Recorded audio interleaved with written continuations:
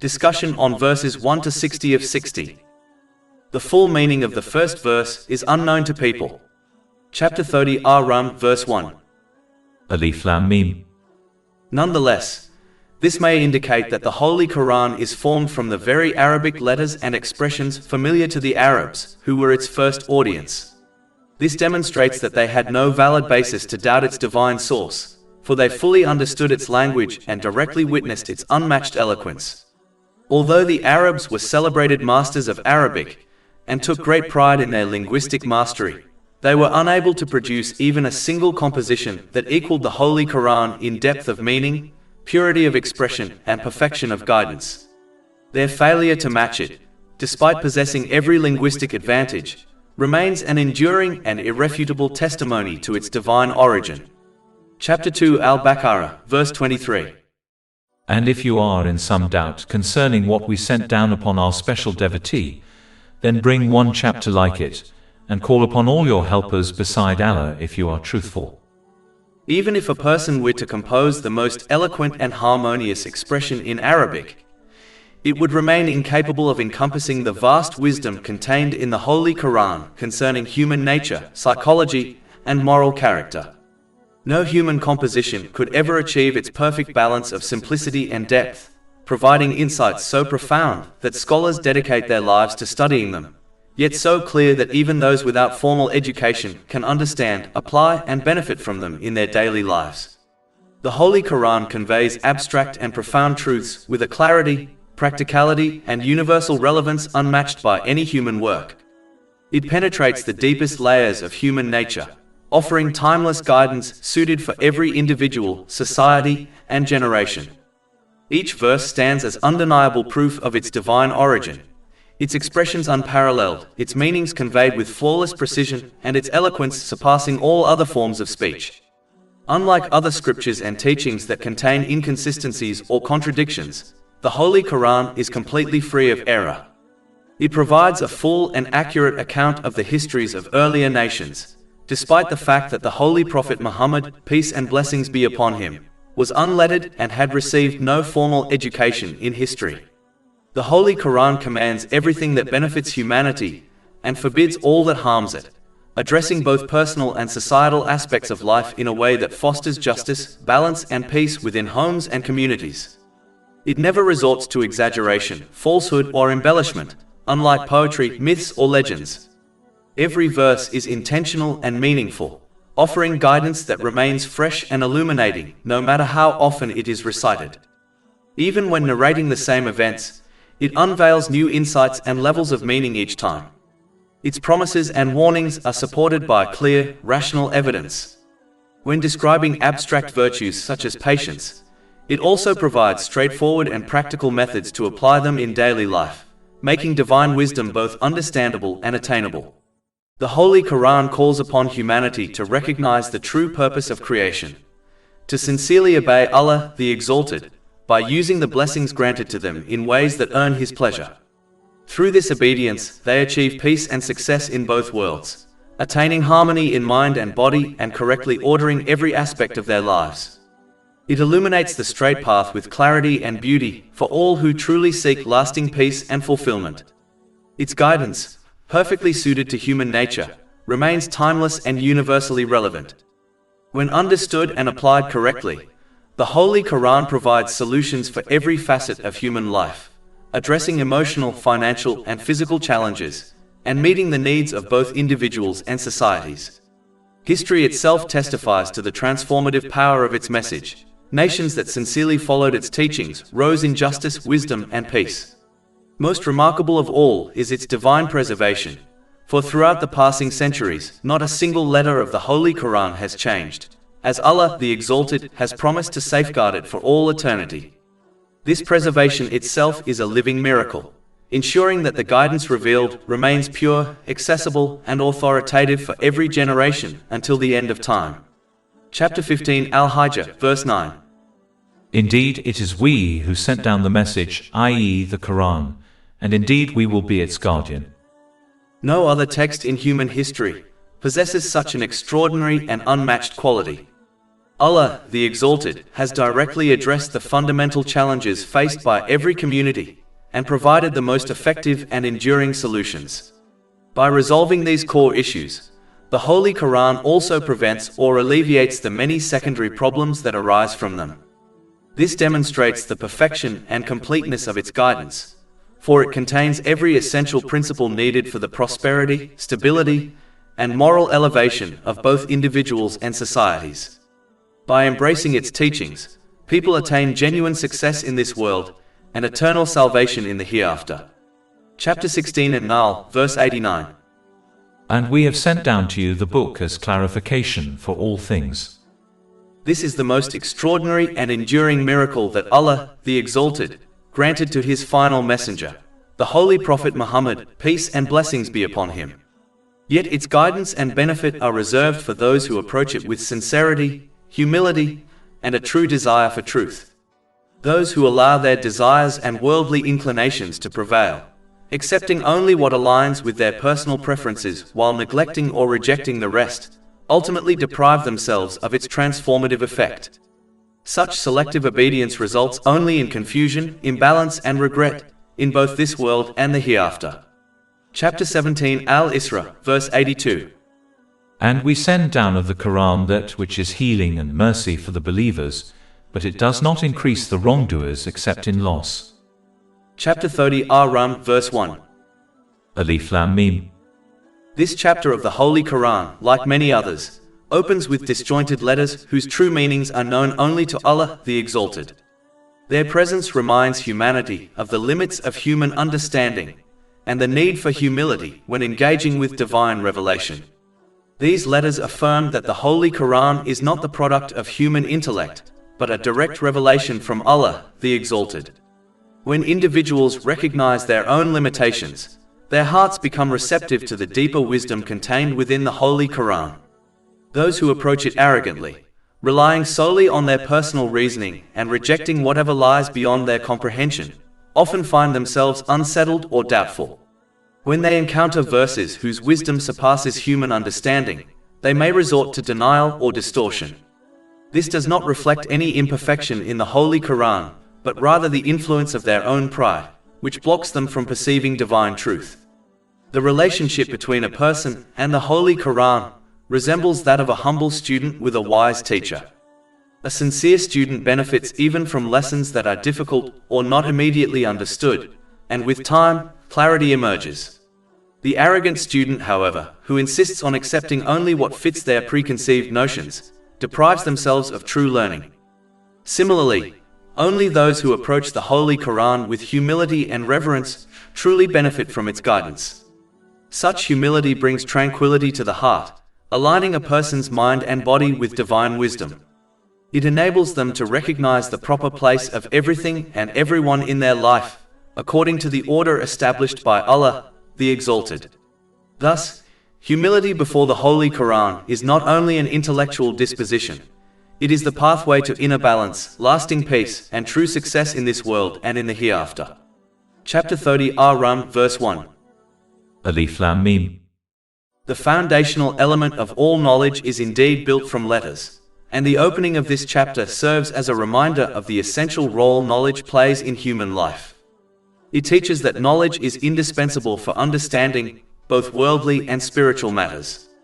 Every person is required to seek and apply beneficial knowledge, as emphasized in the hadith recorded in Sunan Ibn Majah, number 224, which makes clear that the pursuit of knowledge is a duty upon every Muslim. Ignorance inevitably leads to misguidance and sin, for without knowledge one cannot discern right from wrong or avoid falling into error. Yet simply possessing knowledge is insufficient. Its true value lies in its application. Knowledge that is not acted upon resembles a map that is never read.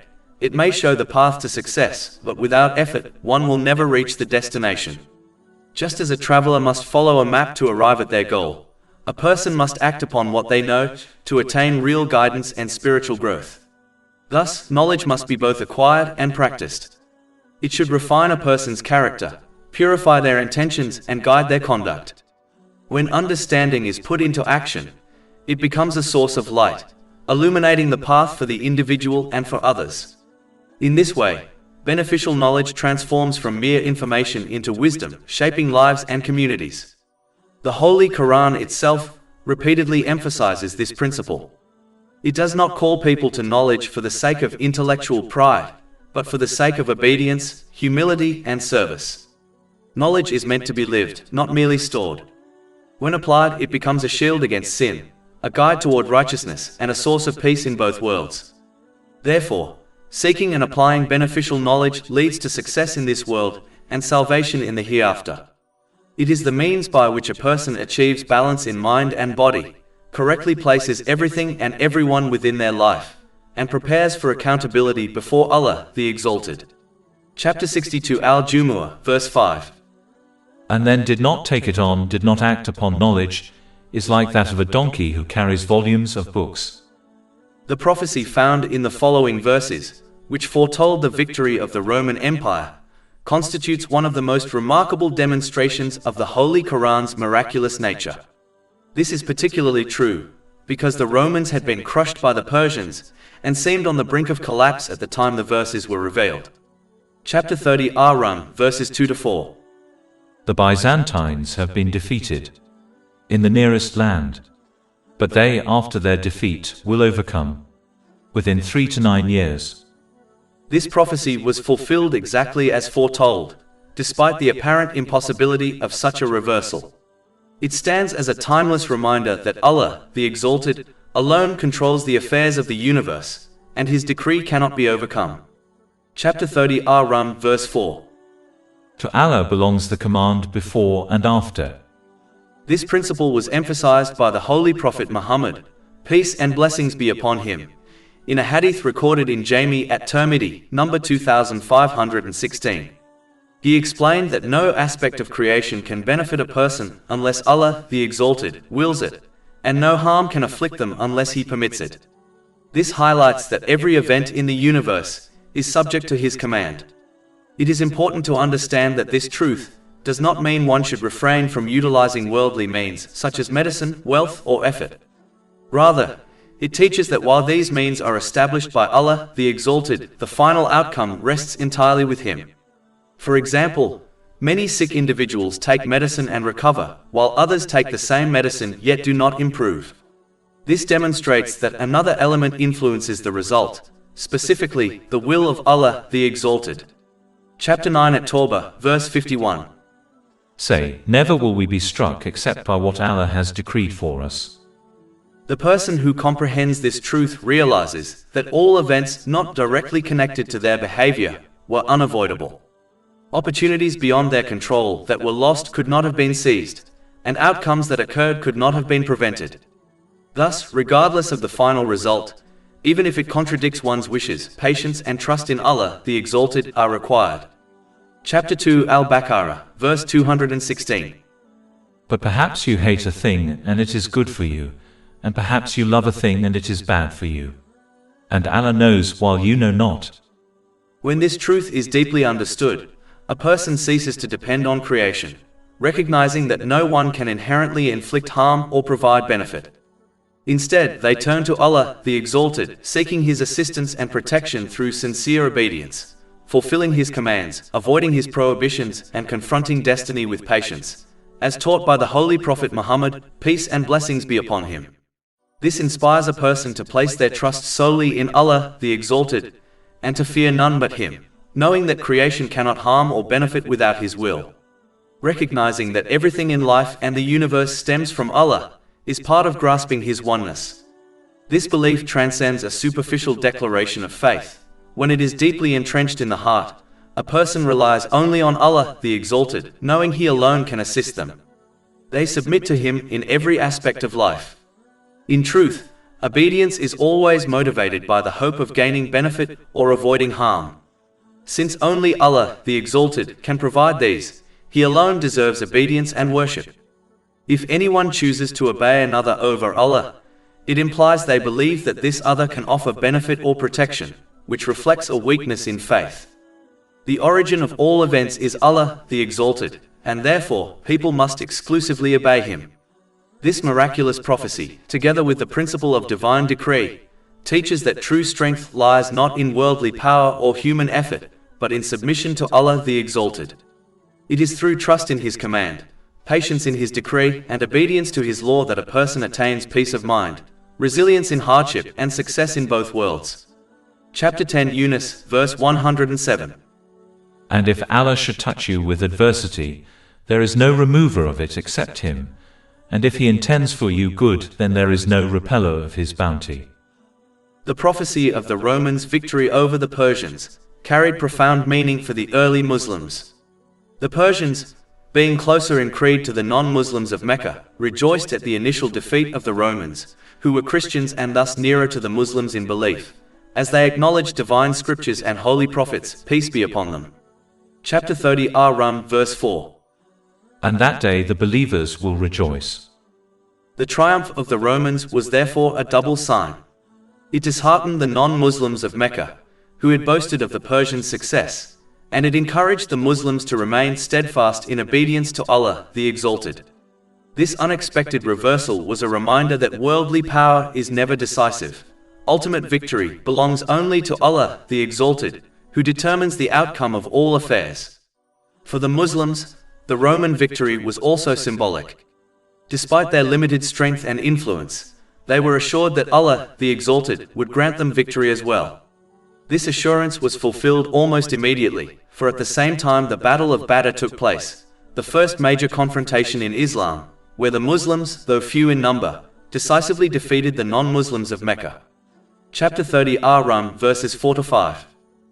And that day the believers will rejoice in the victory of Allah. He gives victory to whom He wills, and He is the Exalted in might, the Merciful. This has been discussed in Imam al-Wahidi's Asbab al-Nuzul, page 140.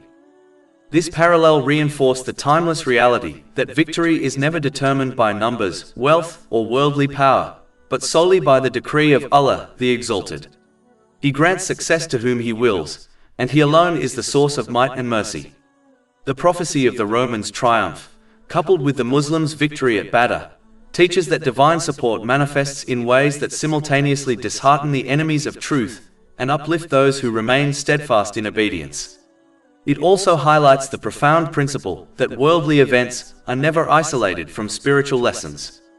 The Roman victory and the Battle of Badr together demonstrated that Allah the Exalted is the true source of triumph, and that His promise of support to the faithful is always fulfilled.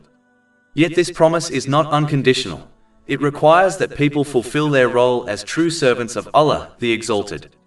This role involves correctly using the blessings He has granted.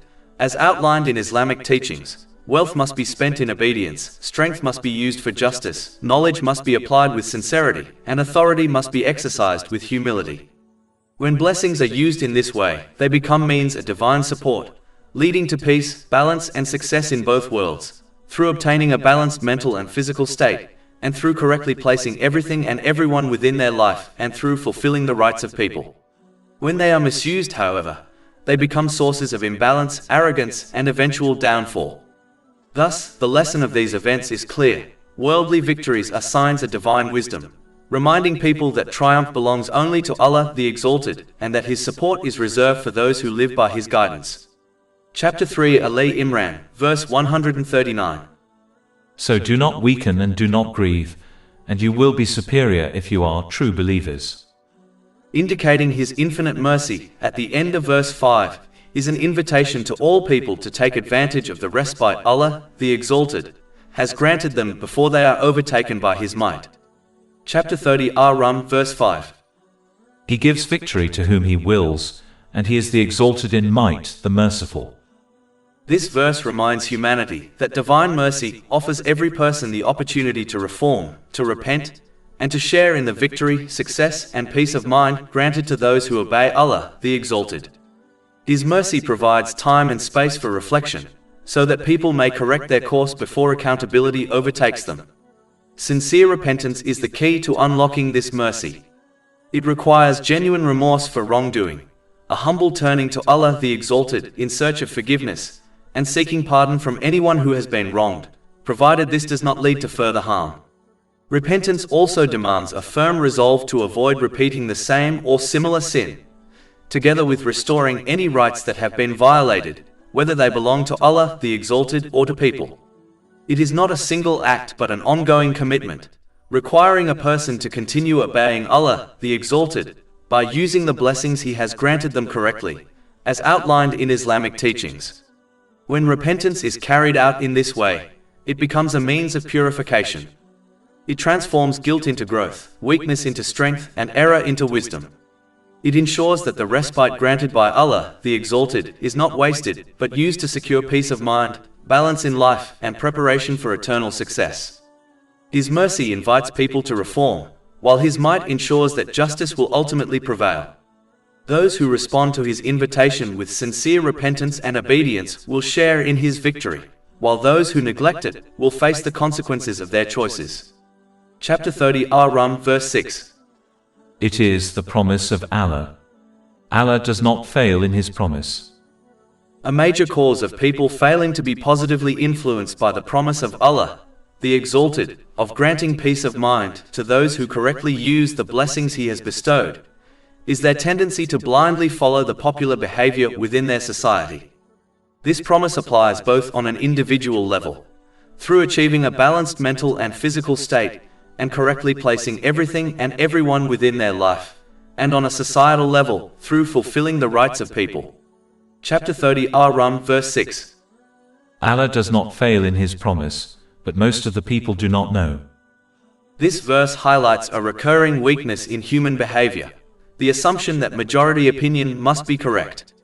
When one observes the majority of society ignoring Islamic teachings, they may conclude that the behavior of the majority is the right path, and so they follow without thought or reflection. In reality, the majority opinion is not always correct. History itself testifies to this, for countless beliefs once held by the majority were later proven false. A striking example is the widespread conviction that the earth was flat, a belief overturned by new evidence and knowledge. Such errors demonstrate the danger of uncritical conformity. It is essential to refrain from acting like cattle by unthinkingly conforming to the majority opinion, as this often results in misguided choices in both secular and spiritual affairs. Chapter 6 Al-An'am, verse 116. And if you obey most of those upon the earth, they will mislead you from the way of Allah. They follow not except assumption, and they are not but guessing. This warning makes clear that following the crowd without reflection leads to misguidance. Instead, individuals must employ the reasoning and intellect bestowed upon them by Allah the Exalted, to evaluate each circumstance based on knowledge and evidence. This allows them to make informed decisions, even if those decisions diverge from the prevailing opinions of the majority. Islam strongly criticizes blind imitation in religious matters for this reason, and it encourages Muslims to learn and act upon Islamic teachings with understanding. The Holy Quran repeatedly calls people to use their intellect, reflect upon creation, and recognize the signs of Allah the Exalted. Chapter 12 Yusuf, verse 108. Say, this is my way, I invite to Allah with insight, I and those who follow me. This is because true guidance is not found in numbers or popularity, but in truth itself. A person who relies on majority opinion risks being swept away by trends, fashions, and assumptions, while the one who relies on divine guidance stands firm upon clarity and wisdom. Thus, the path to peace of mind and success lies not in conformity to the majority, but in obedience to Allah the Exalted.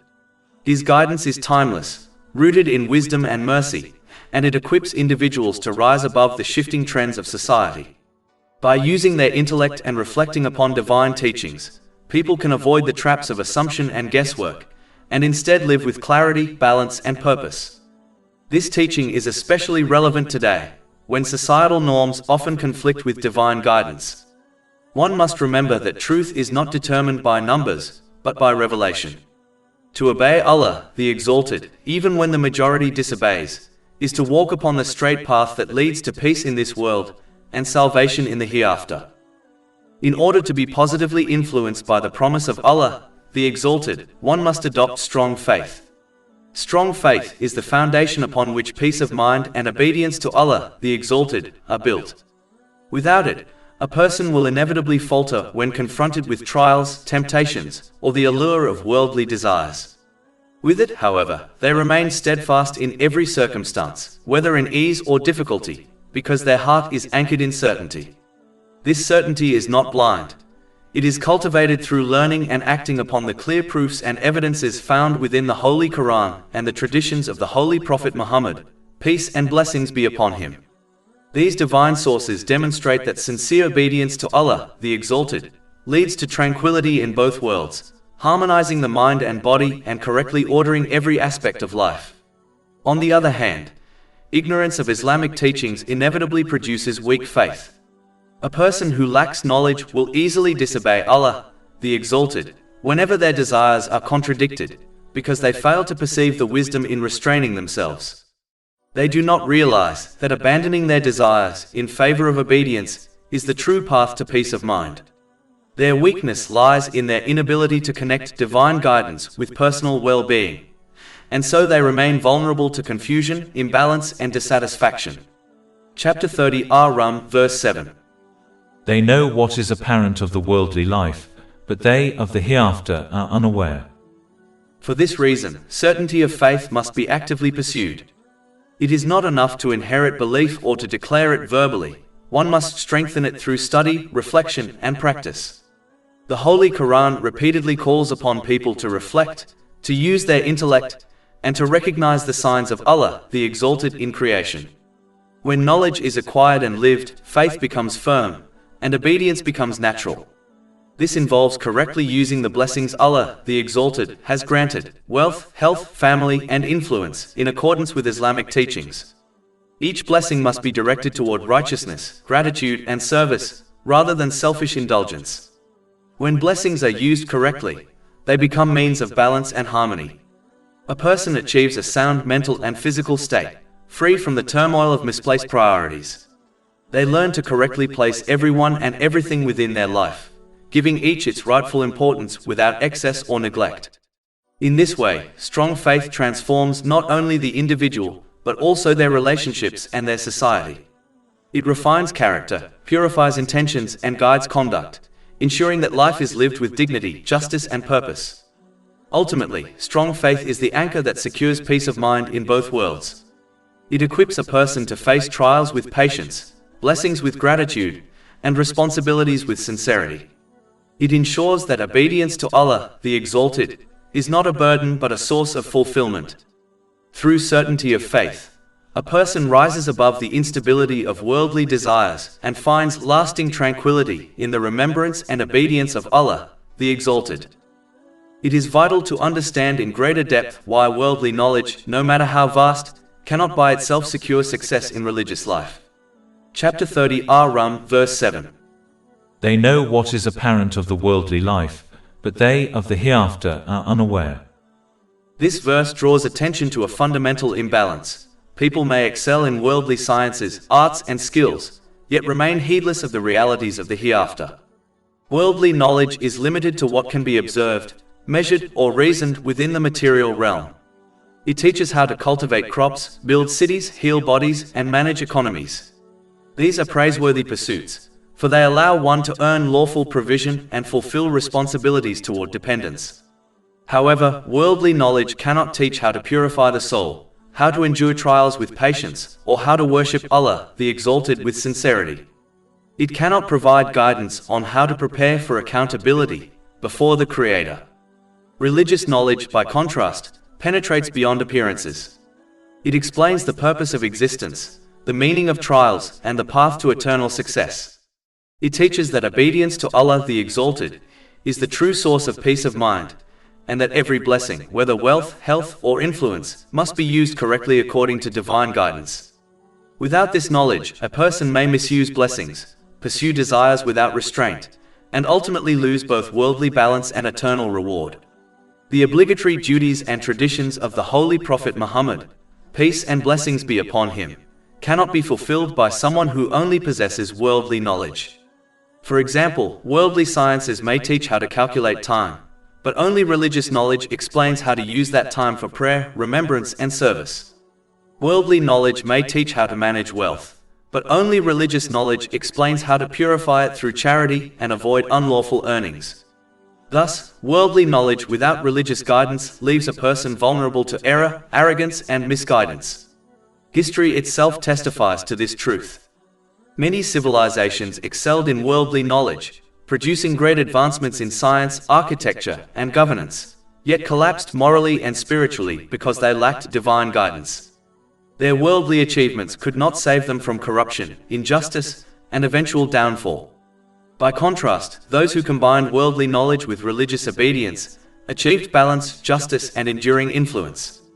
Religious knowledge, when sincerely learned and acted upon, anchors a person in obedience to Allah, the Exalted.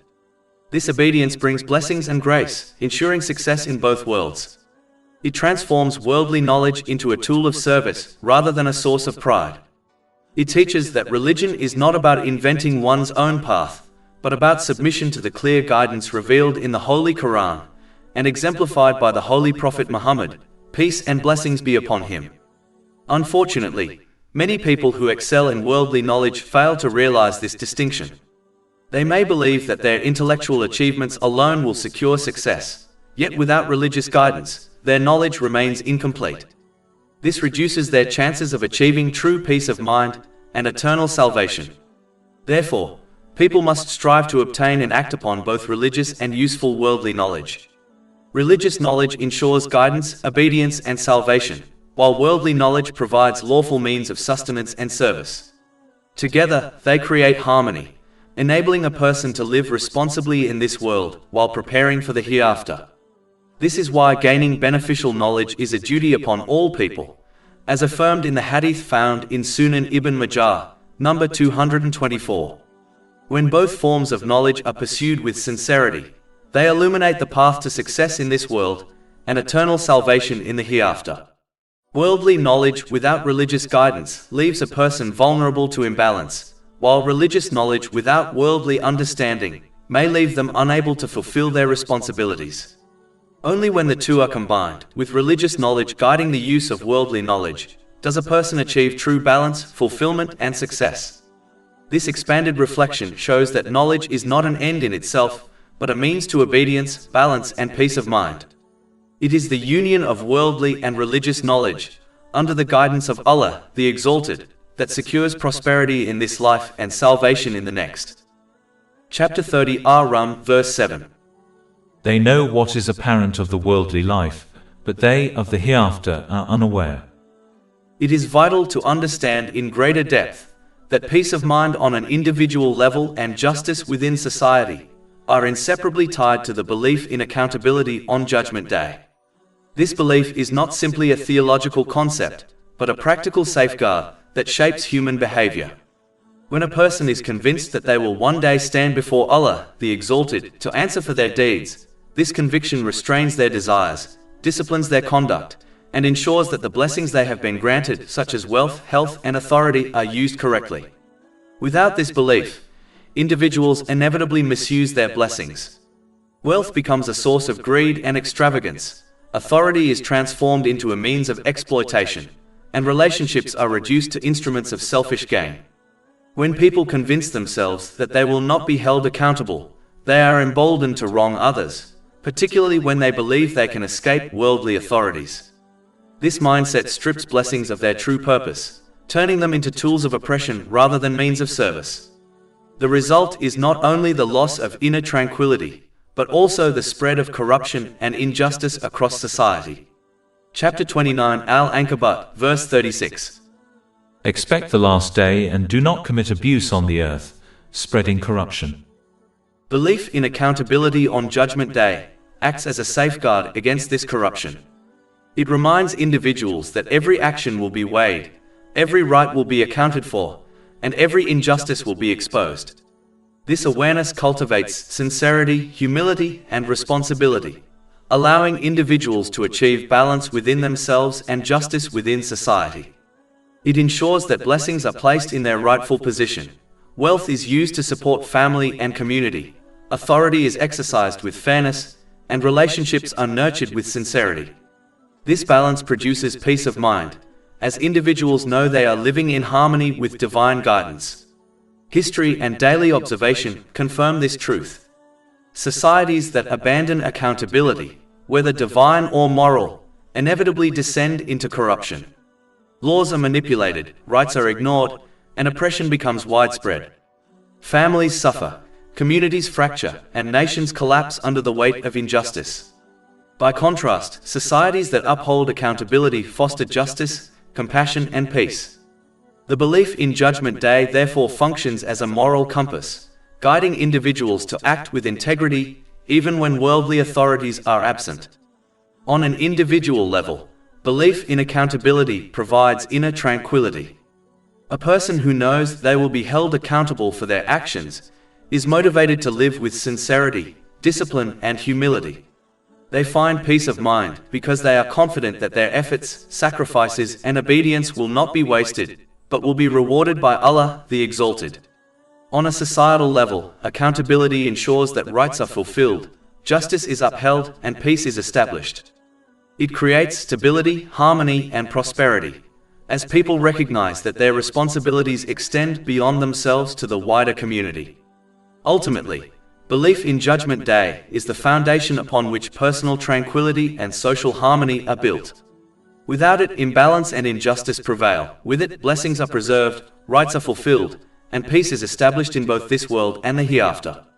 It is the belief that transforms blessings from mere possessions into trusts, and it is the conviction that ensures every individual and every society lives with dignity, justice, and purpose.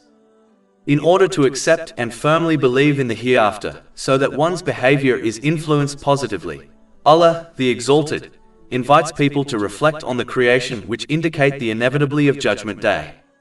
Chapter 30 Ar Rum, verse 8. Do they not contemplate within themselves?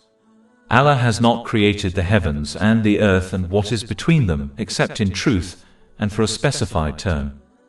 Denying the possibility of resurrection on the Day of Judgment is truly an extraordinary claim, for the signs of resurrection are not hidden. They are manifest in countless aspects of creation, occurring daily, seasonally, and even within the human body itself. Allah the Exalted has filled the universe with reminders that life can emerge from death, that renewal follows decline, and that His power encompasses all things. Rain revives barren land, transforming lifeless soil into fertile ground that bursts forth with crops and sustains creation. Just as a seed buried in the earth is brought to life, so too will the human body, buried in the soil, be resurrected by the command of Allah the Exalted. The cycle of the seasons further illustrates this truth. In winter, trees appear lifeless as their leaves fall, yet in spring and summer they return to full vitality. Even within the human body, resurrection is a continuous process, as cells die and are replaced, ensuring renewal. The sleep-wake cycle is another profound sign. Sleep is described as the sister of death, for the senses are cut off. Yet Allah, the Exalted, returns the soul to the sleeper if they are destined to live on. Chapter 39 Az-Zumar, verse 42. Allah takes the souls at the time of their death, and those that do not die He takes during their sleep. Then He keeps those for which He has decreed death, and releases the others for a specified term. Indeed, in that are signs for a people who give thought. Beyond these signs, the Day of Judgment must occur because the universe itself testifies to balance. The earth is perfectly positioned at a distance from the sun to sustain life. The water cycle is finely tuned to provide rain. The soil is soft enough for fragile shoots to penetrate, yet strong enough to support heavy structures. Everywhere one looks, balance is evident. Yet the actions of mankind remain unbalanced. Oppressors often escape punishment in this world, while the oppressed endure hardship without receiving their full reward. Those who sincerely obey Allah, the Exalted, frequently face difficulties, while those who disobey Him enjoy worldly luxuries. Just as balance governs creation, so too must balance govern reward and punishment. Since this balance is not achieved in this world, it must occur in another time, the Day of Judgment. Allah, the Exalted, could have chosen to reward and punish fully in this world, but His wisdom dictates otherwise. He grants opportunity after opportunity for repentance, allowing people to correct their behavior. He withholds full reward from the obedient, because this world is not paradise. Faith requires belief in the unseen, and the unseen reward awaiting the faithful in the hereafter is what makes faith special. If reward were fully visible and tangible in this world, faith would lose its unique quality. Thus, fear of punishment and hope of reward in the hereafter serve as powerful motivators, encouraging people to abstain from sin and perform righteous deeds. For the day of recompense to commence, this material world must end, for reward and punishment can only be given once all actions have concluded. The inevitable end of the world is therefore a necessary precursor to the day of judgment. Reflecting on these truths strengthens faith in the reality of resurrection and accountability. It encourages preparation for the day of judgment by using the blessings granted by Allah, the Exalted, correctly, as outlined in the Holy Quran and the traditions of the Holy Prophet Muhammad, peace and blessings be upon him. In this way, a person achieves peace of mind and success in both worlds, through a balanced mental and physical state, and by correctly placing everything and everyone within their life. Chapter 45 Al-Jatiyah, verse 22. For Allah created the heavens and the earth for a purpose, so that every soul may be paid back for what it has committed, and none will be wronged. Preparing for accountability on Judgment Day is a task that directly contradicts the worldly desires of many people, and for this reason, countless individuals reject or ignore it even while verbally claiming belief. Chapter 30 Ar Rum, verse 8.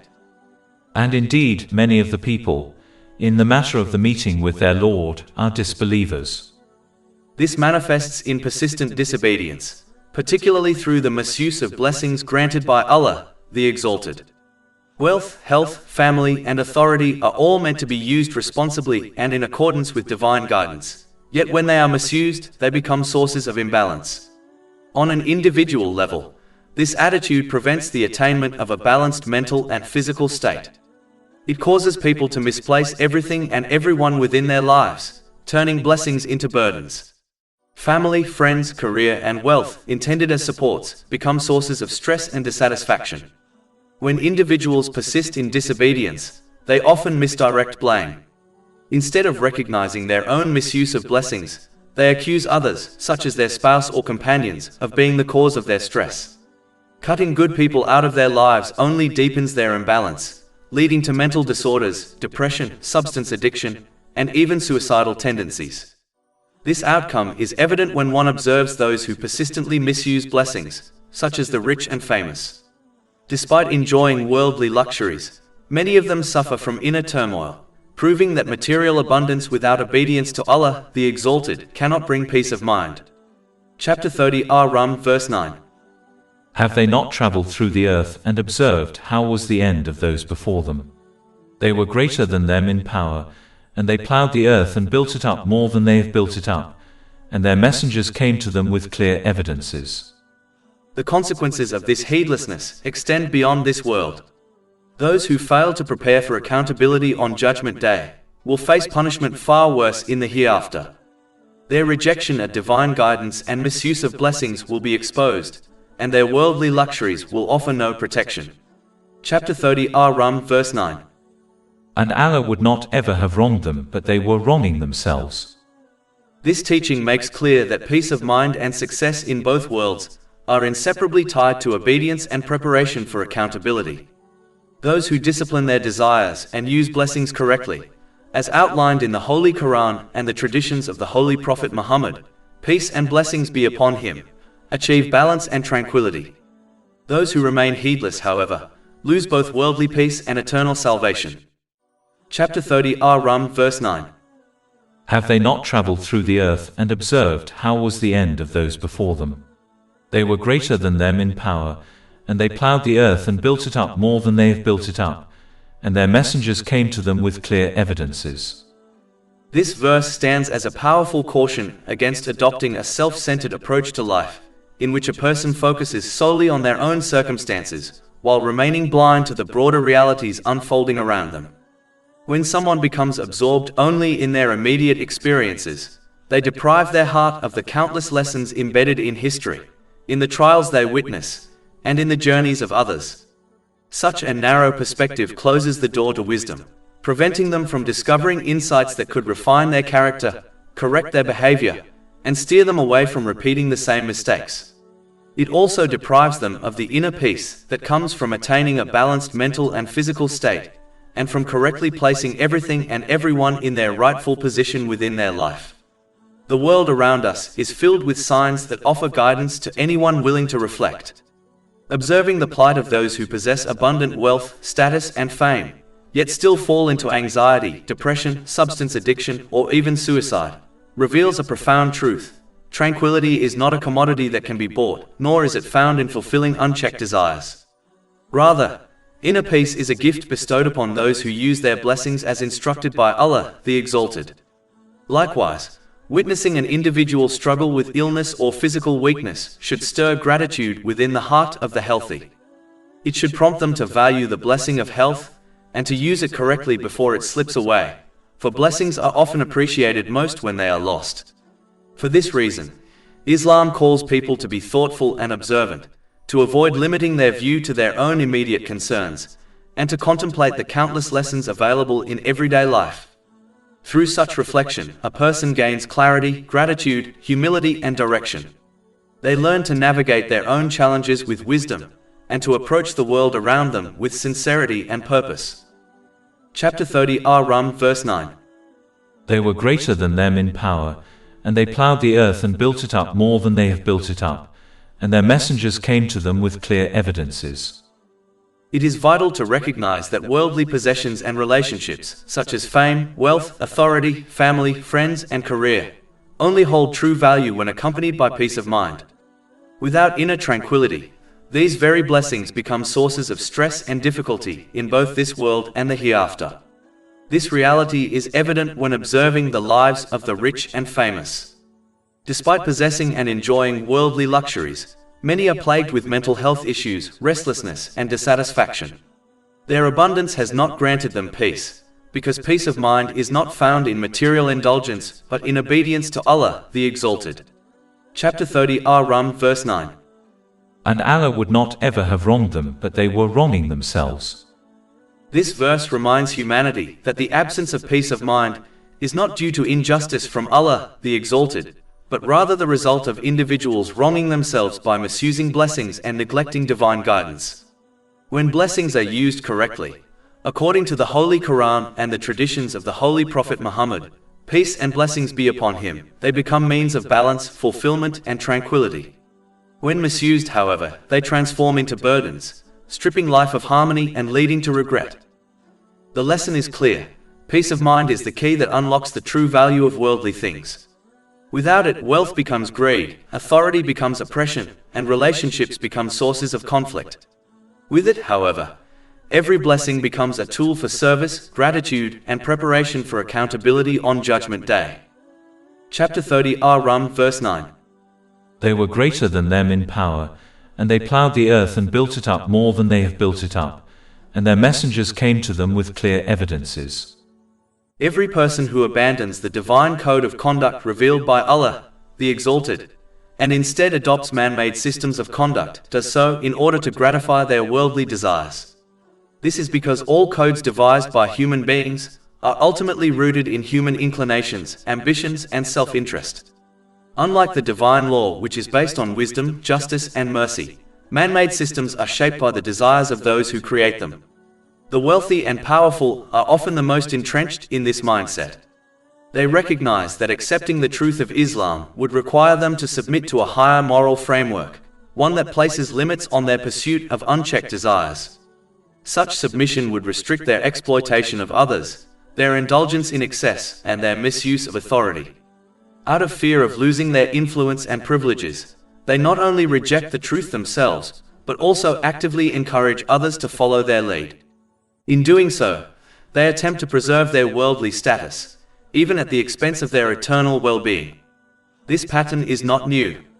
Historically, the first to oppose the holy prophets, peace be upon them, were often the elites of society, those who feared that embracing divine guidance would undermine their power and expose their injustices. Their rejection was not based on a lack of evidence or clarity regarding the truth of the message, for the signs of Allah, the Exalted, were manifest before them. Rather, their opposition stemmed from arrogance, pride, and the desire to continue living according to their whims. Thus, the rejection of divine guidance is rarely an intellectual dispute about truth or falsehood. Instead, it is most often a matter of the heart, a refusal to restrain one's desires and submit to the authority of the Creator. Chapter 30 Ar Rum, verses 9 to 10. And Allah would not ever have wronged them, but they were wronging themselves. Then the end of those who did evil was the worst consequence, because they denied the signs of Allah and used to ridicule them. Allah, the Exalted, reminds humanity that whether individuals choose to learn from the behavior of others, whether in history or in their own time, or choose instead to persist in pursuing worldly desires, all will ultimately be returned to Him for their final judgment. Chapter 30 Ar Rum, verse 11. Allah begins creation, then He will repeat it, then to Him you will be returned. This verse establishes both the origin and the end of existence. Just as Allah, the Exalted, initiated creation, He will repeat it through resurrection, and every soul will be brought back to Him for accountability. The cycle of life is not random. It is purposeful, culminating in the day when all deeds will be weighed. Those who persist in disobedience by misusing the blessings granted to them, whether wealth, health, authority, or relationships, fail to prepare for this inevitable accountability. Their heedlessness will lead to unimaginable regret, for on that day there will be no second chances to rectify behavior. Chapter 30 Ar Rum, verse 12. And the day the hour appears, the criminals will be in despair. This despair is the direct consequence of neglecting divine guidance. In this world, opportunities for repentance and reform are abundant, but once the hour arrives, the door of mercy closes. Those who ignored the signs, misused blessings, and pursued desires without restraint will face despair beyond imagination, as their deeds are exposed and their excuses silenced. The lesson is profound. Every person must take heed while the opportunity remains. Reflection upon history, observation of the present, and awareness of divine revelation all point to the same truth, that accountability is certain. Those who prepare by obeying Allah, the Exalted, and using blessings correctly, will find peace of mind in this world and eternal success in the hereafter. Those who neglect preparation will face despair when the hour arrives. Regret is a powerful emotion, but it is essential to distinguish between its two categories in order to understand its true weight and consequences. The first category consists of worldly regrets, such as not marrying, not having children, or not achieving certain ambitions. These regrets, though painful, are temporary in nature. They may end when desires are fulfilled, when perspectives change, or inevitably at the time of death. They are not permanent, nor are they of great significance, for while they may cause sadness, they do not lead to punishment or torment. Furthermore, if a person ultimately reaches paradise through the mercy of Allah, the Exalted, all worldly regrets will vanish entirely, leaving no trace of sorrow. The second category consists of regrets in the hereafter, which are far more serious and enduring. These include failing to use one's resources, blessings, and opportunities to please Allah, the Exalted. Such regrets begin in the grave and continue on the day of judgment, lasting far longer than one's earthly life. They will not end until entry into paradise, which may not occur at all or may occur only after an extremely long time. Chapter 22 Al-Hajj, verse 47. And indeed, a day with your Lord is like 1,000 years of those which you count. This verse highlights the immense duration of the hereafter compared to worldly life. A single day in the hereafter is equivalent to 1,000 years on earth, which means that regrets experienced there are magnified beyond imagination. These regrets are significant because they may lead to severe punishment and torment. Unlike worldly regrets, they cannot be undone by changing one's mind or by death. They are the consequence of neglecting divine guidance and failing to prepare for accountability. Chapter 89 Al-Fajr, verses 23 to 24. And brought within view that day is hell. That day man will remember, but how, i.e., what good to him will be the remembrance? He will say, "Oh, I wish I had sent ahead some good for my life." Worldly regrets may cause temporary sadness, but they do not carry eternal consequences. By contrast, regrets of the hereafter are deeply consequential, as they directly affect one's eternal state. A person who neglected prayer, ignored charity, or misused blessings will face regret that cannot be removed by any worldly means. The only way to avoid such regret is to act now, while life remains, by sincerely obeying Allah the Exalted and using blessings correctly. Therefore, every person should reflect deeply on this matter and show kindness to themselves by striving to remove the potential regrets of the grave and judgment day before attempting to remove the regrets of this world. True wisdom lies in prioritizing eternal concerns over temporary ones, for worldly regrets fade, but the regrets of the hereafter endure. By living with sincerity, fulfilling obligations, and using blessings in accordance with divine guidance, a person can avoid the torment of eternal regret and instead achieve peace of mind in this world and everlasting success in the hereafter. It is crucial to recognize that false deities, such as idols made of stone or wood, are not the only objects that people may end up worshipping besides Allah the Exalted. In reality, a person's true object of worship is whatever they consistently obey and prioritize over the commands of Allah the Exalted. This can include social trends, cultural expectations, the opinions of others, material pursuits, and even one's own desires. Anything that pulls a person away from obedience and places itself above the divine instruction becomes, in practice, their Lord. Chapter 9 at Tawbah, verse 31. They have taken their scholars and monks as lords besides Allah. The scholars and religious leaders of the people of the book were not physically worshipped. Instead, they were obeyed when they legislated what Allah the Exalted had forbidden and forbade what He had permitted. Their followers' willingness to obey them in matters that contradicted divine guidance was judged as a form of worship, even if they never bowed to them physically. This principle extends further, as the Holy Quran also applies it to the devil himself. Chapter 36 Yasin, verse 60. Did I not enjoin upon you, O children of Adam, that you not worship Satan, for indeed he is to you a clear enemy? Most people throughout history have never consciously worshipped the devil, yet they are described as having done so because they obeyed him by following paths that contradicted the command of Allah the Exalted. Thus, obedience in defiance at divine instruction, regardless of the source, is counted as worship. For this reason, it is essential to avoid obeying any influence, idea, or individual in a way that contradicts the guidance of Allah the Exalted. Persisting in such disobedience leads a person to become a servant to multiple worldly masters, such as public opinion, worldly fashions, corporate pressures, social media trends, and personal relationships. Attempting to satisfy all of these unstable and constantly shifting demands inevitably creates stress and internal turmoil. Just as an employee would struggle under several supervisors, each with different expectations and contradictory instructions, a person who abandons the servitude of Allah the Exalted becomes entangled in countless conflicting demands. As these worldly masters pull them in different directions, they gradually lose clarity, stability, and peace of mind. Over time, this internal conflict can lead to sadness, loneliness, anxiety, depression, and even suicidal thoughts, as none of these influences provide the fulfillment or validation the person seeks. This truth becomes evident when observing many individuals who live according to the expectations of society, such as celebrities and influencers, who despite having fame and wealth, often fall into deep emotional distress. Their condition is a clear sign that obedience to anything besides Allah the Exalted cannot produce lasting tranquility. Moreover, yielding to other influences in defiance of Allah the Exalted will offer no benefit in the hereafter.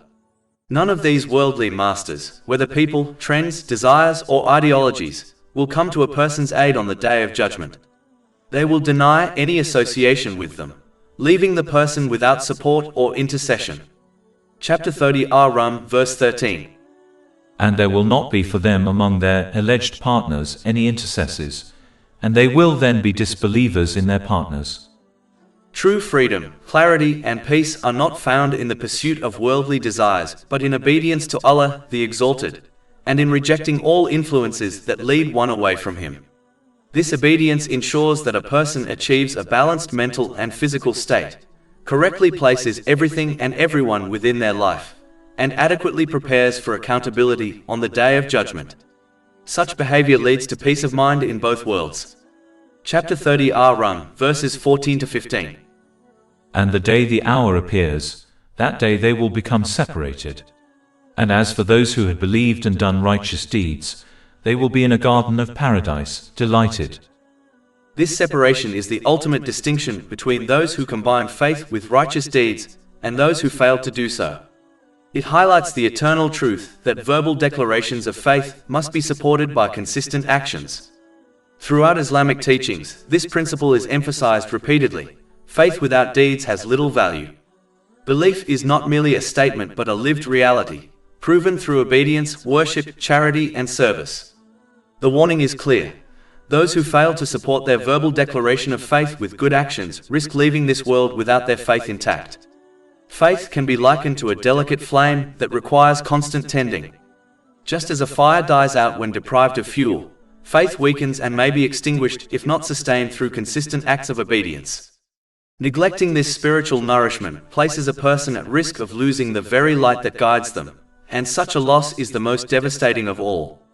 This analogy of faith as a flame is profound. A flame requires fuel, protection from wind, and careful attention. Similarly, faith requires nourishment through prayer, remembrance of Allah, charity, patience, and gratitude. It must be shielded from the winds of temptation, arrogance, and heedlessness. If neglected, faith flickers and dies, leaving a person in darkness. If nurtured, faith grows into a steady light that illuminates the path to paradise. Faith is dynamic, not static. It grows with obedience and weakens with neglect. To preserve it, one must continually feed it with righteous deeds, patience in trials, and gratitude for blessings. In this way, faith becomes a source of strength, clarity, and peace, guiding a person through the challenges of life and ensuring delight in the hereafter. The lesson is clear. True freedom lies not in following desires but in submitting to Allah, the Exalted. True clarity comes not from worldly philosophies, but from divine guidance. True peace is not found in wealth or fame, but in the tranquility of a heart that obeys its Creator. Those who nurture their faith with sincerity and action will find delight in paradise, while those who neglect it will face despair. Chapter 30 Ar Rum, verse 16. But as for those who disbelieved and denied our verses and the meeting of the hereafter, those will be brought into the punishment. In order to avoid the outcome of imbalance and despair, every individual must obey Allah, the Exalted, by correctly using the blessings He has granted them in accordance with Islamic teachings. This obedience ensures that they obtain a balanced mental and physical state, place everything and everyone in their life in its rightful position, and adequately prepare for accountability on the Day of Judgment. Such behavior leads to peace of mind in both worlds. Chapter 30 Ar Rum, verse 17. So glorified is Allah when you reach the evening, and when you reach the morning. This verse reminds humanity that glorifying Allah, the Exalted, is an essential aspect of obedience. True glorification involves not attributing negative things to Him, even though nothing occurs in the universe without His will. To glorify Allah correctly, one must adopt a positive mindset. This mindset is not merely an attitude, but a spiritual discipline that enables a person to navigate challenges while remaining steadfast in obedience. Cultivating a positive mindset means recognizing that every hardship could have been far worse. If the difficulty is worldly in nature, one should be thankful that it does not harm their faith. Rather than fixating on immediate sorrow, one should focus on the ultimate reward awaiting those who exhibit patience for the sake of Allah, the Exalted. When blessings are lost, reflection should turn to the multitude of blessings that remain. Gratitude for what is still present outweighs grief for what is absent. In every trial, one must recall the wisdom contained in chapter 2 Al-Baqarah, verse 216. But perhaps you hate a thing and it is good for you, and perhaps you love a thing and it is bad for you. And Allah knows while you know not. This verse teaches that difficulties often conceal hidden benefits, while apparent comforts may hide harm. What a person initially wishes for may not be in their best interest, and what they dislike may be the very thing that brings growth, purification, and reward. Recognizing this truth transforms hardship into opportunity and sorrow into patience. In conclusion, glorifying Allah the Exalted requires avoiding the attribution of negativity to Him and instead cultivating a positive mindset. This mindset is essential for obedience, gratitude, and peace of mind. It ensures that blessings are used correctly, hardships are endured with patience, and faith is preserved. The cup is not half empty, it is in fact half full, for every situation carries wisdom, mercy, and the potential for reward. Chapter 30 Ar Rum, verse 18. And to him is due all praise throughout the heavens and the earth, and at night, and when you are at noon. When someone provides another person with even a small portion of their needs, such as shelter, food, or financial help, it is naturally expected that they receive gratitude in return. If this is the case between human beings, then it is far more deserving that gratitude be shown to Allah, the Exalted, who has bestowed every blessing found in the heavens and the earth. Every breath, every moment of safety, every opportunity, and every comfort originates from Him alone. Therefore, recognizing His favors and expressing thankfulness is not merely recommended, it is an obligation of justice. Gratitude begins with one's intention. True thankfulness means performing actions solely for the pleasure of Allah, the Exalted. If a person's intention is aimed at gaining praise, recognition, or reward from people, then the act loses its value in the sight of Allah, the Exalted. This is strongly warned against in a hadith found in Jami at Tirmidhi, number 3154. A sign of sincerity is that a person neither seeks nor expects appreciation from others, because their heart is content knowing that Allah, the Exalted, is fully aware of their actions. Gratitude with the tongue involves speaking only what is beneficial, words that inspire goodness, truth, and kindness, or choosing silence instead of harmful speech. Gratitude through physical actions means using every blessing in a manner pleasing to Allah, the Exalted, as instructed in the Holy Quran and the traditions of the Holy Prophet Muhammad, peace and blessings be upon him. When a person uses their eyes, ears, time, wealth, and health correctly, they honor the one who granted them those blessings. Such gratitude becomes a cause for increase, an increase in blessings, tranquility, clarity, and success in both worlds. Chapter 14 Ibrahim, verse 7. If you are grateful, I will surely increase you in favor. Another profound truth reinforces this idea. When someone owns an object, it is entirely reasonable for them to use it however they wish. No one questions the rights of ownership. Allah, the Exalted, created, owns, and sustains every part of the universe, including human beings themselves.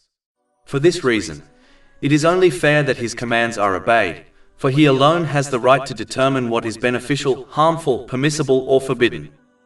In the same way, when a person lends something they own to someone else, it is only proper for the borrower to use that item according to the wishes of the owner. If this etiquette is expected between people, how much more should it apply between creation and Creator?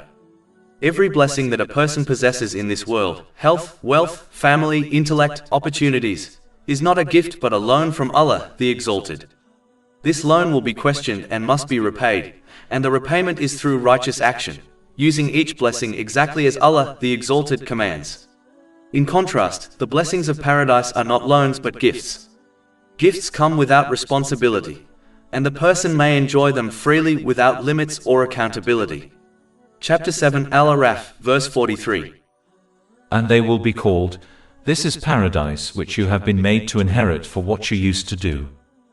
Therefore, it is essential not to confuse the blessings of this temporary world, which come with responsibility and accountability, with the everlasting gifts of paradise, which will be pure enjoyment without any burden or hardship. True wisdom lies in recognizing the nature of worldly blessings, honoring them by using them correctly, and striving to earn the eternal gifts that await in the next life. Allah, the Exalted, not only provides continuous blessings to His creation, but also reminds humanity that He will hold them accountable, for He alone controls life and death. Chapter 30 Ar Rum, verse 19. He brings the living out of the dead, and brings the dead out of the living, and brings to life the earth after its lifelessness. And thus will you be brought out. This verse is a profound reminder that resurrection is not a distant or abstract concept, but a reality that is continuously demonstrated in the natural order.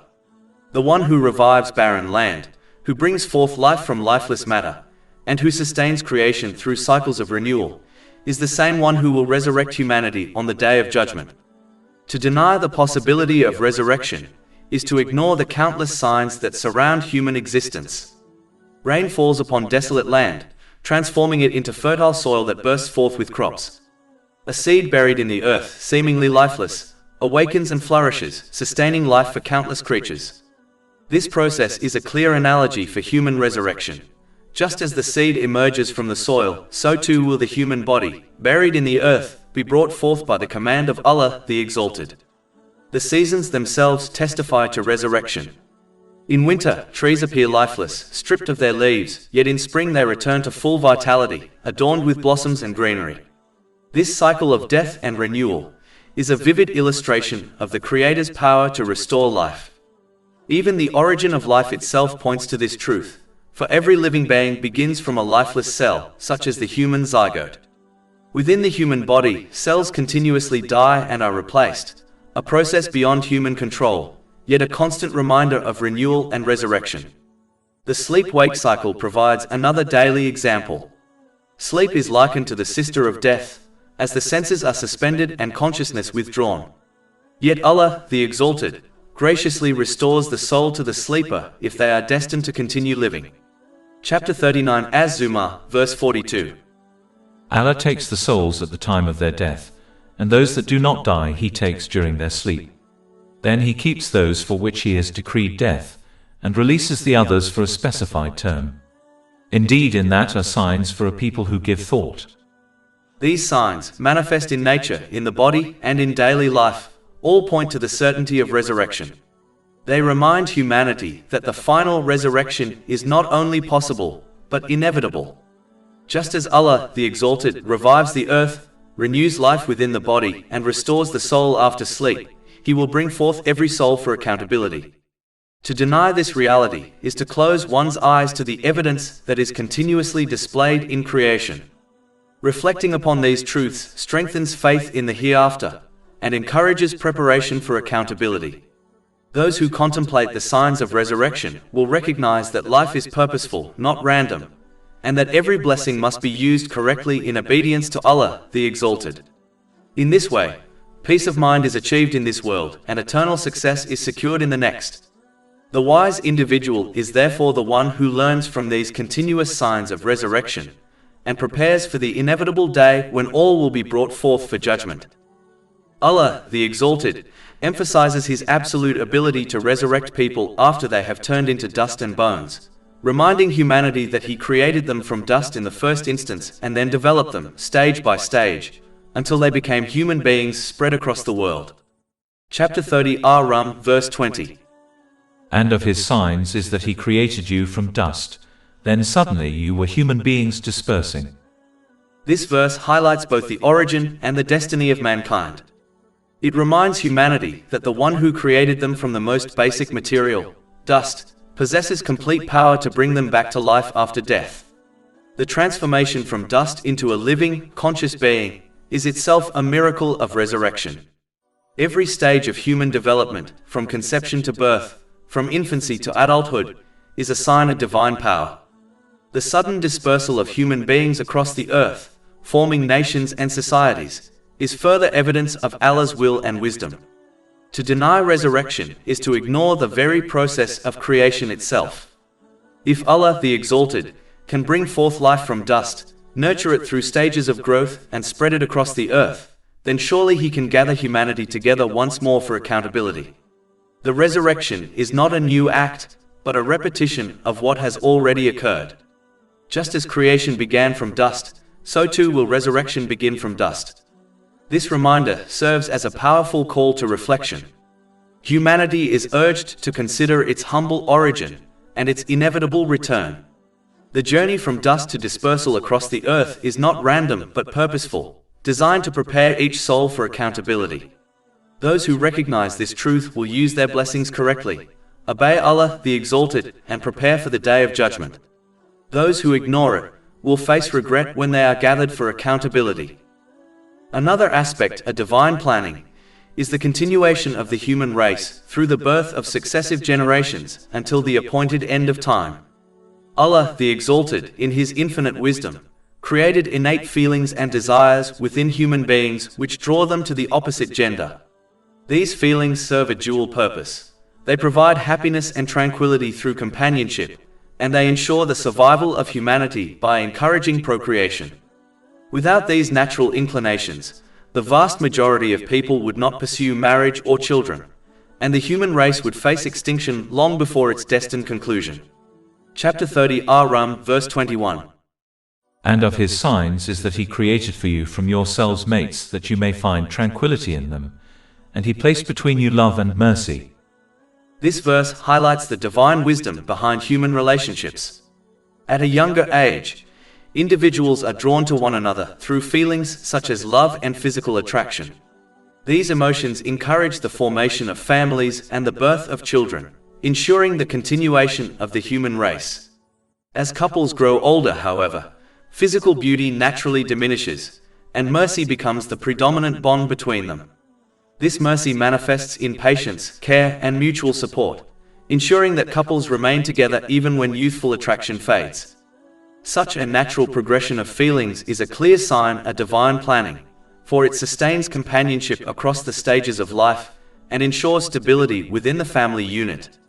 The shift from love and attraction to mercy and compassion cannot be explained by human theories such as evolution, which focus narrowly on survival and reproduction.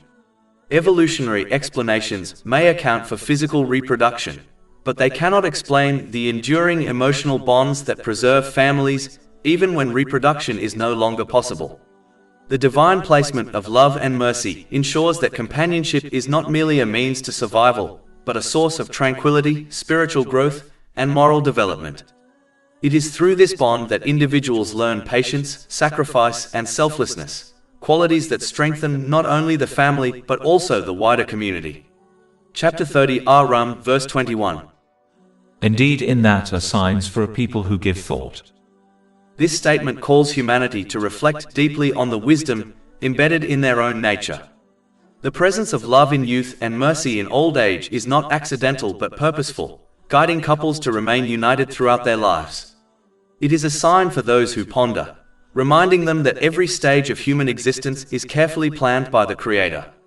The family unit, built upon love and sustained by mercy, is therefore not only a social necessity, but a spiritual institution designed to nurture faith, character, and gratitude. Thus, divine planning ensures that the human race continues until its appointed end, while also granting individuals the blessing of companionship, love, and mercy. These signs should inspire gratitude, obedience, and reflection, as they reveal the perfection of Allah's design and the futility of denying His wisdom. The companionship between spouses is not only a worldly arrangement, but a spiritual bond, designed to nurture tranquility, patience, and mercy. It is a reminder that every stage of human life is guided by divine wisdom, and that the preservation of the family unit is central to the survival and flourishing of humanity. In conclusion, the divine placement of love and mercy within human relationships is a sign of the foresight and care of Allah, the Exalted. It ensures the continuation of the human race, provides tranquility and happiness, and nurtures spiritual growth. Those who reflect upon this sign will recognize the perfection of divine planning, and will be inspired to live with gratitude, obedience, and humility, using their relationships as a means to draw closer to Allah, the Exalted, and to prepare for accountability on the Day of Judgment. Chapter 30 Ar Rum, verse 21. And of his signs is that he created for you from yourselves mates that you may find tranquility in them, and he placed between you love and mercy. Generally speaking, those who seek a marriage full of peace, love, and mercy must begin by choosing a spouse according to the guidance of Islam. In a hadith found in Sahih Bukhari, number 5090, the Holy Prophet Muhammad, peace and blessings be upon him, advised that a person is married for 4 reasons: wealth, lineage, beauty, or piety. He concluded by warning that one should marry for the sake of piety, otherwise they will be a loser. This hadith is not merely a statement about marriage preferences. It is a profound reminder that the foundation of a successful marriage lies in faith and obedience to Allah, the Exalted, rather than in transient worldly qualities. It is important to understand that the first 3 qualities mentioned, wealth, lineage, and beauty, are temporary and imperfect. Wealth may provide comfort, but it does not guarantee happiness, as countless examples of the rich and famous demonstrate. Many of them, despite possessing immense wealth, live lives filled with dissatisfaction, restlessness, and broken relationships. Lineage may grant social prestige, but it does not guarantee good character or a successful marriage. In fact, when marriages based solely on lineage fail, they often cause greater harm by severing family bonds between two households. Beauty too is fleeting, subject to time, mood, and circumstance. Love based purely on physical attraction is unstable, as emotions change with age and circumstance. How many couples who once claimed to be deeply in love ended up despising one another? These examples demonstrate that worldly criteria cannot sustain a marriage, as they are tied to the material world and not to the eternal source of success, namely faith. Yet, this hadith does not mean that one should marry someone who is poor or unattractive. Financial stability is necessary to support a family, and attraction is an important aspect of a healthy marriage. Rather, the hadith teaches that these qualities should not be the ultimate reason for marriage. The true and lasting quality to seek in a spouse is piety. A pious person fulfills the commands of Allah, the Exalted, refrains from His prohibitions, and faces destiny with patience according to the traditions of the Holy Prophet Muhammad, peace and blessings be upon him. Such a person, who fears Allah, the Exalted, will treat their spouse well in both times of happiness and difficulty. By contrast, those who are irreligious will mistreat their spouse whenever they are upset, and even when they are pleased, they will fail to fulfill their spouse's rights due to ignorance. This is one of the reasons why domestic violence and marital breakdowns have increased among people in recent years. Chapter 35, Fatir, verse 28. Only those fear Allah from among His servants who have knowledge. Knowledge is the root of piety, and piety is the foundation of a healthy marriage. The pious person is more concerned with fulfilling the rights of others, such as their spouse, than with demanding their own rights. They understand that Allah, the Exalted, will question them about whether they fulfilled the rights of others, not whether others fulfilled their rights. The impious person, however, bases their expectations on culture, fashion, or imagination rather than Islam, and as a result, they are never truly satisfied, even if their spouse fulfills their rights according to divine teachings. This ignorance of Islam is strongly linked to the rise in divorces, as people demand things that their spouse is not obliged to fulfill. Therefore, if a person desires to marry, they must first obtain knowledge of the rights they owe their spouse, the rights owed to them, and how to deal with their spouse in different situations. Without this knowledge, arguments and divorces become inevitable. Knowledge, which leads to piety, is the true foundation of a successful marriage. It ensures that love and mercy flourish, that rights are fulfilled, and that peace of mind is achieved in both worlds.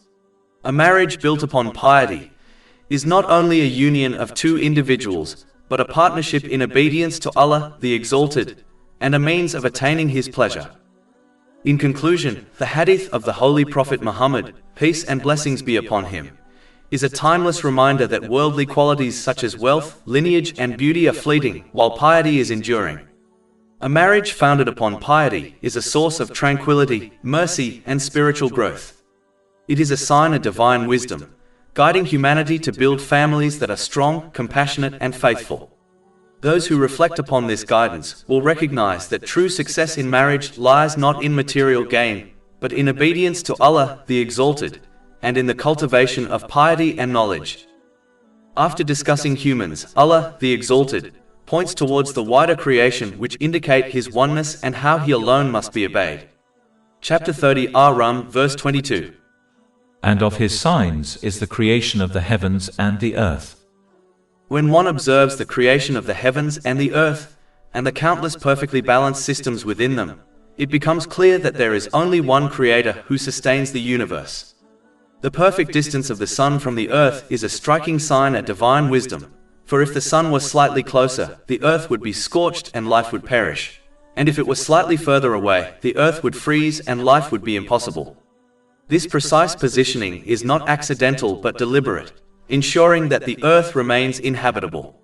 Similarly, the earth has been created with a balanced and pure atmosphere, composed in such a way that it allows life to thrive. Even minor changes in its composition would render life unsustainable, yet it remains perfectly suited for human, animal, and plant existence. The alternation of days and nights, and their varied lengths throughout the year, further demonstrate this balance. Longer days would exhaust people, depriving them of rest, while longer nights would prevent them from earning their livelihood and acquiring knowledge. Shorter nights would deny sufficient rest, leading to poor health and diminished productivity. Moreover, changes in the length of days and nights would disrupt agriculture, causing harm to both people and animals. The fact that these systems operate in perfect harmony is a clear indication of the oneness of Allah, the Exalted. Chapter 21 Al-Anbiya, verse 22. Had there been within them, i.e., the heavens and earth gods besides Allah, they both would have been ruined. Multiple deities would desire different outcomes, leading to chaos, but the flawless order of creation testifies to the sovereignty of a single creator.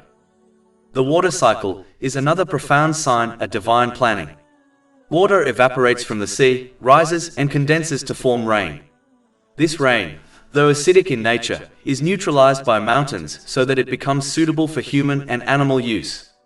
If this system were altered, it would lead to disaster for life on Earth.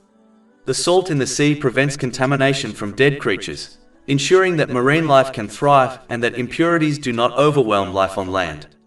Furthermore, the composition of water is such that it allows both sea life to flourish within it and heavy ships to sail upon it. If the properties of water were slightly different, only one of these functions would be possible, but not both. Even today, sea transport remains the most common means of moving goods across the world, highlighting the necessity of this perfect balance for human civilization. The winds are among the most evident signs of divine wisdom, for they serve multiple indispensable purposes in sustaining life on Earth. They are essential for wind pollination, allowing crops, plants, and trees to reproduce, thereby ensuring the continuation of food chains and ecosystems. Without winds, much of the vegetation upon which humanity and animals depend would fail to thrive, leading to famine and collapse of life systems. Historically, winds were also vital for sea travel, enabling exploration, trade, and communication between civilizations. Even today, sea transport remains the primary mode of moving goods across the world, and winds continue to play a role in guiding ships and balancing ocean currents. This demonstrates that winds are not only natural phenomena, but instruments of divine planning, serving both ancient and modern needs of humanity. Beyond these functions, winds are required to move rain clouds to specific locations, ensuring that water reaches the creation. Without this movement, vast regions would remain barren, while others would be overwhelmed. A perfectly balanced system of winds is observed within the Earth. A lack of winds would lead to stagnation and chaos, while excessive winds would bring destruction and disorder. This balance is a clear sign of divine planning, for it maintains harmony in the natural world. The winds are neither too strong nor too weak, but precisely measured to sustain life. Similarly, rain is also perfectly balanced. Too little rain leads to droughts and famine, depriving people and animals of sustenance. Too much rain leads to floods, destroying homes, crops, and livelihoods. Chapter 23 Al-Mu'minin, verse 18. And we have sent down rain from the sky in a measured amount and settled it in the earth. And indeed, we are able to take it away. This verse highlights both the mercy and the power of Allah, the Exalted. Rain is sent in precise measure to sustain life, yet He alone has the ability to withhold it, reminding humanity of their dependence upon Him. The winds and rain together form a system of provision that sustains all creation. They ensure that crops grow, animals are nourished, and human beings have food, water, and livelihood. They also serve as reminders of human fragility and dependence upon divine mercy. When winds are balanced, they bring life. When they are excessive, they bring destruction. When rain is measured, it sustains. When it is withheld or excessive, it brings hardship. These realities remind humanity that they are not in control of the forces that sustain them, but are dependent upon the Creator, who governs them with wisdom and mercy. Reflecting upon these signs should inspire gratitude, obedience, and humility. The winds and rain are not random occurrences, but deliberate acts of divine planning. They testify to the oneness of Allah, the Exalted, and His continuous care for creation. The wise person is the one who contemplates these signs, recognizes their dependence upon Allah, and prepares for accountability by living in obedience to Him. Evolution is a process of mutation and adaptation, yet by its very nature it is imperfect, producing irregularities and flaws. When one observes the countless species across creation, however, they will find that each has been fashioned in a perfectly balanced way, enabling them to thrive in the environment in which they live.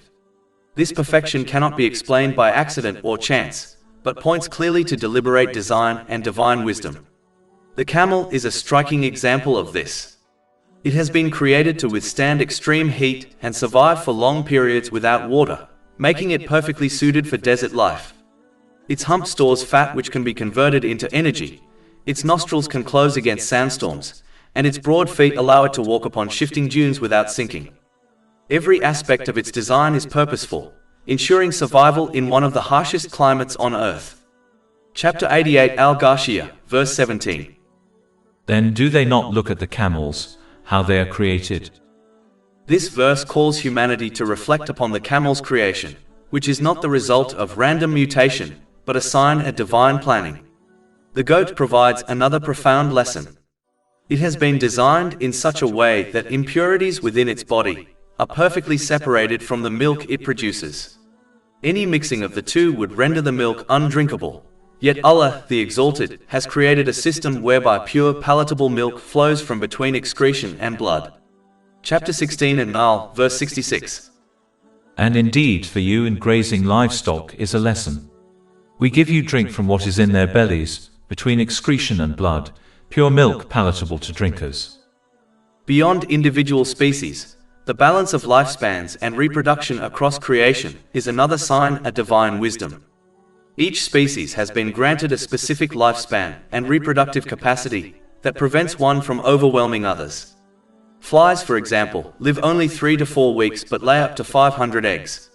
If their lifespan were longer, their population would become disproportionate and overwhelm other species. By contrast, creatures with very long lifespans produce only a few offspring, ensuring moderation in their populations. This balance maintains harmony across ecosystems and prevents chaos. These examples, the camel, the goat, the fly, and countless others, demonstrate that creation is not the result of accident or imperfect mutation. Rather, it is the work of Allah, the Exalted, who has designed every species with precision, balance, and purpose. The systems of life are marked by harmony and stability, not irregularity and chance. They are signs for those who reflect, reminding humanity of the oneness of Allah, the Exalted, and their accountability before Him. In conclusion, the perfection observed in the design of species is a continuous reminder of divine planning. Each creature has been fashioned with qualities that enable it to thrive in its environment, and each plays a role in maintaining balance within creation. This harmony cannot be explained by imperfect processes, but only by the wisdom of the Creator. Those who reflect upon these signs will recognize that life is purposeful, not random, and will be inspired to live with gratitude, obedience, and preparation for the Day of Judgment. The one who reflects sincerely upon the perfectly balanced systems within creation, the distance of the sun from the earth, the alternation of day and night, the water cycle, the winds, the rain, the design of species, and countless other examples, cannot logically deny the existence of a single Creator who has power over all things. Each of these systems operates with precision and harmony, sustaining life in ways that even the slightest alteration would render impossible. The Holy Quran itself draws attention to these signs repeatedly, reminding humanity that they are not random occurrences, but deliberate acts of divine planning. The balance of creation is a testimony to the oneness of Allah, the Exalted. Were there multiple gods, chaos would ensue, as different wills would conflict. Yet the universe operates in flawless order, confirming the sovereignty of one Creator. These signs also serve as lessons for humanity. They remind people of their dependence upon Allah, the Exalted, and call them to humility, gratitude, and obedience. Just as the universe functions in harmony with divine decree, so too must human beings strive to live in harmony with divine guidance. To deny the Creator despite these clear signs is to ignore the very foundation of life itself. In conclusion, the balance observed in creation is not only evidence of divine existence, but also a call to responsibility. It urges humanity to reflect, to recognize their dependence upon Allah, the Exalted, and to prepare for accountability on the Day of Judgment. The wise are those who see in these signs proof of divine wisdom and mercy, and who respond with faith, obedience, and gratitude. After mentioning the balance of the wider creation, Allah, the Exalted, immediately turns attention to the signs found within human beings themselves, for they are the central purpose of this world. The heavens and the earth, with all their systems, have been subjugated in a perfect manner to serve humanity in its test. Chapter 31 Luqman, verse 20. Do you not see that Allah has made subject to you whatever is in the heavens and whatever is in the earth, and amply bestowed upon you His favors, both apparent and unapparent? This verse reminds humanity that everything in creation has been placed at their service, both in ways they can perceive and in ways hidden from them. The air they breathe, the food they eat, the systems that sustain life, all are favors bestowed upon them. Yet these favors are not merely for comfort, they are signs pointing to the Creator, urging reflection and gratitude. Chapter 30 Ar Rum, verse 22. And of His signs is the creation of the heavens and the earth, and the diversity of your languages and your colors. Here, the uniqueness of human beings is highlighted as a sign of divine wisdom. Despite the countless number of people created, each one is fashioned distinct with their own appearance, voice, and personality. This individuality is not random but purposeful, designed to inspire interaction, cooperation, and learning. Unlike animals, which remain indifferent to social aspects such as culture and fashion, Allah, the Exalted, has inspired humanity with creativity, expression, and diversity. These differences in language, culture, and appearance are not causes for division, but opportunities for enrichment, enabling people to learn from one another and progress socially and financially. The uniqueness of each human being is itself a marvelous divine act. It demonstrates that Allah, the Exalted, is not only the creator of vast cosmic systems, but also the designer of intricate human individuality. This individuality ensures that no two lives are identical, and that each person's test is distinct.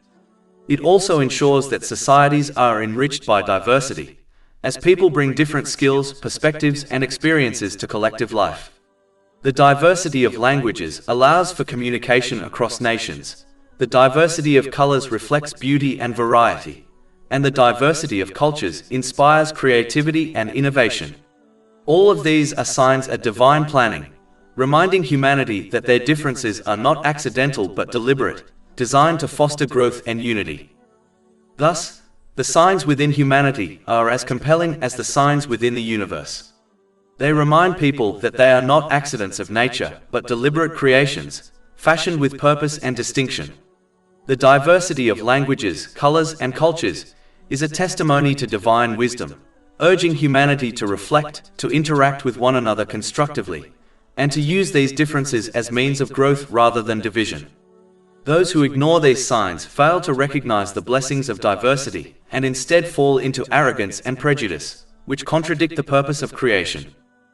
In conclusion, the signs found within humanity, its uniqueness, diversity, and creativity, are proofs of divine wisdom and mercy.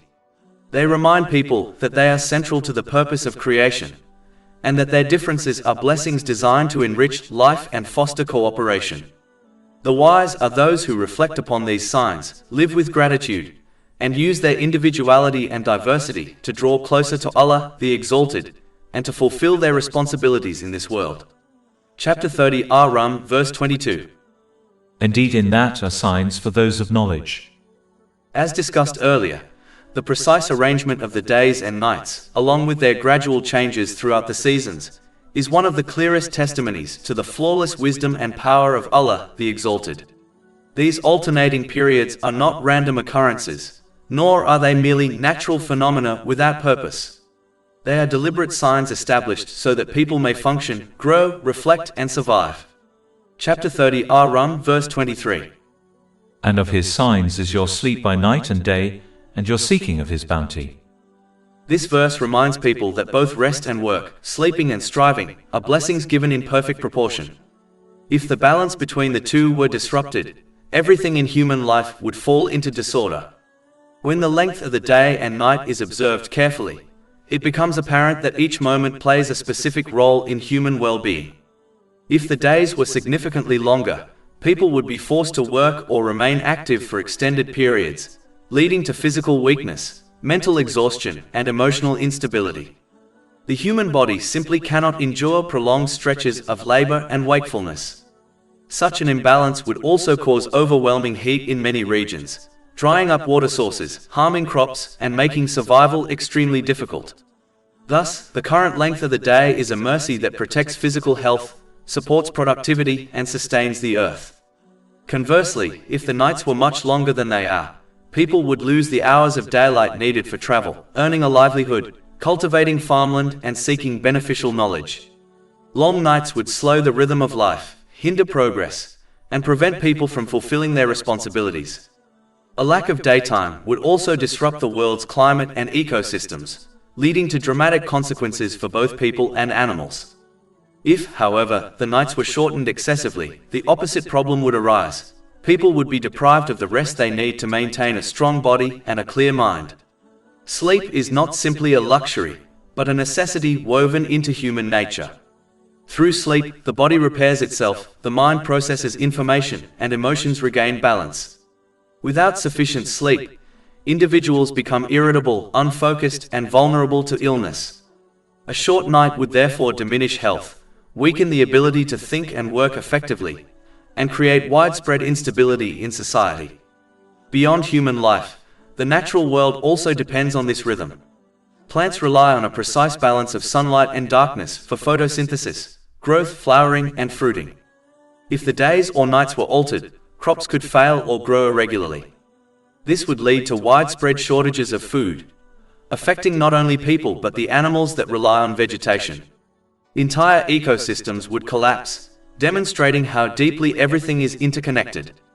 Even the changing lengths of daylight throughout the seasons serve a higher purpose. Longer days in some months provide increased opportunity for planting and harvesting, while longer nights in other periods allow for greater rest and recovery. This seasonal variation ensures that people and nature receive what they need at the right time, creating a cycle that promotes continuity, resilience, and balance. Chapter 30 Ar Rum, verse 23. Indeed, in that are signs for a people who listen. Such meticulous harmony, observed across countless systems in the universe, cannot be attributed to chance or to multiple gods. If there were multiple gods, each possessing independent will, they would differ in their desires, intentions, and decisions. Conflicting divine wills would result in chaos, not order, imbalance, not precision. The world would not operate with such consistency or perfection. Instead, the seamless functioning of the universe, seen every day in the rising and setting of the sun, the alternation of heat and cold, the growth of crops, and the stability of natural laws, points decisively to the absolute oneness of Allah, the Exalted. Only one Creator, one Sustainer, and one Controller could maintain such unbroken coherence in every aspect of existence. Chapter 21 Al-Anbiya, verse 22. Had there been within them, i.e., the heavens and earth gods besides Allah, they both would have been ruined. Thus, the rhythm of day and night is not merely a backdrop to human life. It is a sign, a gift, and a reminder calling people to reflect, to be grateful, and to recognize the perfect wisdom of Allah, the Exalted, who designed all things in precise measure. Chapter 30 Ar Rum, verse 23. Indeed, in that are signs for a people who listen. In addition, this invites people to reflect on the manner in which they listen to the teachings of Islam. It is not sufficient to merely hear words or attend gatherings. One must listen correctly so that the knowledge penetrates the heart and transforms behavior. Correct listening involves several deliberate steps. First, one must carefully listen with attentiveness and humility, giving full focus to the words of the Holy Quran and the traditions of the Holy Prophet Muhammad, peace and blessings be upon him. Second, one must connect the knowledge to their own past experiences, recognizing how divine guidance relates to the choices they have made and the consequences they have faced. This reflection makes the teachings personal and relevant, rather than abstract or distant. The next step is to evaluate how the teachings can be implemented in the future. Knowledge is not meant to remain theoretical. It is a practical tool for reform and improvement. A person must consider how the guidance can be applied to their daily life, their relationships, their use of blessings, and their responsibilities. This evaluation must then be followed by sincere striving, for without effort, knowledge remains dormant. Striving involves discipline, sacrifice, and perseverance, ensuring that the teachings are not only understood but lived. This behavior, listening carefully, connecting knowledge to experience, evaluating future application, and striving sincerely, guarantees that one benefits from the Islamic knowledge they study.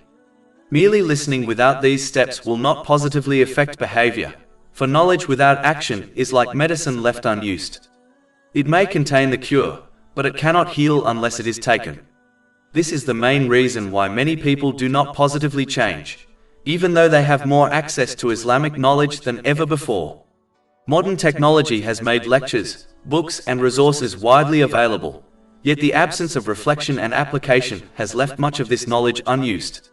The abundance of information has not translated into transformation, because the essential steps of listening correctly, reflecting deeply, and striving sincerely are often neglected.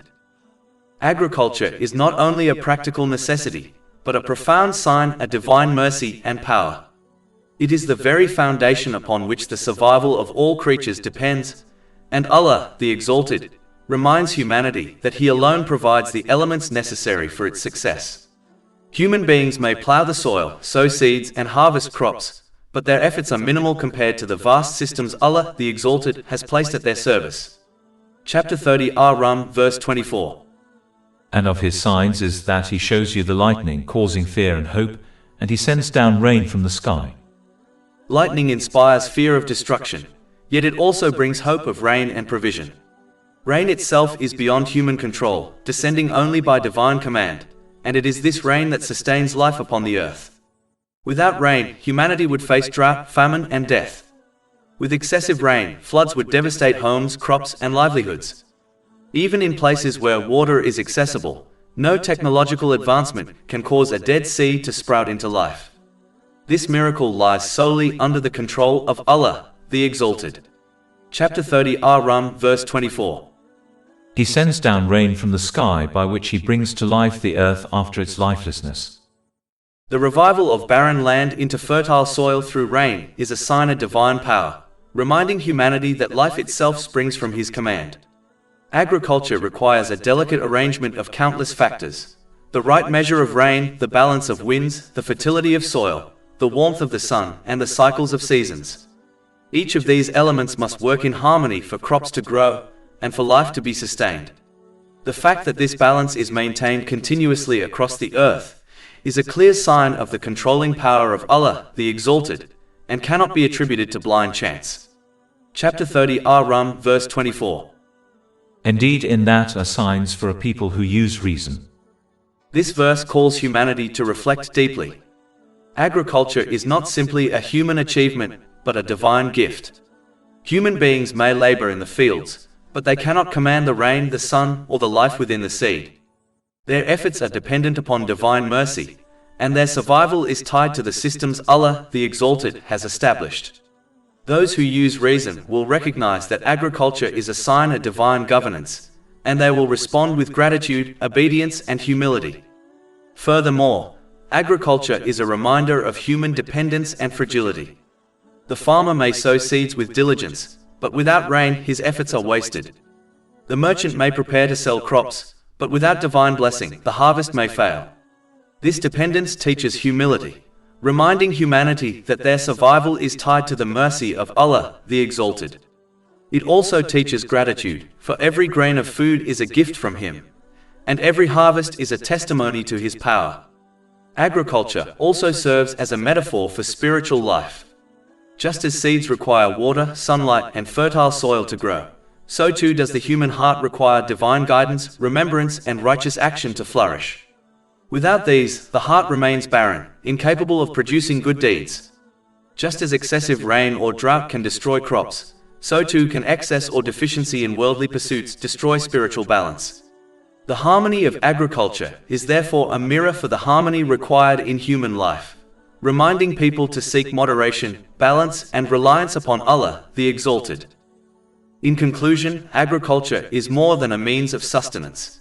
It is a living testimony to the oneness and mercy of Allah, the Exalted. Every harvest is a reminder that life depends upon Him, and every seed that sprouts is a sign of His wisdom.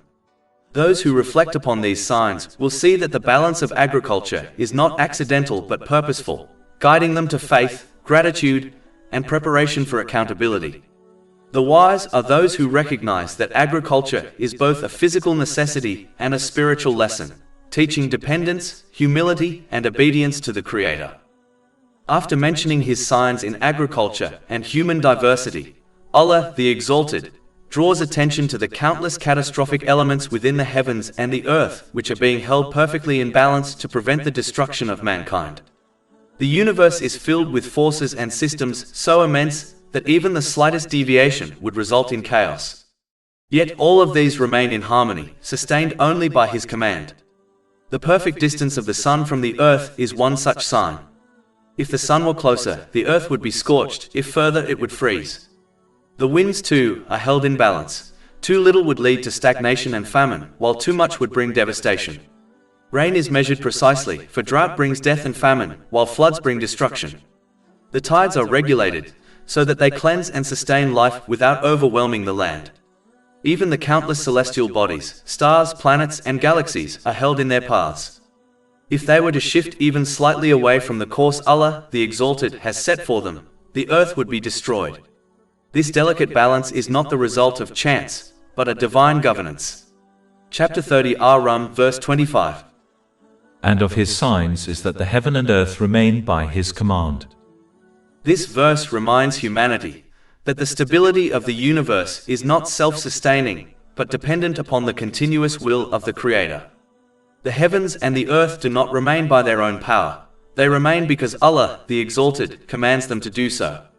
Reflecting upon this truth should awaken humility in human beings.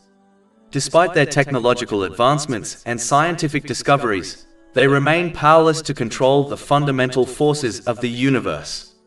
They cannot alter the distance of the sun, regulate the tides, or command the stars.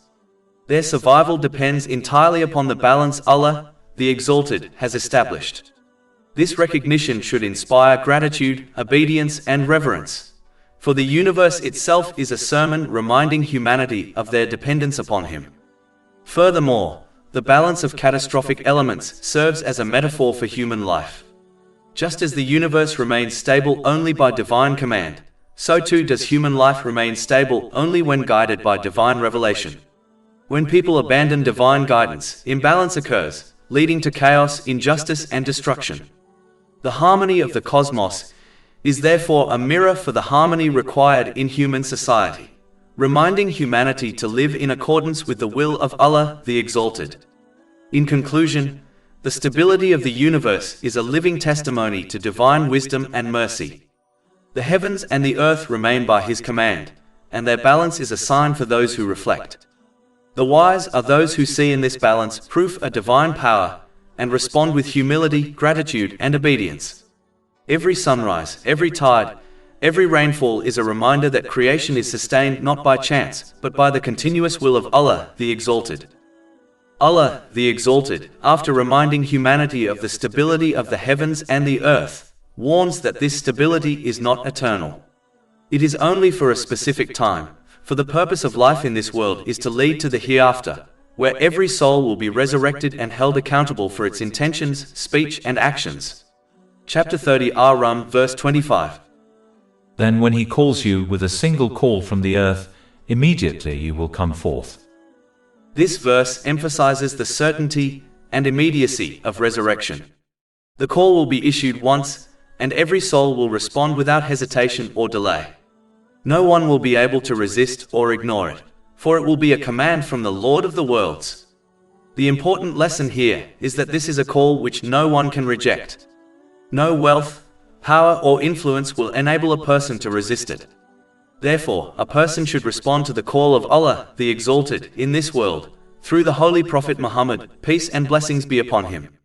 This response requires sincere obedience, fulfilling the commands of Allah, refraining from His prohibitions, and facing destiny with patience according to the traditions of the Holy Prophet Muhammad, peace and blessings be upon him. In this way, they will ensure that the blessings they have been granted are used in ways pleasing to Allah, the Exalted. Chapter 8 and Anfal, verse 24. O you who have believed, respond to Allah and to the Messenger when He calls you to that which gives you life. This verse highlights that responding to divine guidance is not a burden but a source of true life, spiritual vitality, peace of heart, and eternal success. Those who respond to this call in the present world will find the final call easy to endure and respond to, for they will already have trained their hearts to submit. Their obedience in this life will make their resurrection a moment of joy and relief, for they will rise to meet their Lord with hope and tranquility. By contrast, those who live heedless of the call of Allah, the Exalted, misusing the blessings they have been granted, will not find peace in the final call. They will be forced to answer the trumpet blast, but it will be a great burden for them to endure. Their heedlessness will turn into regret, but regret at that moment will be of no benefit. A person can only ignore the call of Allah, the Exalted, for so long, for the final call will inevitably occur. No one will be able to avoid or ignore it. If this is inevitable, then wisdom dictates that one responds to it now, today, instead of living in heedlessness. If one hears the trumpet blast while heedless, no action or regret will benefit them. At that moment, the opportunity for repentance and reform will have passed, and what comes after will be even more terrifying. The wise individual is therefore the one who recognizes the certainty of the final call, and prepares for it by responding to the call of Allah, the Exalted, in this world. They live with obedience, gratitude, and patience, ensuring that their blessings are used in ways pleasing to Him. In conclusion, the stability of the heavens and the earth is temporary, sustained only until the appointed time. The resurrection is certain, and the final call will come without delay. Those who respond to the call of Allah, the Exalted, in this world, will find peace in the hereafter, while those who live in heedlessness will face regret and terror. The wise are those who prepare today, recognizing that the final call is inevitable, and that obedience now is the only path to success then. Ultimately, as the entire creation belongs to and is under the complete control and jurisdiction of Allah, the Exalted, a person has no choice but to comply with His rules. Chapter 30 Ar Rum, verse 26. And to Him belongs whoever is in the heavens and earth. Just as a person will face trouble if they fail to comply with the rules set by the government in charge of a particular country, so too will they face trouble in both worlds if they fail to comply with the rules of the owner of the universe. A person may be able to leave a country if they are not pleased with its rules, but they will never be able to escape to a place where the rules and jurisdiction of Allah, the Exalted, do not apply. A person may be able to change the rules of their society, but they will never be able to change the rules of Allah, the Exalted. In addition, just as a person who owns a house decides the rules of the house, even if other people object to these rules, similarly, the universe belongs to Allah, the Exalted, and therefore He alone decides the rules of this universe, whether people like these rules or not. This analogy makes clear that divine ownership naturally entails divine authority, and that compliance is not optional, but necessary for one's own well-being. Therefore, one must comply with these rules for their own sake. The one who understands this fact will strive to obey Allah, the Exalted, by using the blessings they have been granted in ways pleasing to Him, as outlined in the Holy Quran and the traditions of the Holy Prophet Muhammad, peace and blessings be upon him. A person can either strive to learn the wisdoms behind the commands and prohibitions of Allah, the Exalted, so that they understand how these benefit them and the wider society, leading to peace of mind and body in both worlds, or they can worship their desires and reject the teachings of Islam. The one who strives to learn the wisdoms behind divine commands will discover that they are not arbitrary restrictions but safeguards for human dignity, justice and harmony. For example, prohibitions against dishonesty, theft and oppression protect society from chaos and mistrust. Commands to give charity, show kindness and uphold justice ensure that blessings are shared and communities thrive. These rules are designed to benefit both the individual and the collective, leading to peace of mind and body in this world, and eternal success in the hereafter. By contrast, the one who worships their desires and rejects divine guidance will find themselves enslaved to impulses that bring harm to themselves and others. They may gain temporary pleasure, but they will lose lasting peace. The Holy Quran warns that those who fail to comply with divine rules should prepare themselves to face the consequences of their choice in both worlds. No objections, protests, or complaints will save them, for the rules of Allah, the Exalted, are absolute and unchanging. In conclusion, the wise individual is the one who recognizes divine ownership, submits to divine authority, and lives in obedience, knowing that this submission leads to peace, justice, and success in this life and the hereafter. The universe itself testifies to divine sovereignty, and every blessing a person enjoys is a reminder of their responsibility to use it in ways pleasing to Allah, the Exalted. To ignore this reality is to invite ruin, but to embrace it is to secure peace and salvation. In addition, verse 26 establishes that everything in creation, except mankind, is in a state of complete submission to divine command. Chapter 30 Ar Rum, verse 26. And to him belongs whoever is in the heavens and earth. All are to him devoutly obedient. The sun rises and sets with precision, the moon follows its phases without deviation, the planets remain in their orbits, the tides move in harmony, and the winds circulate according to divine decree.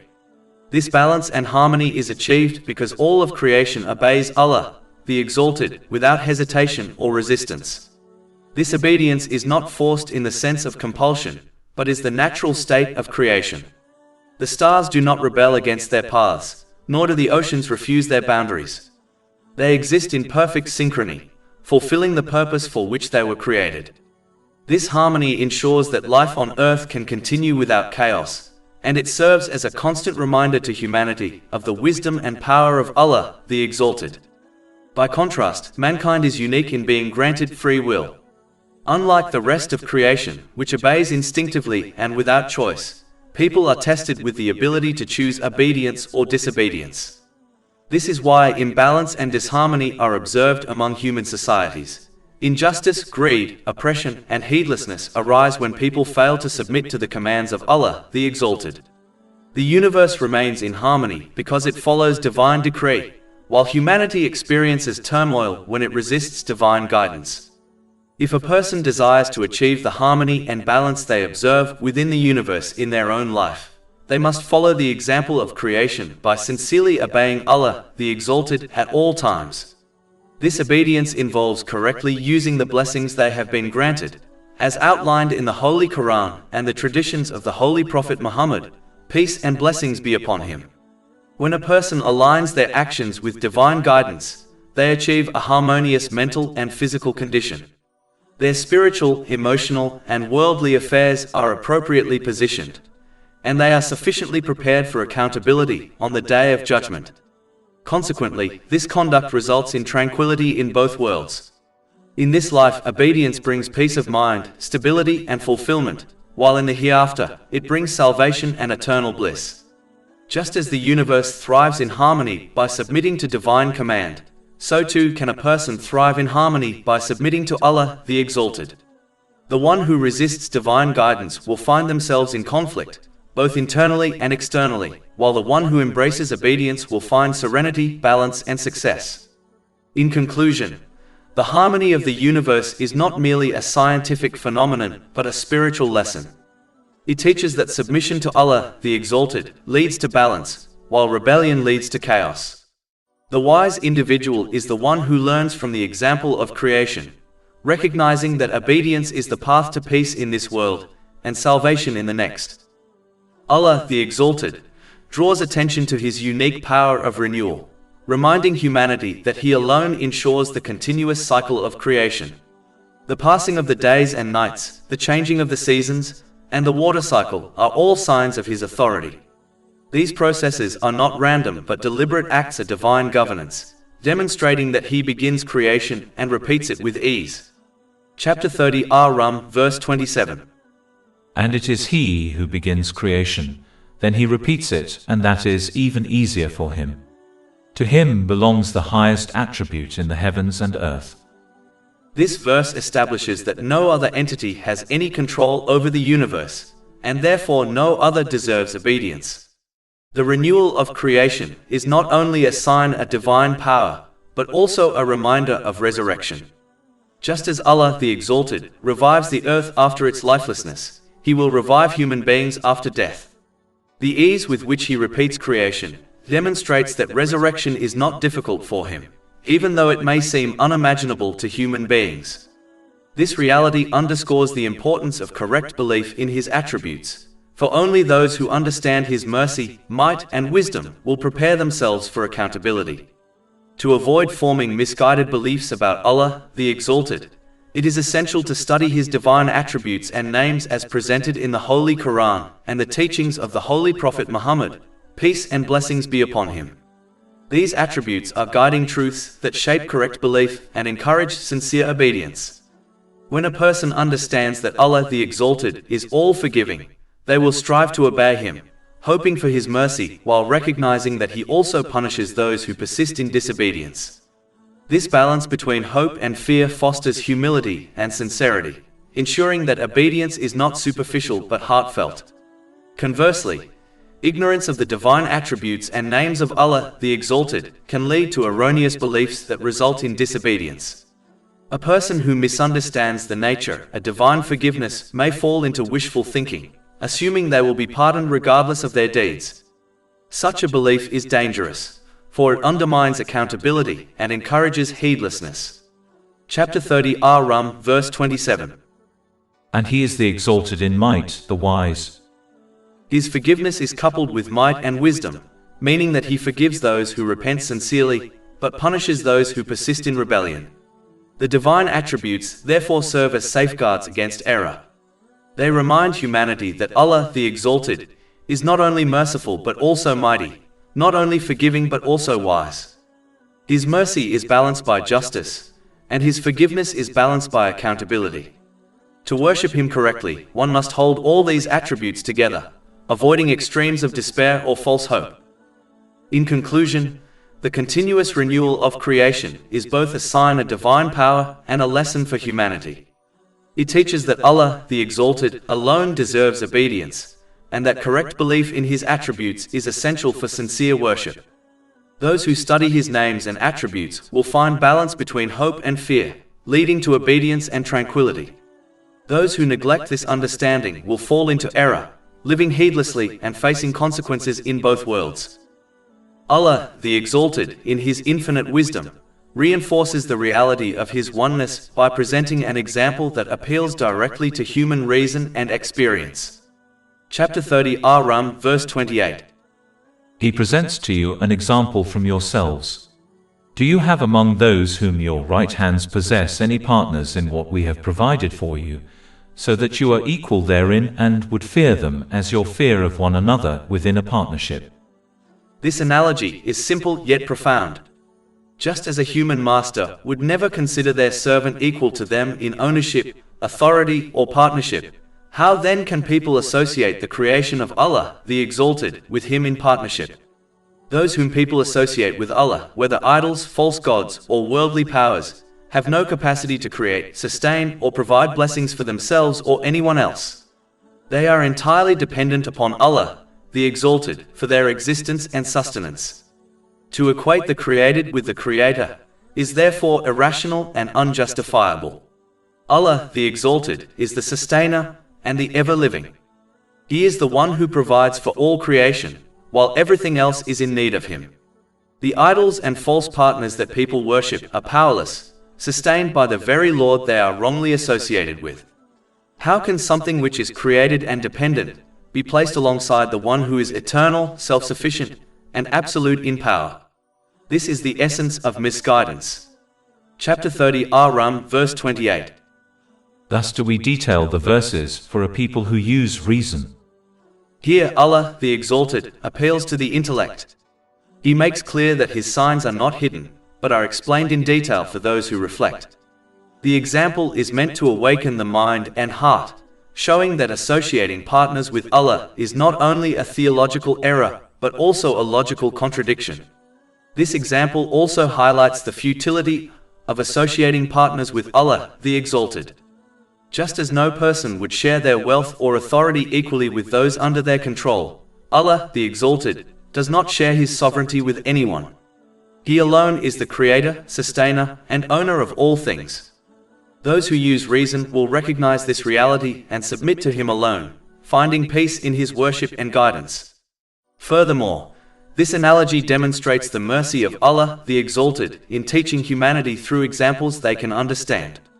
By drawing upon human experience of ownership and authority, He makes the concept a divine oneness accessible and undeniable. It is a reminder that faith is not blind, but rooted in reflection and reason. In conclusion, this analogy is a powerful reminder that shirk is both irrational and unjust. The wise individual is the one who reflects upon this example, recognizes the futility of false partners, and devotes themselves entirely to the worship and obedience of Allah, the Exalted. The universe itself testifies to His oneness, and those who use reason will see that no one can share in His sovereignty. Allah, the Exalted, identifies the root cause of disobedience, the pursuit of worldly desires without reflection, understanding, or guidance.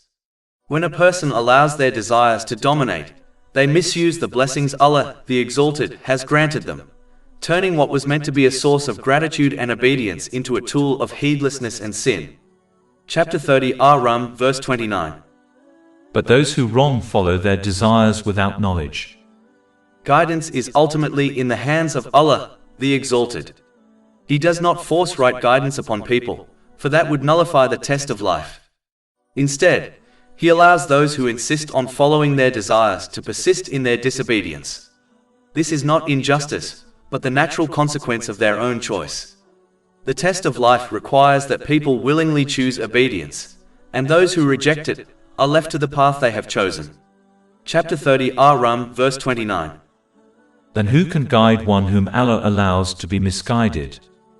In this world, such an attitude prevents a person from achieving a balanced mental and physical state. They misplace everything and everyone within their life, failing to see the blessings around them. As a result, their family, friends, career, and wealth, all of which could have been sources of peace and gratitude, become sources of stress and dissatisfaction. Persisting in disobedience, they begin to blame the wrong things and people for their troubles, such as their spouse or companions. Cutting these good influences out of their lives only increases their imbalance, leading them deeper into mental disorders, depression, substance addiction, and even suicidal tendencies.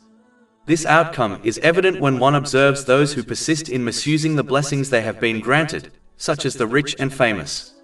Despite enjoying worldly luxuries, many of them live in turmoil, plagued by instability and dissatisfaction. Their wealth and fame cannot grant them peace, for peace comes only through obedience to Allah, the Exalted. Their lives serve as a visible example of the truth of the Quranic warning. Worldly indulgence without divine guidance leads not to fulfillment but to emptiness. Chapter 30 Ar Rum, verse 29. And for them there are no helpers. This is a clear reminder that those who persist in disobedience will not only suffer in this world, but will face far worse in the hereafter. Their attitude prevents them from preparing for accountability on the day of judgment, and their punishment will be severe. No helpers, excuses, or protests will save them, for they chose to reject guidance when it was offered. In conclusion, this passage teaches that disobedience rooted in desire leads to imbalance, stress, and ruin in this world, and punishment in the hereafter. The wise individual is the one who recognizes this reality, restrains their desires, and uses the blessings of Allah, the Exalted, in ways pleasing to Him. By doing so, they achieve balance, peace, and salvation. Chapter 30 Ar Rum, verse 29. But those who wrong follow their desires without knowledge. Then who can guide one whom Allah allows to be misguided? In reality, every person who turns away from the divine code of conduct revealed by Allah, the Exalted, and instead embraces man-made systems of behavior, does so because these systems align more closely with their worldly desires. Human beings naturally incline toward frameworks that gratify their impulses, ambitions, and preferences. This is why any code produced by people, no matter how sophisticated it may appear, is ultimately shaped by human interests, personal motives, and emotional inclinations. It lacks the purity, balance, and universal justice found in the divine law. The law of Allah, the Exalted, is founded upon His perfect wisdom, complete knowledge, and boundless mercy, whereas man-made systems are constructed upon limited knowledge, personal experience, cultural pressures, and the pursuit of advantage. The wealthy, powerful, and socially influential are often the most deeply attached to these human-created systems. They clearly perceive that recognizing the truth of Islam requires submitting to a higher standard, one that would bind them to moral responsibility and restrict the unrestrained satisfaction of their desires. Accepting divine guidance would demand humility, accountability, and fairness toward others. It would place limits on their indulgences, challenge their misuse of authority, and hinder their ability to exploit people for personal gain. Because their worldly advantages depend on maintaining control and pursuing their desires without restraint, the idea of submitting to divine instruction becomes unappealing, even threatening. As a result, many among the powerful reject the truth not because they fail to comprehend it, but because they fear the consequences of accepting it. Their privileges, reputations, and material comforts become chains that hold them back from acknowledging what is right. In their effort to preserve their worldly status, they not only deny the truth personally, but also influence others to do the same. They may use their authority, wealth, and social position to create doubt, spread misinformation, or promote alternative systems designed to keep people attached to worldly values.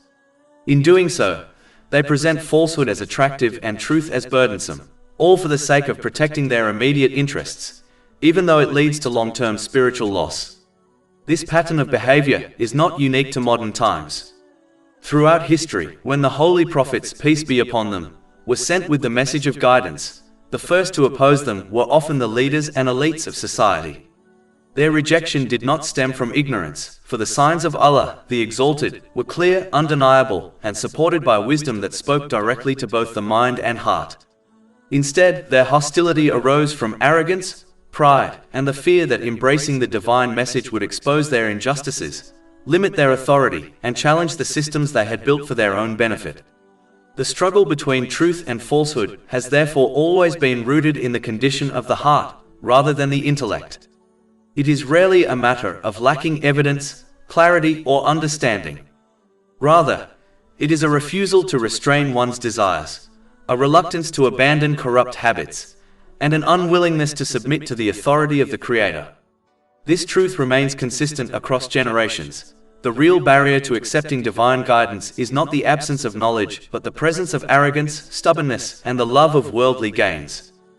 If a person persists in this attitude, he or she will inevitably misuse the blessings they have been granted.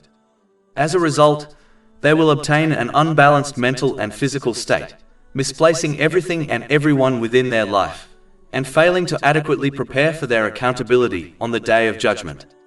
This will lead to stress, trouble, and difficulties in both worlds, even if they enjoy some worldly luxuries.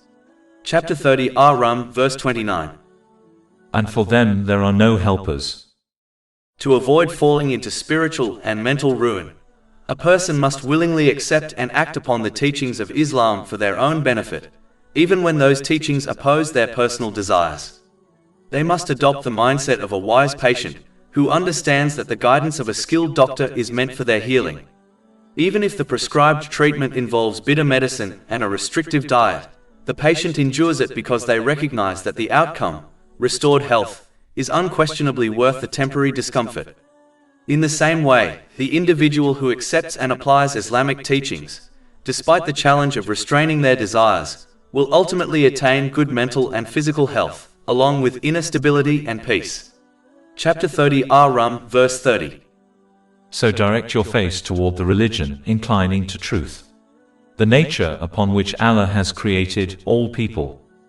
The only one who possesses the complete knowledge necessary to guide a person toward a balanced mental and physical state, and to help them correctly place everything and everyone within their life, is Allah the Exalted. Human knowledge, despite its advancements, will always remain incomplete. Society may offer research, theories, and advice, yet it can never provide a flawless system capable of addressing every challenge a person may face. Human beings lack perfect foresight, and their understanding is inevitably influenced by personal limitations, experiences, and biases. Therefore, the guidance of people can sometimes relieve stress but can never prevent all forms of mental and physical difficulty, nor can it guarantee that one will correctly prioritize the various aspects of their life. Allah, the Exalted, alone possesses absolute knowledge, and He has conveyed everything needed for human success through the Holy Quran and the traditions of the Holy Prophet Muhammad, peace and blessings be upon him. Chapter 30 Ar Rum, verse 30. No change should there be in the creation of Allah. That is the upright way of life. This reality becomes clear when one observes the tangible difference between those who use the blessings granted to them in accordance with Islamic teachings and those who do not. Those who live according to divine guidance tend to experience greater stability, clarity, and peace, whereas those who misuse their blessings often find themselves overwhelmed by confusion, stress, and imbalance. Interestingly, most patients trust their doctors even when they do not understand the medical science behind their treatment. They follow instructions simply because they believe the professional knows better. However, Allah, the Exalted, does not ask people to follow Islam blindly. Instead, He repeatedly invites them to reflect, examine the teachings, and recognize the wisdom and truth contained within them. He encourages people to observe the effects of His guidance on their own lives and the world around them, how it uplifts the heart, improves character, and restores balance. But in order to recognize these truths, a person must approach the teachings of Islam with an open and unbiased mind.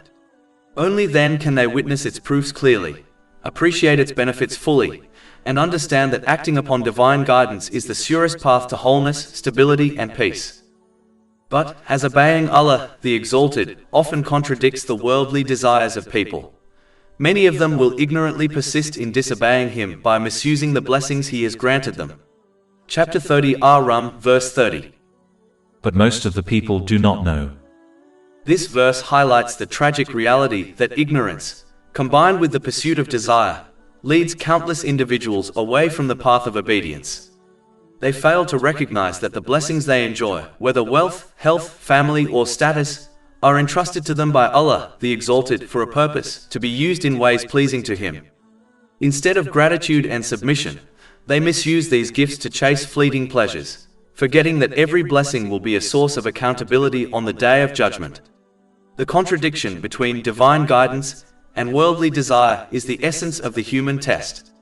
Obedience requires restraint, patience, and discipline, while desire calls for indulgence, excess, and heedlessness. Those who allow desire to dominate their lives inevitably misplace their priorities. They elevate temporary pleasures above eternal salvation, and in doing so, they lose balance in both their mental and physical states. Their hearts become restless, their minds anxious, and their bodies fatigued, for they are not aligned with the harmony and divine order. As a result, they misplace everything and everyone within their lives. Family ties weaken, friendships become shallow, careers become burdens, and wealth becomes a source of stress rather than comfort. Even when they enjoy worldly luxuries, these cannot shield them from inner emptiness. Their pursuit of desire blinds them to the true purpose of life, preventing them from adequately preparing for accountability on the Day of Judgment. This negligence leads to stress, trouble, and difficulties in both worlds. In this life, they suffer from dissatisfaction, conflict, and instability. In the hereafter, they will face far greater consequences, for their ignorance and indulgence deprive them of the opportunity to prepare for eternal success. The verse reminds humanity that most people fail to recognize this reality, but the wise are those who restrain their desires, submit to divine guidance, and use their blessings in ways pleasing to Allah, the Exalted. A major cause of ignorant behavior, where a person neglects obedience to Allah, the Exalted, is the tendency to blindly imitate the majority within their society. Social norms are often shaped by influential elites who themselves are driven primarily by worldly desires. When people follow these patterns without reflection, they naturally drift toward actions that oppose the guidance of Allah, the Exalted. Many individuals, upon observing the majority ignore Islamic teachings, assume that the majority must be correct. This false sense of security leads them to adopt widespread behaviors without examining whether they align with truth or falsehood. Yet the majority opinion has never been a guarantee of correctness. History provides countless examples where widely accepted beliefs were later proven wrong by clear evidence, such as the once dominant claim that the earth was flat. Simply because many people hold a view does not make it true. Blind conformity reduces a person to the state of cattle, following the herd without awareness or thought, which inevitably results in misguided choices in both worldly matters and spiritual matters. Chapter 6 Al-An'am, verse 116. And if you obey most of those upon the earth, they will mislead you from the way of Allah. They follow not except assumption, and they are not but guessing. And chapter 30 Ar Rum, verse 30. But most of the people do not know. Instead of succumbing to the influence of the majority, individuals are commanded to use the intellect and reasoning that Allah, the Exalted, has granted them. They must evaluate each matter based on sound knowledge, clear evidence, and sincere reflection, even if their conclusions differ from the popular practices of their society. Islam never encourages blind following, especially in matters of faith. Rather, it urges people to learn, understand, and act upon Islamic teachings with awareness and conviction.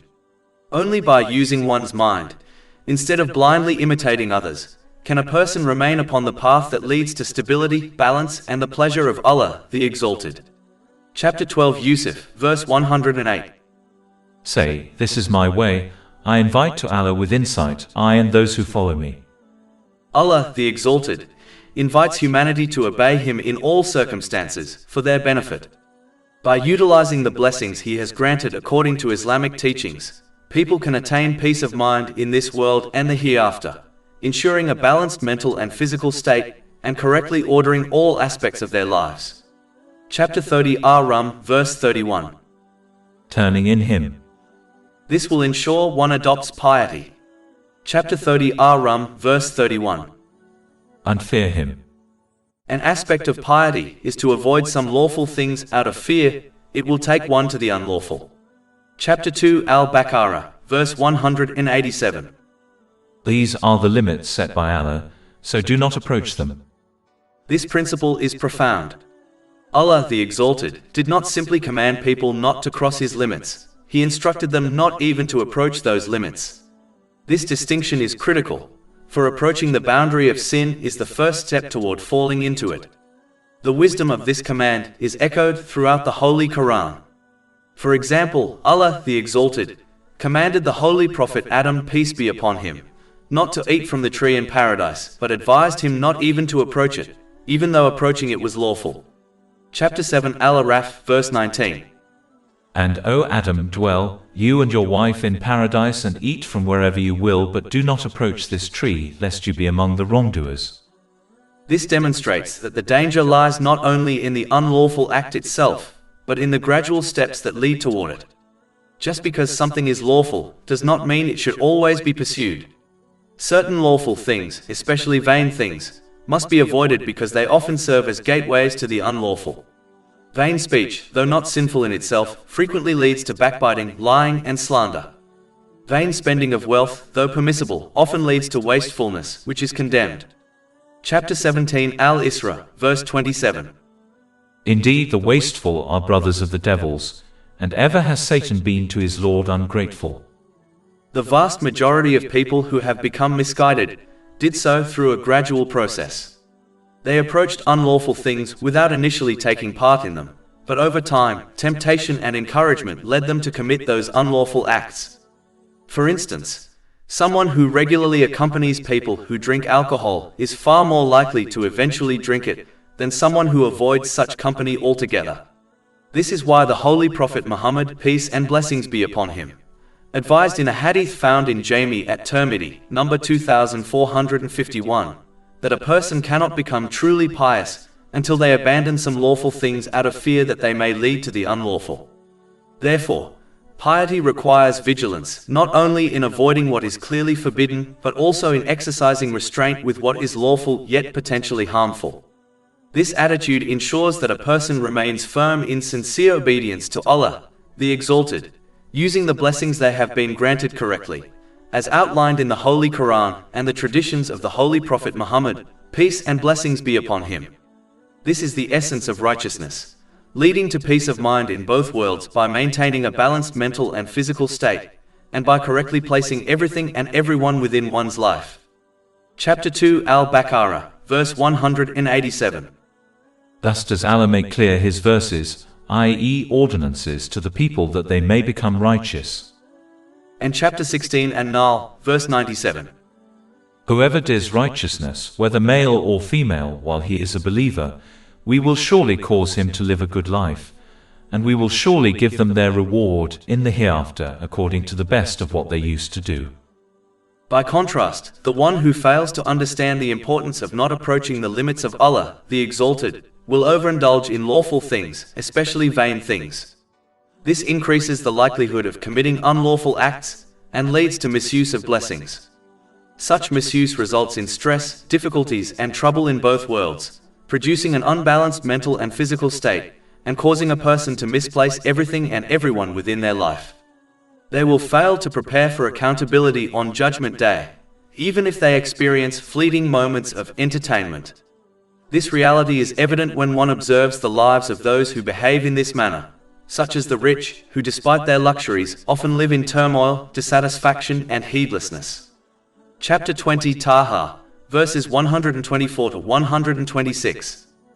And whoever turns away from my remembrance, indeed he will have a depressed, i.e., difficult life, and we will gather, i.e., raise him on the day of resurrection blind.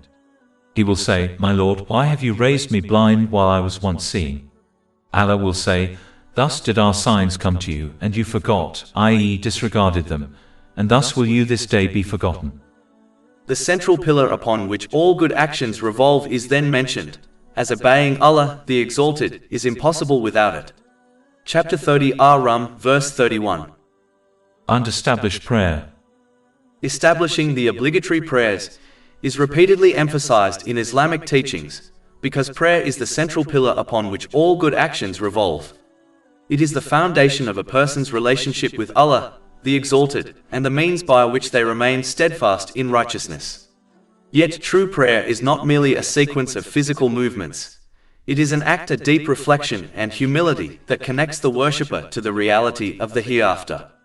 This humility is attained when one understands how each stage of the prayer symbolizes aspects of the Day of Judgment, reminding them of their ultimate accountability before their Creator.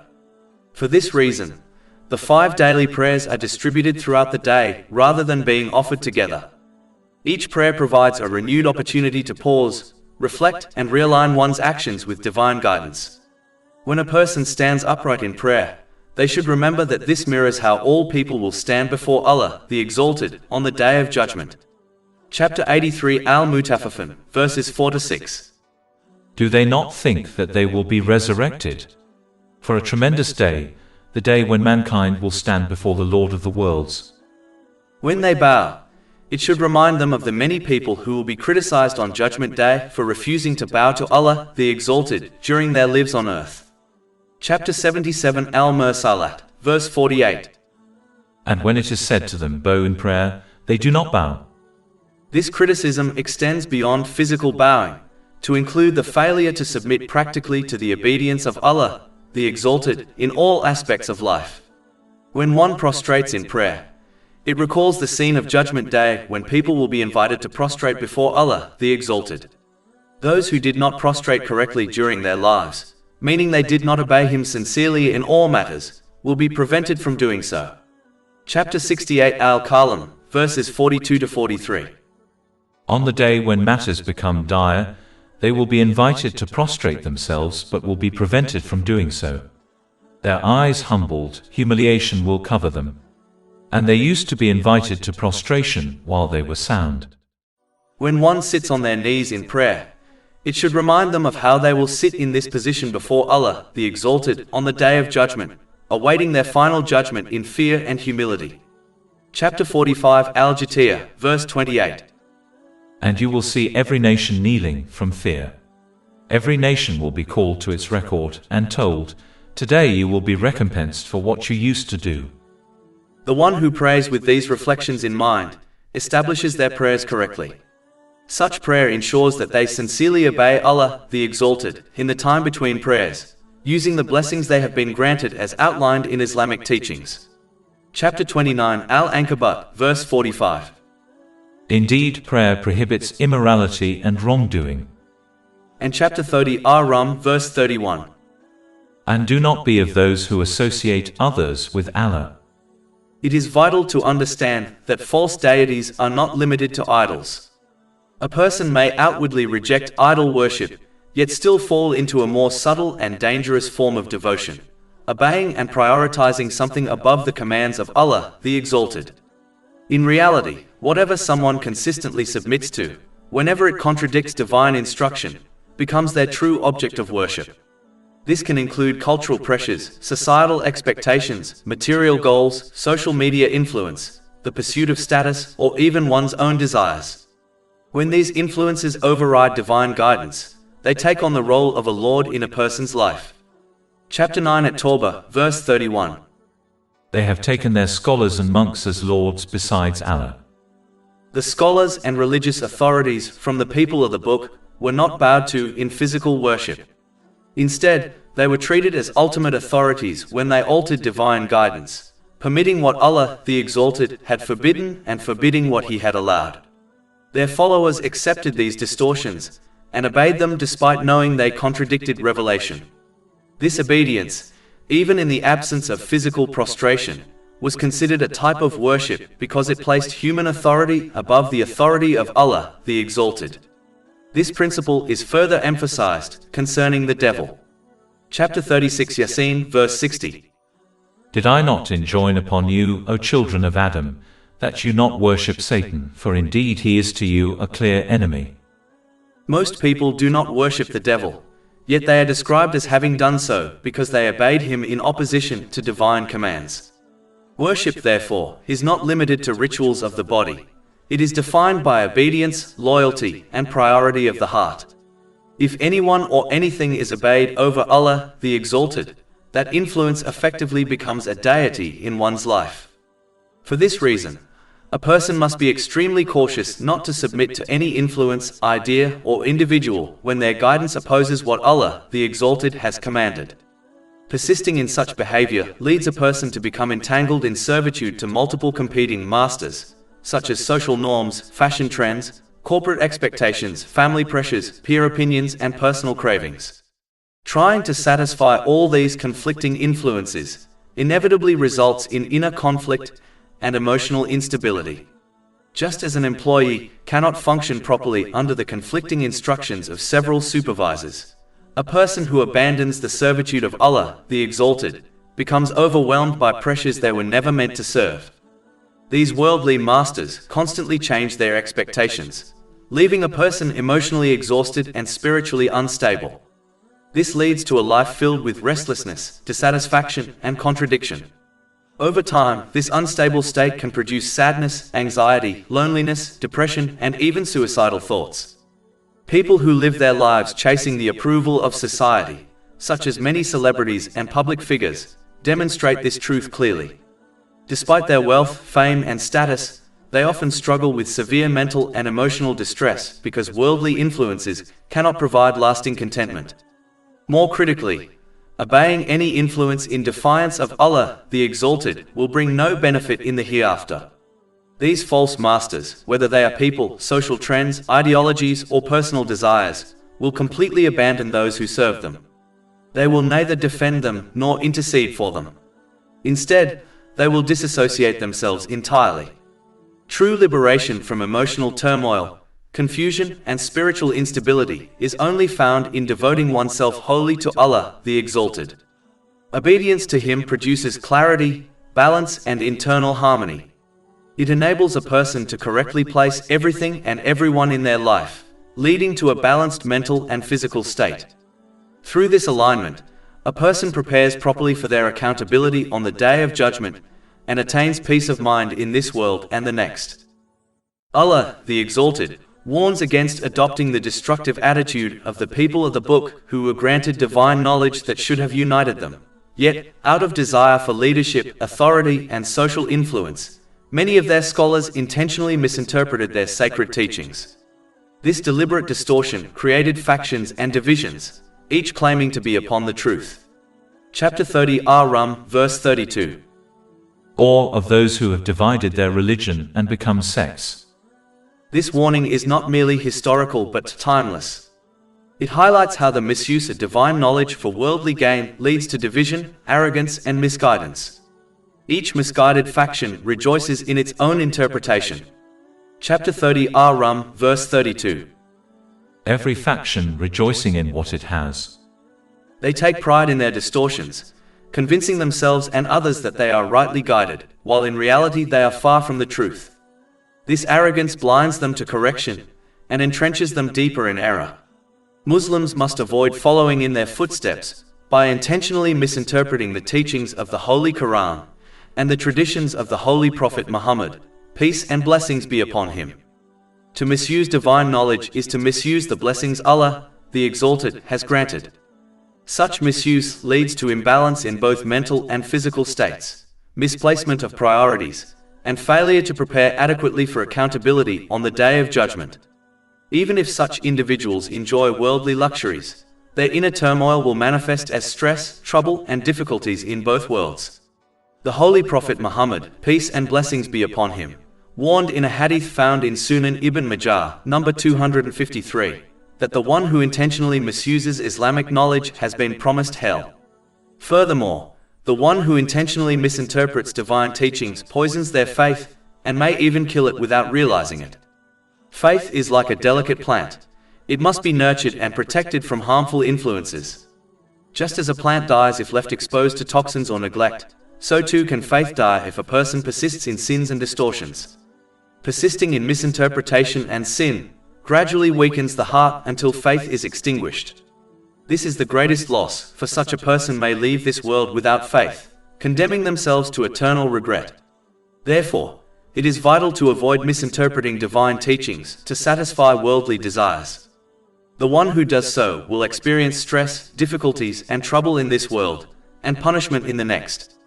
Their misuse of knowledge will not only harm themselves but also mislead others, multiplying their burden of accountability. Finally, one must avoid placing loyalty with any single religious teacher or sect.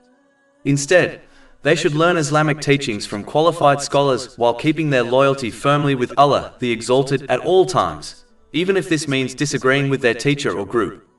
Loyalty to a group inevitably leads to misinterpretation of divine teachings in order to defend that group. Loyalty to Allah, the Exalted, ensures sincerity, correctness, and balance in interpretation.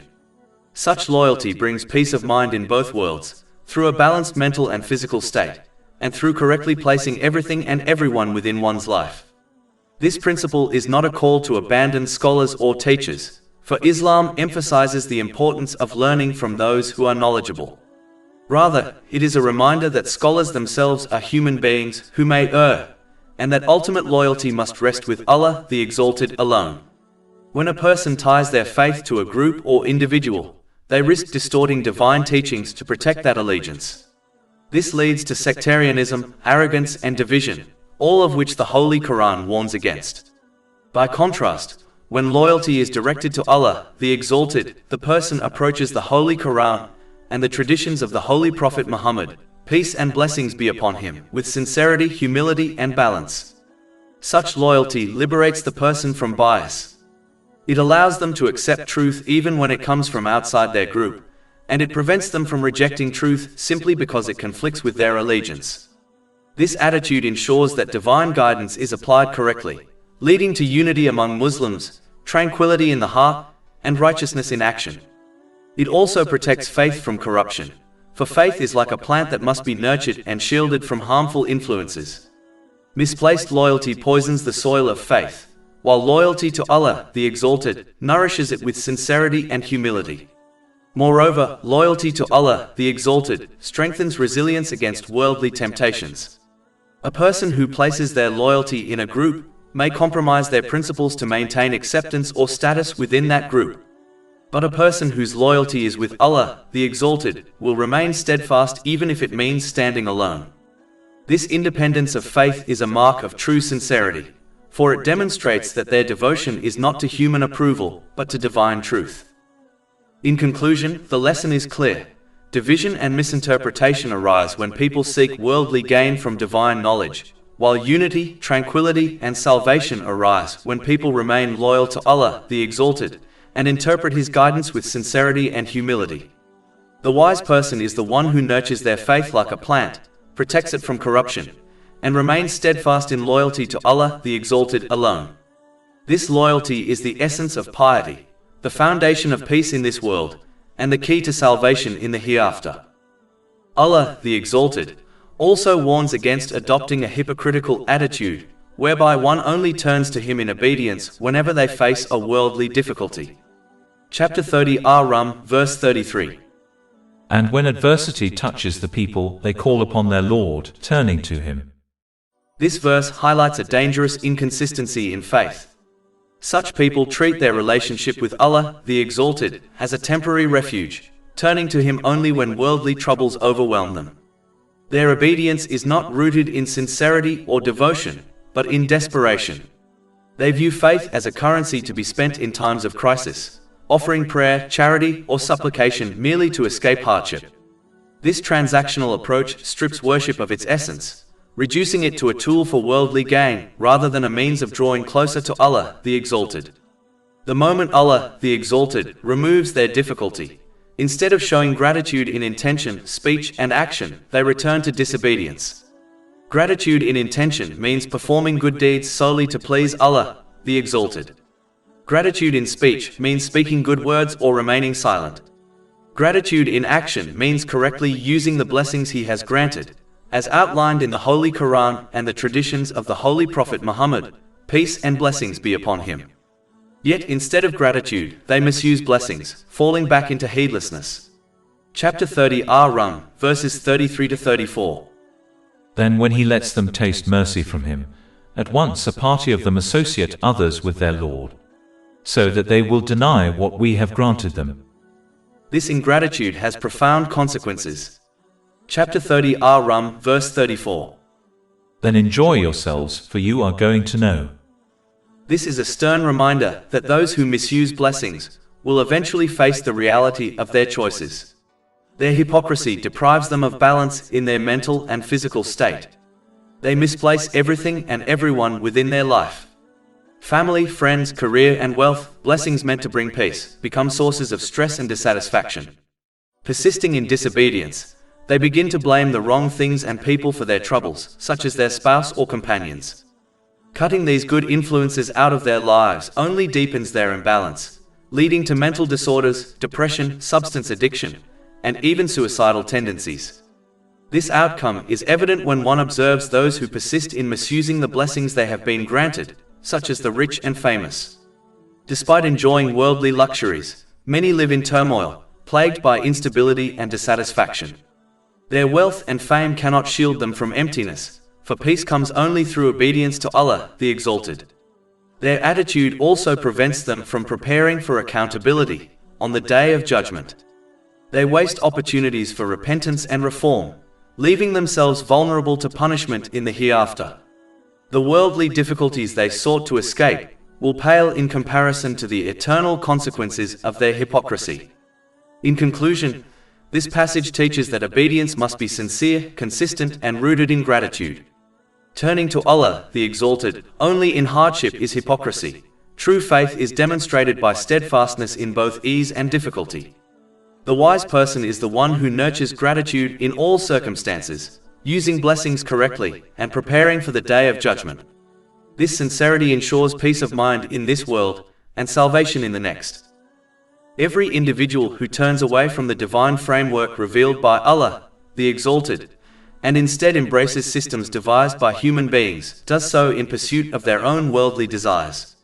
Human-made codes of conduct are inevitably shaped by personal ambition, inclination, and self-interest. Unlike the law of Allah, which is founded upon wisdom, justice, and mercy, these artificial structures reflect the whims of those who construct them. Chapter 30 Ar Rum, verse 35. Or have we sent down to them an authority, and it speaks of what they were associating with Him.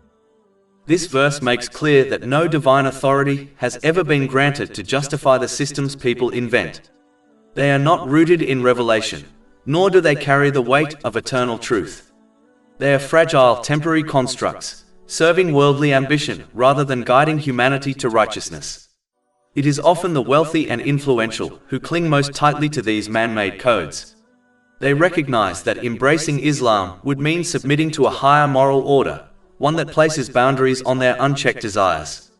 Such submission would restrict their exploitation of others, their indulgence in extravagance, and their misuse of authority. Fearing the loss of their privileges, they not only reject the truth themselves but also encourage others to follow their path, attempting to preserve their worldly status even at the cost of their eternal well-being. This pattern has repeated throughout history. The first opponents of the holy prophets, peace be upon them, were frequently the elites of society, those who feared that divine guidance would expose their injustices and undermine their power. Their rejection was not due to a lack of evidence, for the signs of Allah, the Exalted, were clear and manifest. Rather, their opposition was born of arrogance, pride, and a refusal to restrain their desires. Thus, the denial of divine guidance is rarely an intellectual dispute over truth and falsehood. It is most often a matter of the heart, a deliberate refusal to submit to the authority of the Creator. The signs of Allah, the Exalted, are evident, but those consumed by pride and ambition blind themselves to them. Their rejection is not ignorance of proof, but a conscious choice to preserve their own desires and authority. In summary, the true obstacle to faith is not the absence of evidence but the unwillingness to humble oneself before Allah, the Exalted. Submission requires humility, discipline, and recognition of divine authority. Those who abandon the law of Allah for man-made systems do so to gratify fleeting desires, but in doing so they sacrifice eternal peace for temporary indulgence. The wise person is the one who recognizes the futility of human codes, embraces the wisdom of divine law, and submits wholeheartedly to Allah, the Exalted, thereby attaining balance, tranquility, and salvation.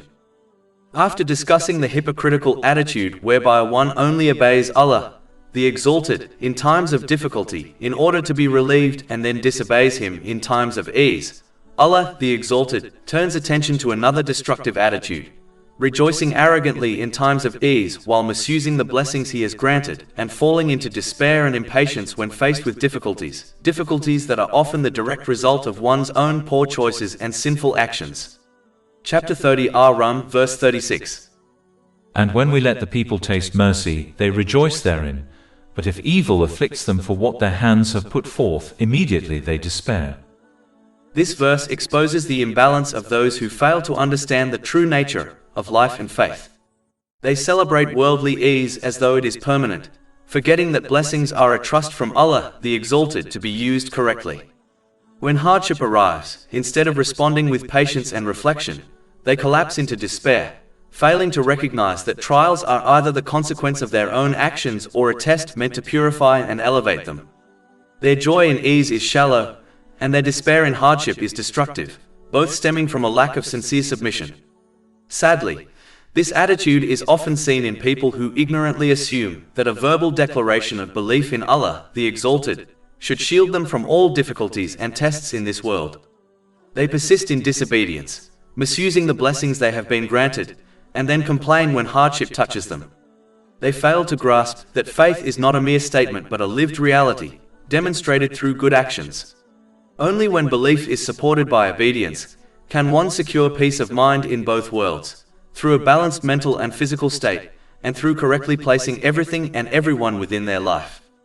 Furthermore, they fail to accept that this world is inherently a place of trials.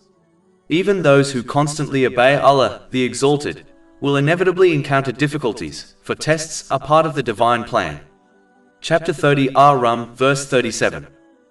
Do they not see that Allah extends provision for whom He wills and restricts it?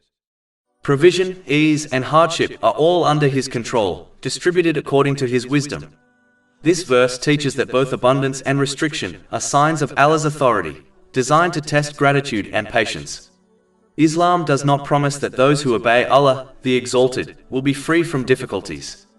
Rather, it promises that they will be guided through them. With divine guidance, they overcome trials, maintain balance, and achieve peace of mind in both worlds. Their obedience ensures that hardships refine rather than destroy them, and their reward is abundant, just as the obedient servants of Allah, the Exalted, before them were granted success. Chapter 30 Ar Rum, verse 37.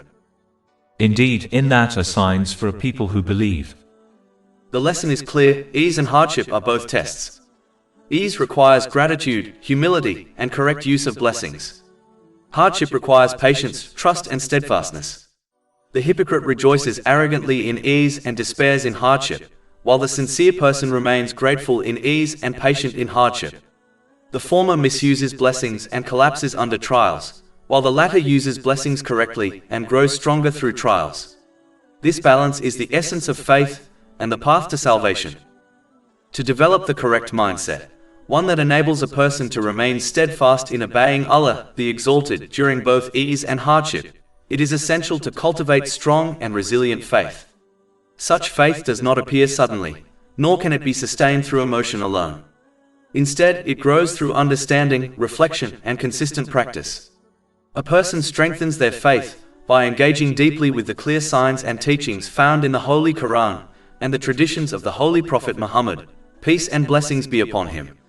These divine teachings repeatedly emphasize that true peace, stability, and success, both in this life and the hereafter, are attainable only through obedience to Allah, the Exalted. Conversely, those who neglect Islamic knowledge often find their faith weak and easily shaken. Without understanding the wisdom, justice, and mercy embedded within divine guidance, they are more vulnerable to following their desires, especially when those desires conflict with what Allah, the Exalted, has commanded. In such moments, they may mistakenly assume that restraining their impulses leads to difficulty, not realizing that submitting their desires to divine instruction is the only path to lasting tranquility, clarity of mind, and inner balance. Their lack of knowledge blinds them to the reality that peace and fulfillment come precisely from aligning their actions with the will of Allah, the Exalted. For this reason, it becomes essential for every individual to actively seek Islamic knowledge, reflect upon it sincerely, and implement it consistently in their daily life. Faith strengthens through learning, but it becomes firmly rooted only through action. By living according to the guidance of Allah, the Exalted, a person begins to understand the wisdom behind every divine instruction and witnesses its positive effects on their heart, relationships, and overall well-being. This journey of learning and implementation enables a person to correctly use the blessings they have been granted, placing every responsibility, relationship, and desire in its proper place. As a result, they develop a balanced mental and physical state and an ordered, purposeful life. With strong faith guiding them, they remain steadfast in obedience during ease, when desires are tempting, and during hardship, when patience and trust are required. Ultimately, such steadfastness becomes a source of peace in this world, and a means of attaining eternal success in the next. Having discussed the importance of obedience to Allah, the Exalted, the narrative proceeds to highlight that Islam, in its role as a comprehensive code of conduct, unequivocally commands people to also uphold and fulfill the rights of people. Chapter 30, Ar Rum, verse 38. So give the relative his right, as well as the needy and the traveler. As Islam is a complete code of conduct, Allah, the Exalted, consistently connects worldly matters, such as inheritance, trade, marriage, and governance, to his obedience throughout the Holy Quran. This demonstrates that Islam is not limited to ritual worship, but encompasses every dimension of human life. It is a comprehensive framework that influences every situation a person faces, whether worldly or religious, and affects every worldly thing they interact with.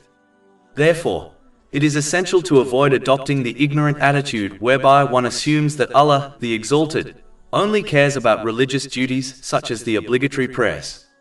In truth, Allah, the Exalted, will question people about every circumstance they encountered, whether worldly or religious, because all actions fall under His authority. This means that every decision, every interaction, and every use of blessings must be aligned with divine guidance.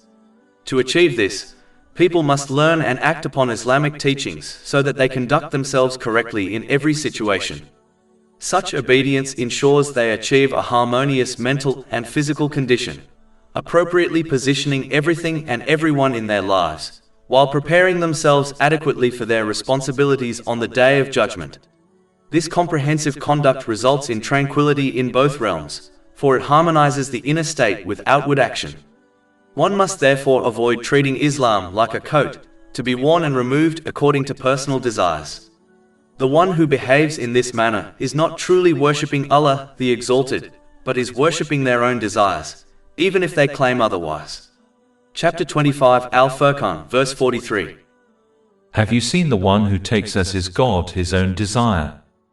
This verse reveals the danger of allowing desires to dictate conduct, for such a person elevates their whims to the status of a deity, thereby abandoning true obedience to Allah, the Exalted. The one who fails to act upon Islamic teachings in every situation will inevitably misuse the blessings they have been granted. As a result, They will find themselves in an unbalanced mental and physical condition, misplacing everything and everyone in their lives, and inadequately preparing for their responsibilities on the day of judgment. This imbalance manifests as stress, challenges, and hardships in both realms, even if they appear to enjoy certain worldly luxuries. Their wealth, status, or comfort cannot shield them from inner turmoil, for peace cannot be found in disobedience. In reality, Islam provides a holistic framework that integrates worship with daily life. Prayer, charity, honesty in trade, kindness to family, justice in leadership, all are interconnected acts of obedience. To separate worldly matters from religious duties is to fragment faith and reduce it to ritual. True submission requires consistency, obedience in ease and hardship, in private and public, in worship and worldly affairs. In conclusion, Islam is not situational but comprehensive. It governs every aspect of life, ensuring that people live with balance, gratitude, and responsibility. The wise person is the one who embraces Islam fully, applying its guidance in all matters, thereby securing peace of mind in this world and salvation in the hereafter. Chapter 30 Ar Rum, verse 37. So give the relative his right. Allah, the Exalted, provides all-encompassing guidance in the Holy Quran, addressing both the spiritual and worldly dimensions of human life. Among the most repeated instructions is the kind treatment of one's relatives. This single command, if sincerely acted upon, would ensure prosperity, peace, and justice across society. If each person treated their relatives with compassion, fairness, and support, no external aid would be required, for every family unit would become a source of strength and stability. The kindness shown within families would ripple outward, positively shaping the entire community and creating a society rooted in mercy and justice. The Holy Quran makes clear that one must aid their relatives in matters that are praiseworthy in Islam and warn them against anything blameworthy. Chapter 5 Al-Ma'idah, verse 2. And cooperate in righteousness and piety, but do not cooperate in sin and aggression. This principle establishes that cooperation must be rooted in obedience to Allah, the Exalted, and never in wrongdoing. True loyalty to family is not blind support, but guiding them towards righteousness and protecting them from harm. Sadly, many people today ignore this guidance. They often aid others based on personal relationships, regardless of whether the matter is good or bad. This attitude contradicts the divine sequence outlined in Islamic teachings. Chapter 2 Al-Baqarah, 83. Do not worship except Allah, and to parents do good and to relatives. Here Allah, the Exalted, places worship of Him first, followed by kindness to parents and relatives, showing that loyalty to family must always be guided by loyalty to Allah. A person must support their relatives according to their means, whether through emotional, physical, or financial assistance. This is best achieved by treating others as one wishes to be treated. However, one must not rely on societal definitions of what constitutes a good relative, for these often contradict the standards set by Islam. Instead, one must fulfill the rights of relatives according to Islamic teachings, seeking only the pleasure of Allah, the Exalted, regardless of whether relatives themselves acknowledge or reciprocate this kindness. Importantly, severing ties with relatives for worldly reasons is strictly forbidden.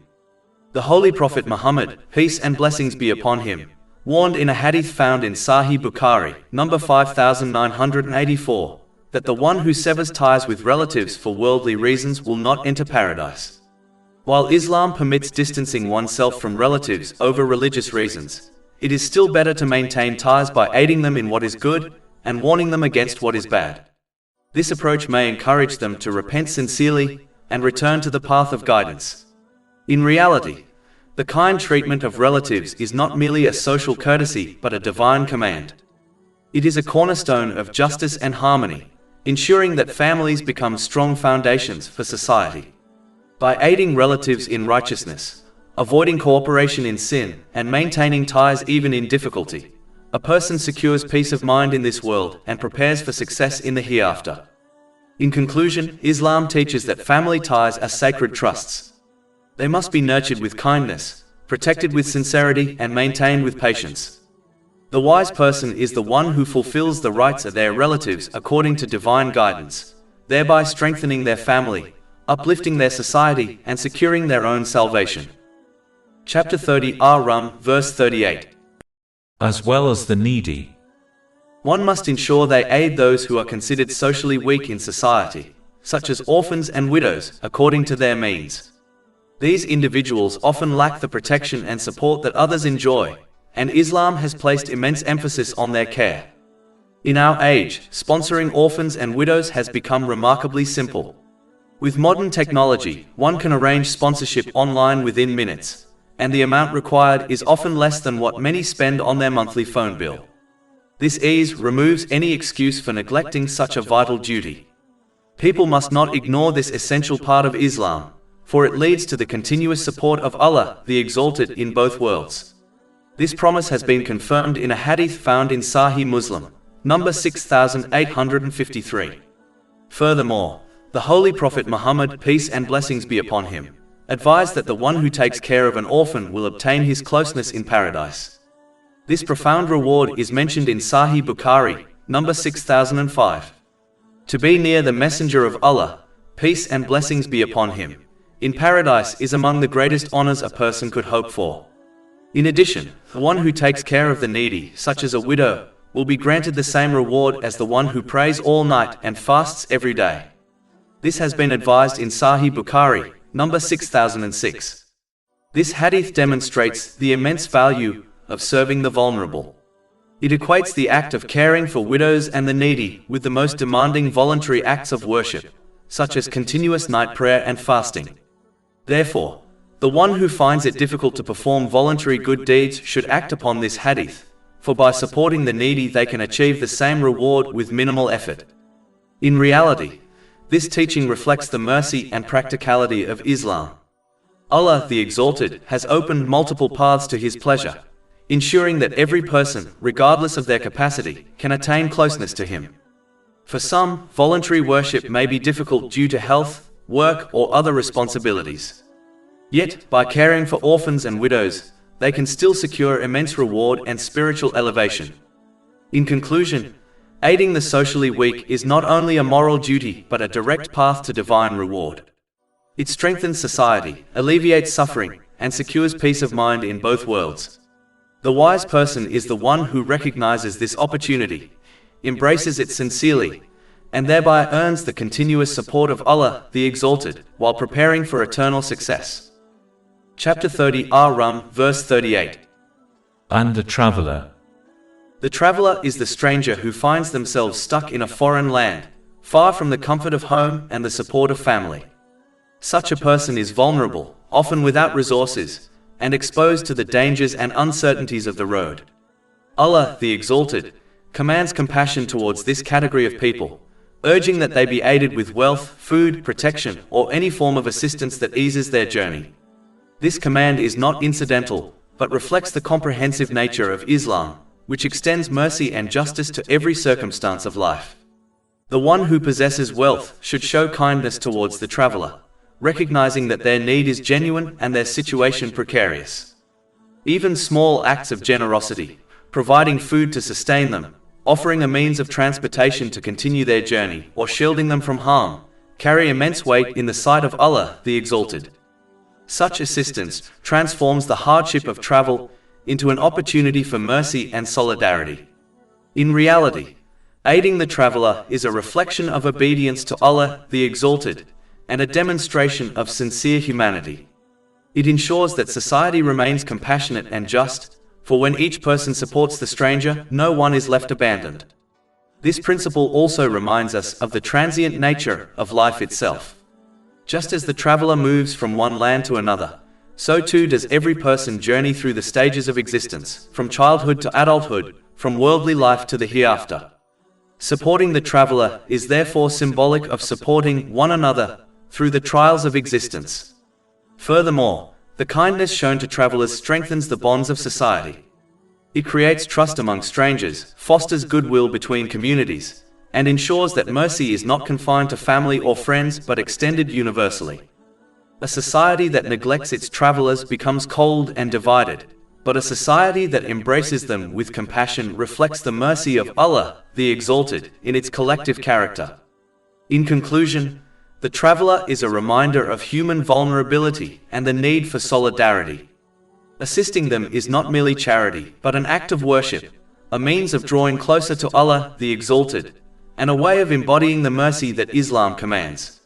The wise person is the one who recognizes this opportunity, embraces it sincerely, and thereby earns the pleasure of Allah, the Exalted, while preparing for eternal success. Chapter 30 Ar Rum, verse 38.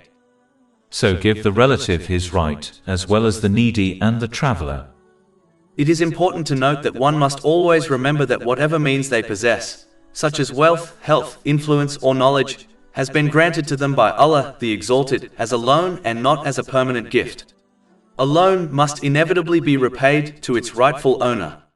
The way one repays the loan granted by Allah, the Exalted, is by using these blessings in ways pleasing to Him, such as aiding the needy, supporting the vulnerable, and fulfilling the rights of others. In this light, the one who aids the needy is not performing an act of generosity beyond obligation, but is in fact repaying the debt they owe Allah, the Exalted, a debt that manifests as the rights owed to the needy. When one internalizes this reality, it prevents them from adopting the incorrect attitude of imagining that they are doing a favor to Allah, the Exalted, or to the needy person.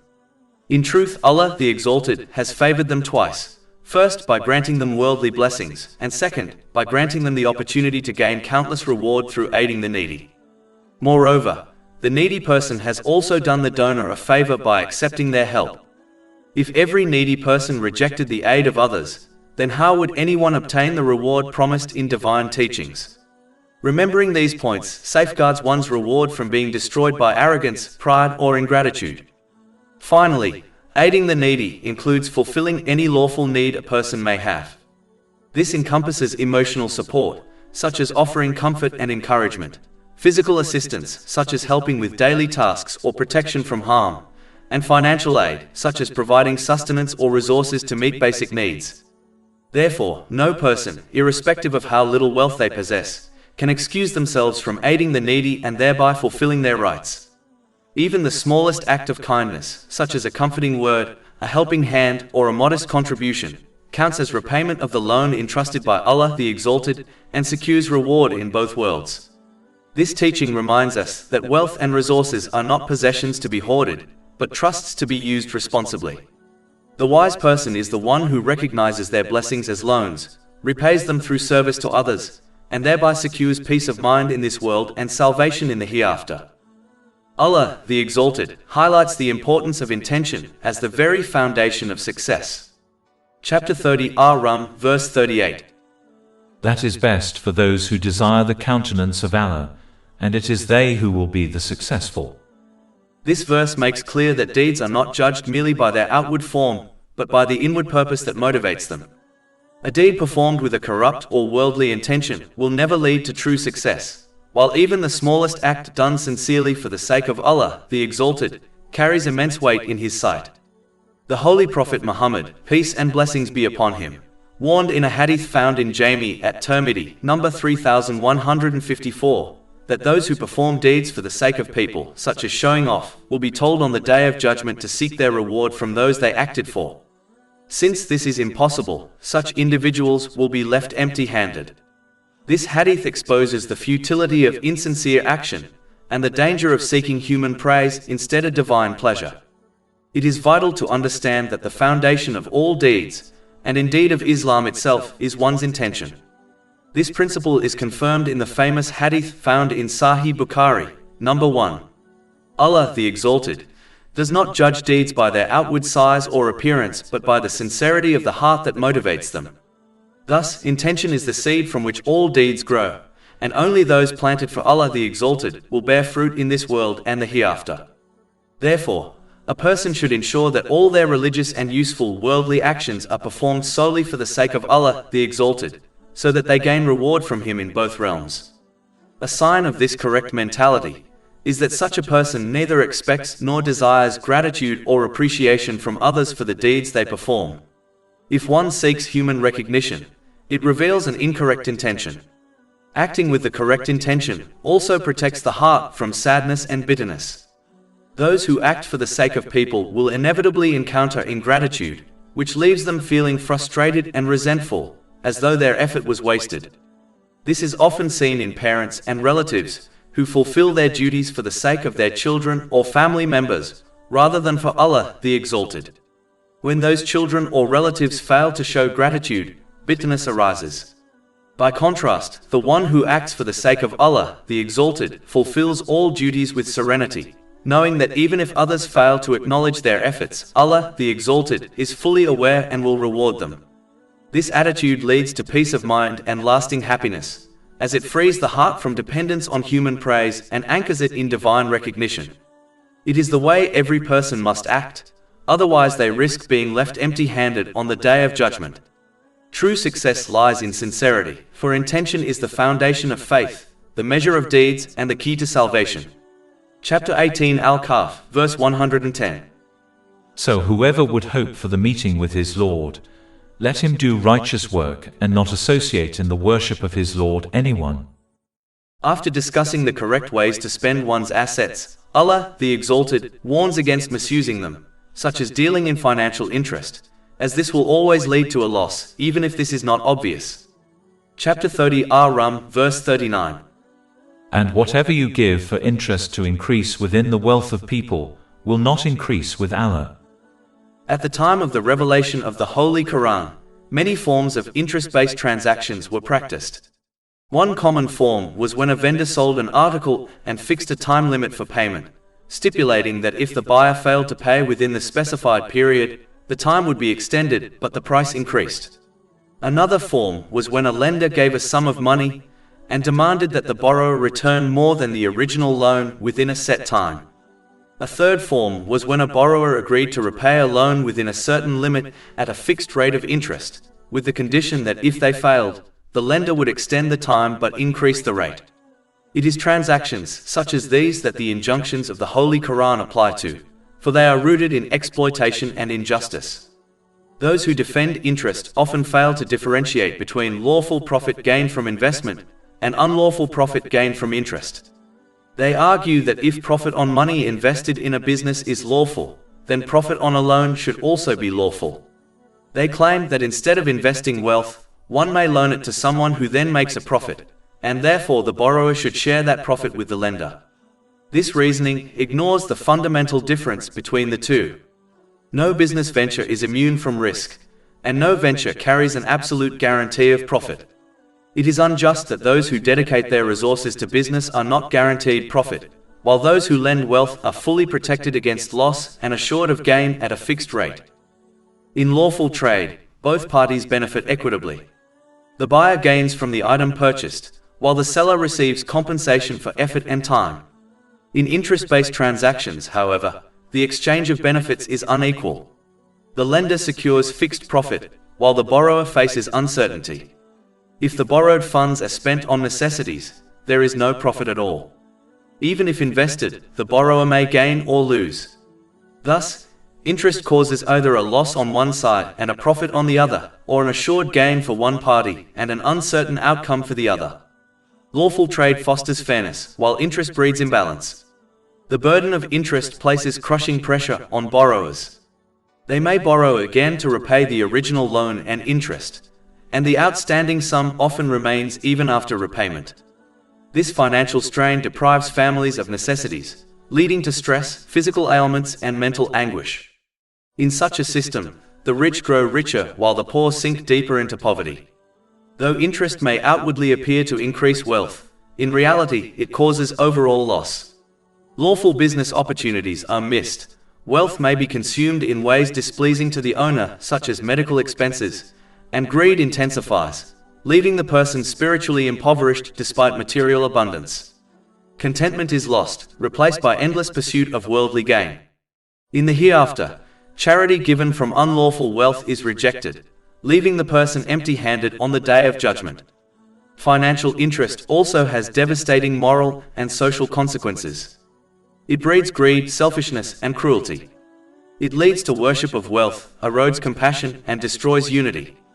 Economically and morally, it ruins society, creating division between rich and poor and fostering bitterness instead of love. Charity, by contrast, is the fruit of generosity and compassion. It is the outward expression of a heart that seeks the pleasure of Allah, the Exalted, rather than the satisfaction of worldly greed. Unlike financial interest, which breeds selfishness and exploitation, charity strengthens society through cooperation and goodwill. When individuals spend their surplus wealth in charitable ways or invest in lawful business ventures, the entire community benefits. Trade, industry, and agriculture flourish, standards of living rise, and production increases. In such a society, justice and mercy become the foundation upon which stability and prosperity are built. Chapter 30 Ar Rum, verse 39. But what you give in charity, desiring the countenance of Allah, those are the multipliers. This verse teaches that charity given sincerely for the sake of Allah, the Exalted, is not diminished but multiplied. It grows in reward, it purifies wealth, and it spreads blessings across society. Charity is therefore not merely a financial transaction, but a spiritual act. It transforms wealth into a means of attaining divine pleasure. It alleviates the suffering of the needy, and it fosters bonds of compassion between people. The one who gives charity sincerely does not lose but gains, both in this world, through the flourishing of society, and in the hereafter, through eternal reward. In conclusion, financial interest is a system of exploitation that enriches the few while impoverishing the many. Lawful trade and charity uplift society, foster compassion, and secure divine blessing. The wise person recognizes that wealth is a trust from Allah, the Exalted, and uses it in ways that bring benefit to both themselves and others. In doing so, they secure peace of mind in this world and eternal success in the hereafter. Given that all stages of existence, life, provision, death, and resurrection, are under His command, Allah, the Exalted, declares that He is the sole authority to be obeyed in every situation. Chapter 30 Ar Rum, verse 40. Allah is the one who created you, then provided for you, then will cause you to die, and then will give you life. Are there any of your partners who does anything of that? When a person provides even a portion of another person's necessities, such as shelter, food, or financial support, it is natural and appropriate for the recipient to express gratitude. If such appreciation is due to created beings for small and limited favors, then it is infinitely more deserved by Allah, the Exalted, who has granted every blessing found within the universe. Every benefit a person enjoys, life, health, intellect, guidance, resources, opportunities, relationships, and the countless gifts embedded in creation, comes directly from Him alone. Therefore, showing gratitude to Allah, the Exalted, is not only proper but a matter of justice. True gratitude begins with intention. Gratitude of the heart means that a person performs their actions solely for the pleasure of Allah, the Exalted. If their intention is mixed with worldly motives such as praise, recognition, or personal gain, then they cannot expect reward from Allah, the Exalted. This reality is clearly warned about in a narration found in Jami at Tirmidhi, number 3154. One of the strongest signs of a sincere intention is that a person does not hope for acknowledgement or compensation from others, because their focus is on the Creator instead of the creation. Gratitude of the tongue consists of speaking good words, praising Allah, the Exalted, and avoiding harmful or useless speech. Gratitude through action means using one's blessings, time, wealth, skills, influence, family, health, and opportunities in ways that align with the guidance found in the Holy Quran and the traditions of the Holy Prophet Muhammad, peace and blessings be upon him. When gratitude is expressed through intention, speech, and action, Allah, the Exalted, promises an increase in blessings. This increase does not only refer to material gain, but also includes tranquility, clarity, emotional stability, and a balanced state of mind and body. Chapter 14 Ibrahim, verse 7. If you are grateful, I will surely increase you in favor. Another perspective further highlights the necessity of gratitude and obedience. When a person owns something, it is accepted and reasonable that they have full authority over it and can use it as they choose. Since Allah, the Exalted, created, owns, and sustains everything in existence, including every person, He alone has the right to decide what is permissible and what is not, what should occur and what should be avoided. Therefore, it is only fair and logical that a person obey Allah, the Exalted, for they themselves and everything they possess belong entirely to Him. Likewise, When someone lends an item they own to another person, it is only fair that the borrower uses it according to the owner's wishes. The same principle applies to the blessings of this world. Allah the Exalted has not granted these blessings as permanent gifts, rather they are temporary loans. Just as worldly loans must be repaid, the loan of blessings must also be returned, yet not through physical repayment but through using them in ways that please Allah the Exalted. Misusing blessings is therefore a form of betrayal of the trust given by their true owner. In contrast, the blessings of paradise are not loans but gifts. In paradise, a person will be free to enjoy what they receive without restriction, because they will have earned these gifts through obedience in the worldly life. Chapter 7 Al-Araf, verse 43. And they will be called, "This is paradise which you have been made to inherit for what you used to do." Thus, a person must not confuse the temporary loans of this worldly life with the permanent gifts of the hereafter. Worldly blessings come with accountability, whereas the blessings of paradise come with freedom. Understanding this distinction helps a person remain humble, obedient, and grateful, ensuring they use every blessing in a way that leads to success in both worlds. Just as Allah the Exalted is the sole source of life, bringing forth the living from the dead, He alone is also the source of death. Even though the means of death may appear to be worldly causes, such as sickness, accidents, or natural decline, in reality, these are only instruments under His command. The true cause of death is His will, for He alone determines the appointed time of every soul. Chapter 30 Ar Rum, verse 40. Then will cause you to die. This verse reminds humanity that death is not random, nor is it solely the result of material causes. It is a deliberate act of Allah, the Exalted, who controls both the beginning and the end of life. Reflecting on this truth instills humility and submission. It teaches that life is a trust, not a possession, and that death is not an end but a transition decreed by the Creator.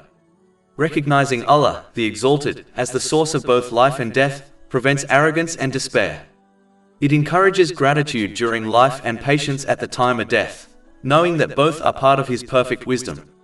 This understanding also strengthens faith in the hereafter. Just as Allah, the Exalted, brings life from nothingness and causes death at His command, He will resurrect all souls for accountability. Thus, life, death, and resurrection are all signs of His absolute power and mercy. Chapter 30 Ar Rum, verse 40. Then will cause you to die, and then will give you life. Denying the possibility of human resurrection on the Day of Judgment is perplexing when the world is filled with countless signs of resurrection that occur daily, monthly, and yearly. Allah, the Exalted, provides clear examples in creation that mirror the reality of bringing the dead back to life. For instance, barren land that appears lifeless is revived when Allah, the Exalted, sends rain. From soil that seemed dead, lush vegetation springs forth, and from dry seeds buried beneath the earth, living plants emerge. Just as a seed, lifeless and concealed in the ground, comes alive by the command of Allah, the Exalted, the human body, buried in the earth, can likewise be brought back to life by His command. The one who revives the dead earth can surely revive the dead human. The cycle of the seasons also demonstrates this truth. In winter, trees stand bare and appear lifeless as their leaves wither and fall. Yet when the season changes, the same trees burst forth with fresh leaves, blossoms, and vitality. These cycles of death and renewal occur repeatedly, serving as a reflection of resurrection. Resurrection is even witnessed continuously inside the human body. Cells constantly die and are replaced with new ones. Skin cells are a clear example. Life and death coexist within us every moment, showing that renewal is a natural and ongoing process decreed by Allah, the Exalted. Sleep itself is a daily sign of resurrection. Sleep is often described as the minor death, as the sleeper loses awareness and control. Allah, the Exalted, then returns their soul if they are destined to continue living. Chapter 39 Az-Zumar, verse 42. Allah takes the souls at the time of their death, and those that do not die He takes during their sleep. Then He keeps those for which He has decreed death, and releases the others for a specified term. Indeed, in that are signs for a people who give thought. These repeated signs throughout creation demonstrate that resurrection is neither irrational nor far-fetched. It is part of the natural order established by Allah, the Exalted. Beyond these observable signs, The Day of Judgment is also a necessity dictated by justice. The universe is marked by precision and balance. The Earth is positioned at a perfectly balanced distance from the Sun. Even a slight shift would make life impossible. The water cycle is balanced with flawless consistency, ensuring that life continues. The ground is designed with exact balance, soft enough for delicate shoots to emerge, yet strong enough to support immense structures. These examples point to a creator who established balance in all things. Yet one glaring imbalance remains in this world: the actions of people. Tyrants often escape accountability, and many who endure oppression or hardship never receive full compensation for their patience. Those who obey Allah, the Exalted, frequently suffer trials, while those who disobey Him may live in worldly ease. If balance is a fundamental principle in creation, then justice must be completed somewhere, and that place is the Day of Judgment. Allah, the Exalted, certainly has the power to reward or punish fully in this world, but His wisdom dictates otherwise. He allows people opportunities to repent and change, rather than immediately punishing them. Likewise, He withholds the full reward of the obedient in this world, because this life is not paradise. Part of the beauty and depth of faith is belief in the unseen, especially belief in the eternal reward awaiting in the next life. If all reward were visible and immediate, faith would lose its spiritual value. Fear of the full punishment of the hereafter, and hope for the full reward there serve as powerful motivators, encouraging one to avoid sins and pursue righteous deeds. In order for this day of recompense to occur, the material world must eventually come to an end. As long as people continue to act, their record remains incomplete. Therefore, the termination of the world is necessary before final judgment can begin. Reflecting on these truths strengthens one's certainty in the Day of Judgment. This certainty encourages individuals to prepare for that day by properly utilizing every blessing granted to them, as instructed in the Holy Quran and the traditions of the Holy Prophet Muhammad, peace and blessings be upon him. Doing so brings peace of mind and success in both worlds, by helping a person achieve a balanced mental and physical state, and by placing everything and everyone in their proper position within their life. Chapter 45 Al-Jatiyah, verse 22. For Allah created the heavens and the earth for a purpose, so that every soul may be paid back for what it has committed, and none will be wronged. Given that Allah, the Exalted, is the controller of life, provision, death, and resurrection, it becomes evident that obedience is due to Him alone in every situation. 30 Ar Rum, verse 40. Are there any of your partners who does anything of that? Exalted is He and high above what they associate with Him. It is essential to recognize that false deities, such as idols, are not the only beings a person might worship and obey aside from Allah, the Exalted. In reality, anything that one obeys in opposition to Him, whether social media, fashion, culture, or even other people, represents what they genuinely worship. Chapter 9 at Tawbah, verse 31. They have taken their scholars and monks as lords besides Allah. The knowledgeable individuals and religious leaders from the people of the book were not worshipped in the sense of ritual devotion, but they were obeyed in acts of rebellion against Allah, the Exalted, and this obedience was judged as a type of worship. This principle is also mentioned in relation to the devil. Chapter 36 Yasin, verse 60.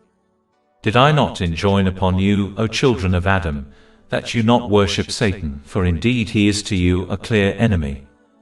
Most people do not openly worship the devil, yet they are accused of doing so because they obeyed him in opposition to Allah, the Exalted.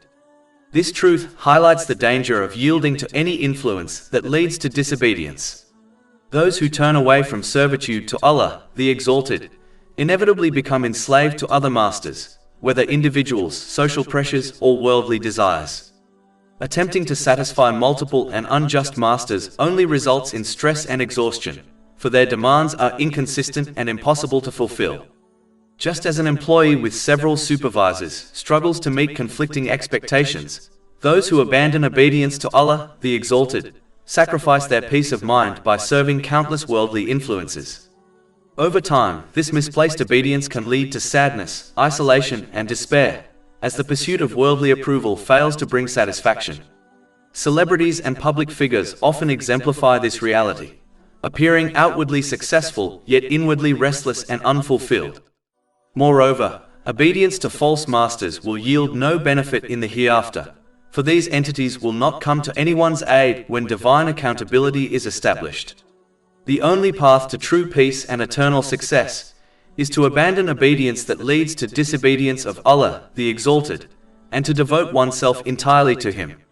By correctly using the blessings He has granted in accordance with His teachings, a person secures tranquility in this world and salvation in the next.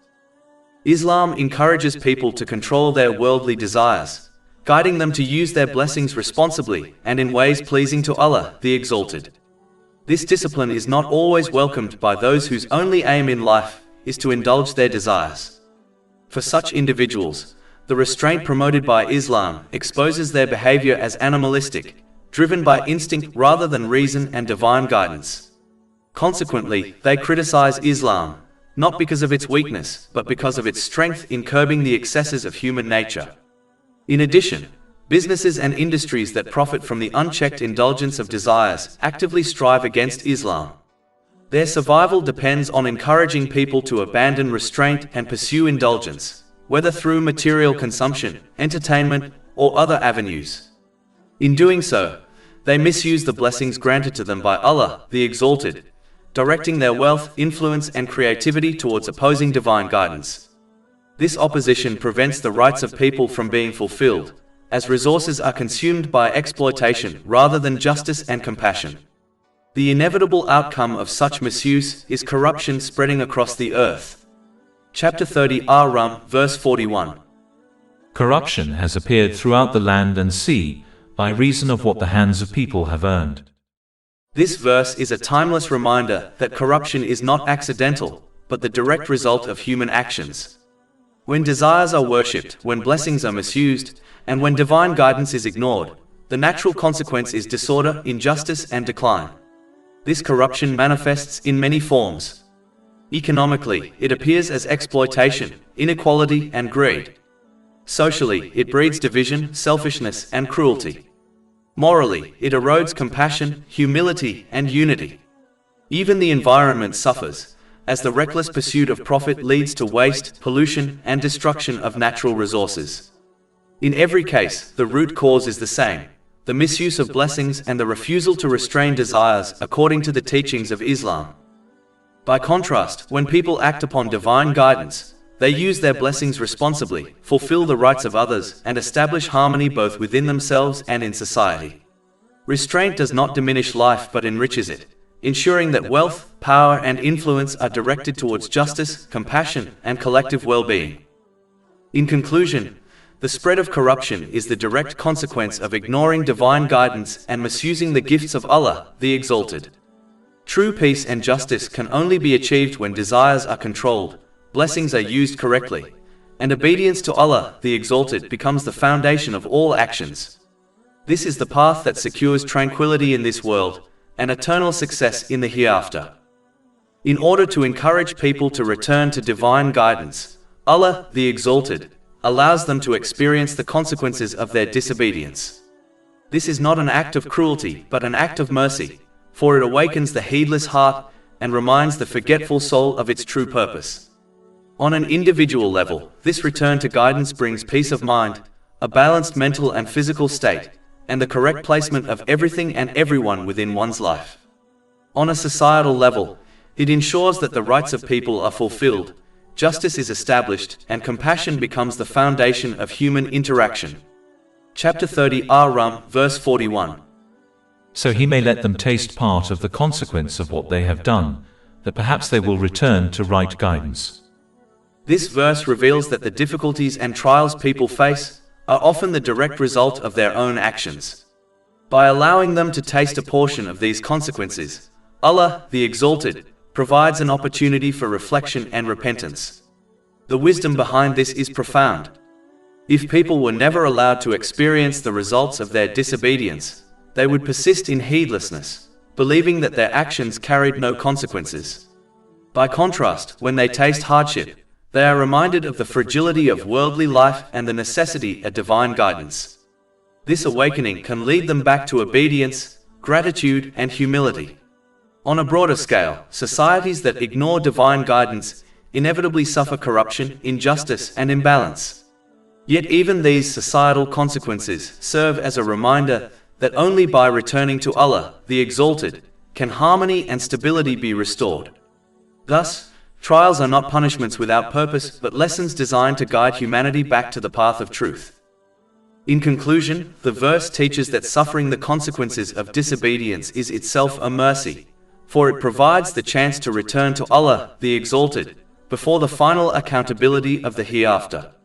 Those who heed this reminder, by acting on the Islamic code of conduct, secure peace of mind in this world, and eternal success in the next. No matter how advanced a society becomes, and regardless of the vast knowledge it acquires across countless disciplines, including psychology, neurology, sociology, and the various dimensions of human behavior, it will always remain impossible for people to produce a code of conduct that perfectly aligns with human nature and encompasses every circumstance, condition, and scenario that individuals or societies will ever face throughout their time on Earth. This limitation is inherent and unavoidable. Humanity is still uncovering basic truths about its own creation, such as the functions at different regions of the brain, the workings of human consciousness, and the complexities of emotional and social development. If people are still learning fundamental aspects of their own existence, how can they possibly hope to construct a flawless and comprehensive system that ensures justice, balance, and lasting peace? A perfect code of conduct requires complete knowledge of human nature, its strengths, weaknesses, inclinations, and the hidden workings of the heart. It requires a full understanding of the consequences of every action, not only in the present moment, but across generations. It requires insight into every trial a person will experience, at every stage of life. This level of knowledge is unattainable for any human being or society, no matter how sophisticated their research or technology may become. Only Allah, the Exalted, possesses such knowledge. He alone is the creator of all things, and his understanding is absolute, encompassing the past in its entirety, the present in its fullness, and the future in its every detail. His knowledge is not limited by perception, experience, time, or bias. Therefore, he alone is able to provide humanity with a code of conduct that is truly suited to human nature, one that distinguishes with perfect clarity between good and evil, benefit and harm, justice and oppression. His guidance leads to real peace of mind, while the abandonment of his guidance leads inevitably to confusion, conflict, and emotional turmoil. History serves as undeniable evidence of this reality. Whenever the divine code of conduct was sincerely adopted and correctly implemented, whether in communities, families, or entire civilizations, it produced tranquility, justice, compassion, and stability. Individuals who adhered to it found inner peace and balanced lives. Societies that upheld it became beacons of fairness, safety, and prosperity. Conversely, whenever human-made systems dominated, systems rooted in limited knowledge, personal interests, and ever-changing desires, inequality, corruption, and internal unrest soon followed. Thus, individuals must embrace the divine guidance granted to them by Allah, the Exalted, recognizing that it is the most beneficial path for their well-being, even when certain aspects challenge their personal desires or contradict popular trends within society. The one who wishes to attain lasting peace in this world and success in the next must adopt the attitude of a wise patient, a patient who accepts the instructions of their physician wholeheartedly, knowing that the bitter taste of certain medicines and the strictness of a prescribed regimen are ultimately in their best interest. Just as such a patient ultimately attains physical and mental well-being by following their doctor's guidance, a person who follows the divine code of conduct attains a balanced mental and physical state, correctly places everything and everyone within their life, and finds peace of mind in both worlds. The punishment that people face as a direct consequence of obeying others in disobedience to Allah, the Exalted, whether those influences are fashion, culture, or social trends, serves not only as a personal reckoning but also as a deterrent to others. This deterrent applies both to those living at the same time and to those who come later, for history itself becomes a witness to the outcome of disobedience. Chapter 30 Ar Rum, verse 42. Say, Travel through the land and observe how was the end of those before. Most of them were associators. The verse therefore warns against adopting a self-absorbed way of life, where one's attention is confined only to personal circumstances, while ignoring the greater realities surrounding them. Such a narrow outlook blinds the heart from recognizing the wisdom that can be drawn from history, personal trials, and the experiences of others. Reflection upon these lessons is one of the surest means of refining character, avoiding repeated mistakes, and finding lasting inner peace. It allows a person to achieve a balanced mental and physical state, and to correctly place everything and everyone within their life. History is filled with examples of nations that misused their blessings, indulged in desires, and turned away from divine guidance. Their downfall serves as a warning to those who come after them. Observing the ruins of once great civilizations, the collapse of empires, and the destruction of communities that ignored divine law, should stir humility and caution in the hearts of those who witness them. These lessons remind us that wealth, power, and influence are fleeting, and that only obedience to Allah the Exalted secures lasting success. On a personal level, reflection upon the trials of others can cultivate gratitude and wisdom. Observing how the wealthy and renowned misuse the blessings they have been granted, only to be overtaken by anxiety, depression, addiction, or even suicide despite their comforts, teaches that genuine tranquility cannot be purchased through wealth or secured by unchecked desires. Similarly, witnessing someone struggle with illness should stir gratitude for one's own health and motivate its proper use before it slips away. These observations are not meant to foster arrogance, but to cultivate humility, gratitude, and a sense of responsibility. Islam therefore urges people to remain mindful and reflective, to look beyond the narrow lens of their own situation, and to extract wisdom from the world around them. By doing so, they protect themselves from repeating the errors of those who came before, they strengthen their character, and they secure peace of mind in this world while preparing for eternal success in the hereafter. Allah, the Exalted, commands people to adopt the correct behavior before they reach their unavoidable accountability. Chapter 30 Ar Rum, verse 43. So direct your face toward the correct religion, before a day comes from Allah of which there is no repelling. This verse is a solemn reminder that the day of judgment is certain, and no one will be able to resist or delay it. The wise person is therefore the one who prepares for it now, before the opportunity is lost. It is crucial to understand that even if the day of judgment itself is many years away, a person's individual reckoning begins at the time of their death. Death is never far, irrespective of how long one lives, and thus false hopes of a long life are among the most dangerous deceptions. Such hopes cause people to prioritize amassing and enjoying the material world over preparing for the eternal hereafter. A simple reflection on one's daily routine, how much time is spent on worldly pursuits compared to preparation for the hereafter, reveals the imbalance that dominates most lives. False hope for a long life is one of the strongest weapons the devil uses to misguide people. When a person believes they will live long, they delay repentance and preparation, imagining they can reform in the near future. Yet in most cases, this near future never arrives, and death overtakes them without adequate preparation. This false hope also encourages hoarding of wealth and worldly possessions, convincing people that they will need them for their old age. The devil frightens them into thinking they will be abandoned when they grow weak and can no longer work. They forget that Allah, the Exalted, who provided for them in youth, will provide for them in old age as well.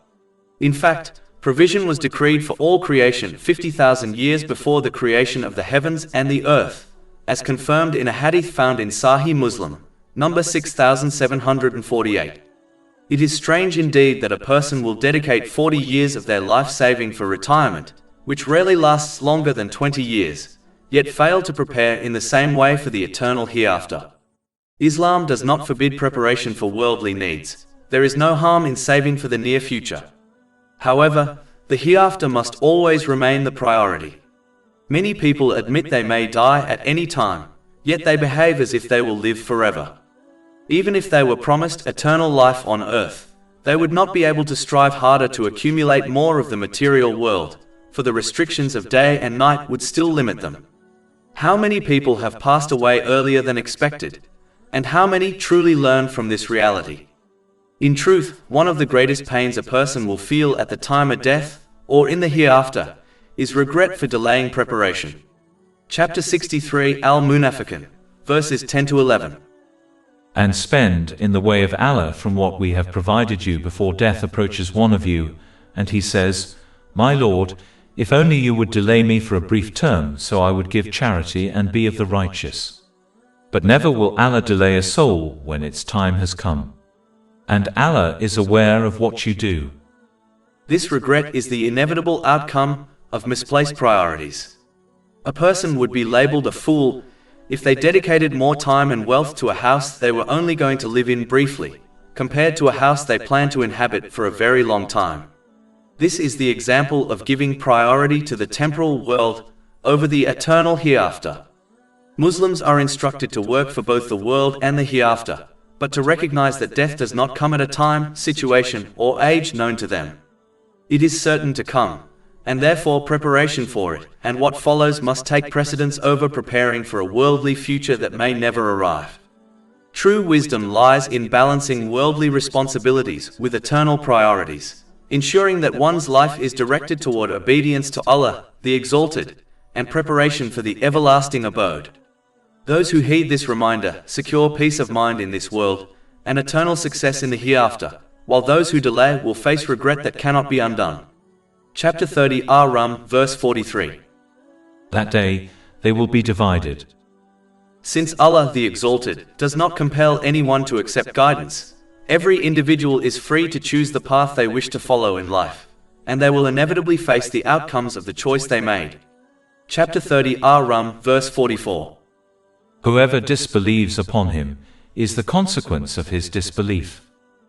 A person who turns away from divine guidance, or who lives in practical disregard of it, even if they verbally identify with Islam, will inevitably misuse the blessings they have been granted. This misuse is not limited to physical blessings such as wealth or health, but extends to emotional, social, and spiritual blessings as well. Because their choices are not grounded in the wisdom of the teachings found in the Holy Quran and the traditions of the Holy Prophet Muhammad, peace and blessings be upon him, they fail to develop a balanced mental and physical state. As a result, they begin to misplace everything and everyone within their life, assigning the wrong priorities, nurturing the wrong attachments, and neglecting what is truly beneficial. Inevitably, the various areas of their life, family, relationships, career, possessions, and social circles, become sources of stress and inner disturbance rather than stability and comfort.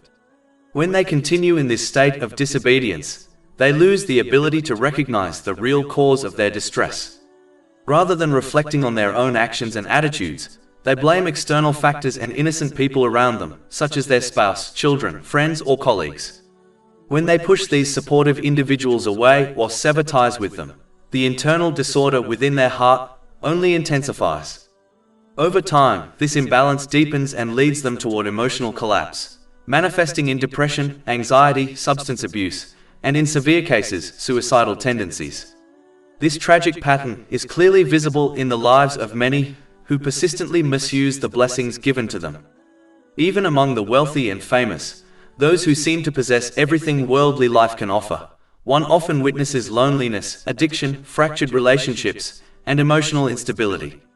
Their worldly luxuries do not shield them from spiritual emptiness, nor do they replace the inner peace that only obedience to Allah, the Exalted, can bring.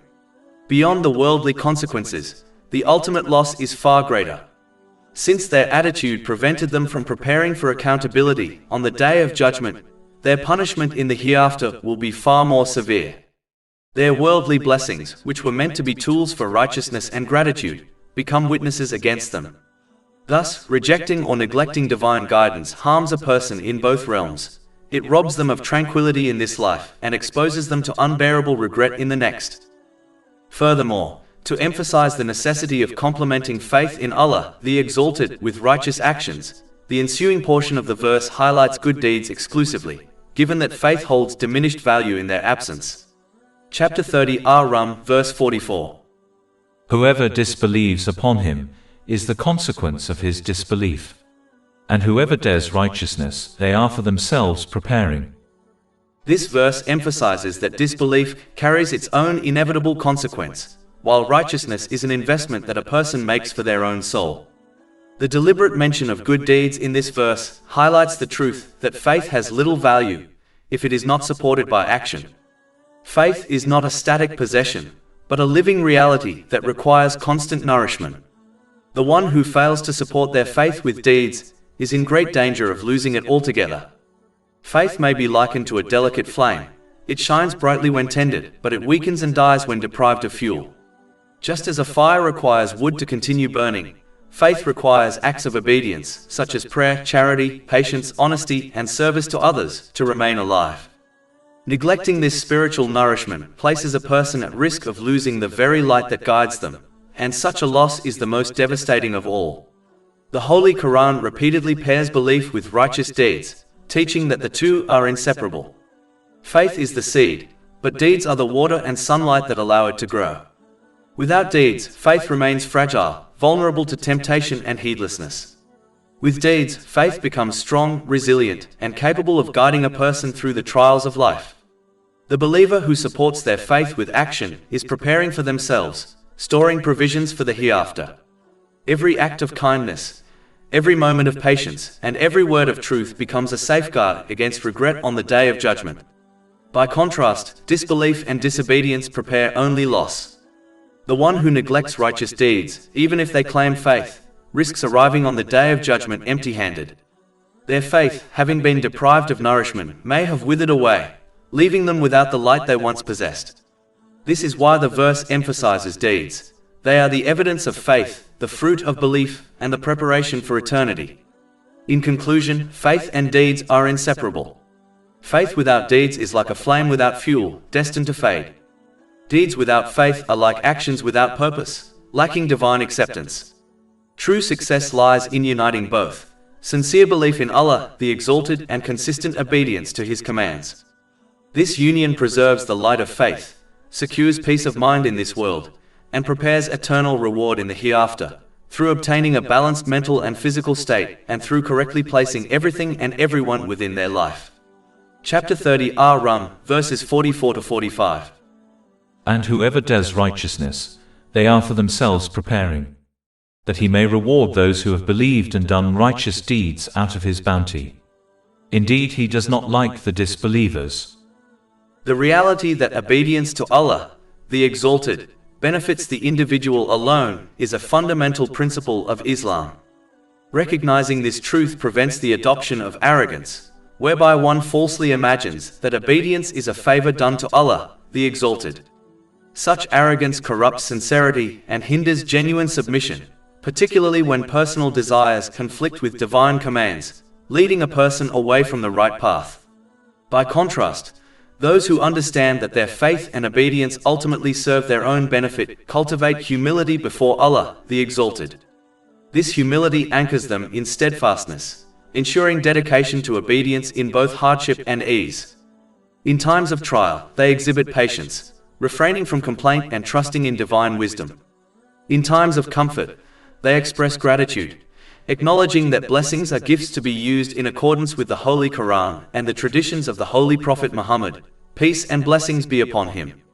Gratitude manifests in intention when actions are performed solely to please Allah, the Exalted, in speech when good words or silence are chosen, and in deeds when blessings are employed in ways pleasing to Him. Patience, likewise, is not passive endurance but active trust. It entails avoiding complaints in words and actions, while consistently obeying Allah, the Exalted, with the conviction that He always chooses what is best, even when it is not immediately apparent. Chapter 2 Al-Baqarah, verse 216. But perhaps you hate a thing and it is good for you, and perhaps you love a thing and it is bad for you. And Allah knows while you know not. Consequently, the individual who consistently behaves in alignment with this appropriate conduct, combining humility, gratitude, and patience, receives unwavering support and compassion from Allah, the Exalted. This results in peace in both worlds. In this life, they attain a balanced mental and physical state, correctly placing everything and everyone within their life. In the hereafter, they secure salvation and eternal tranquility.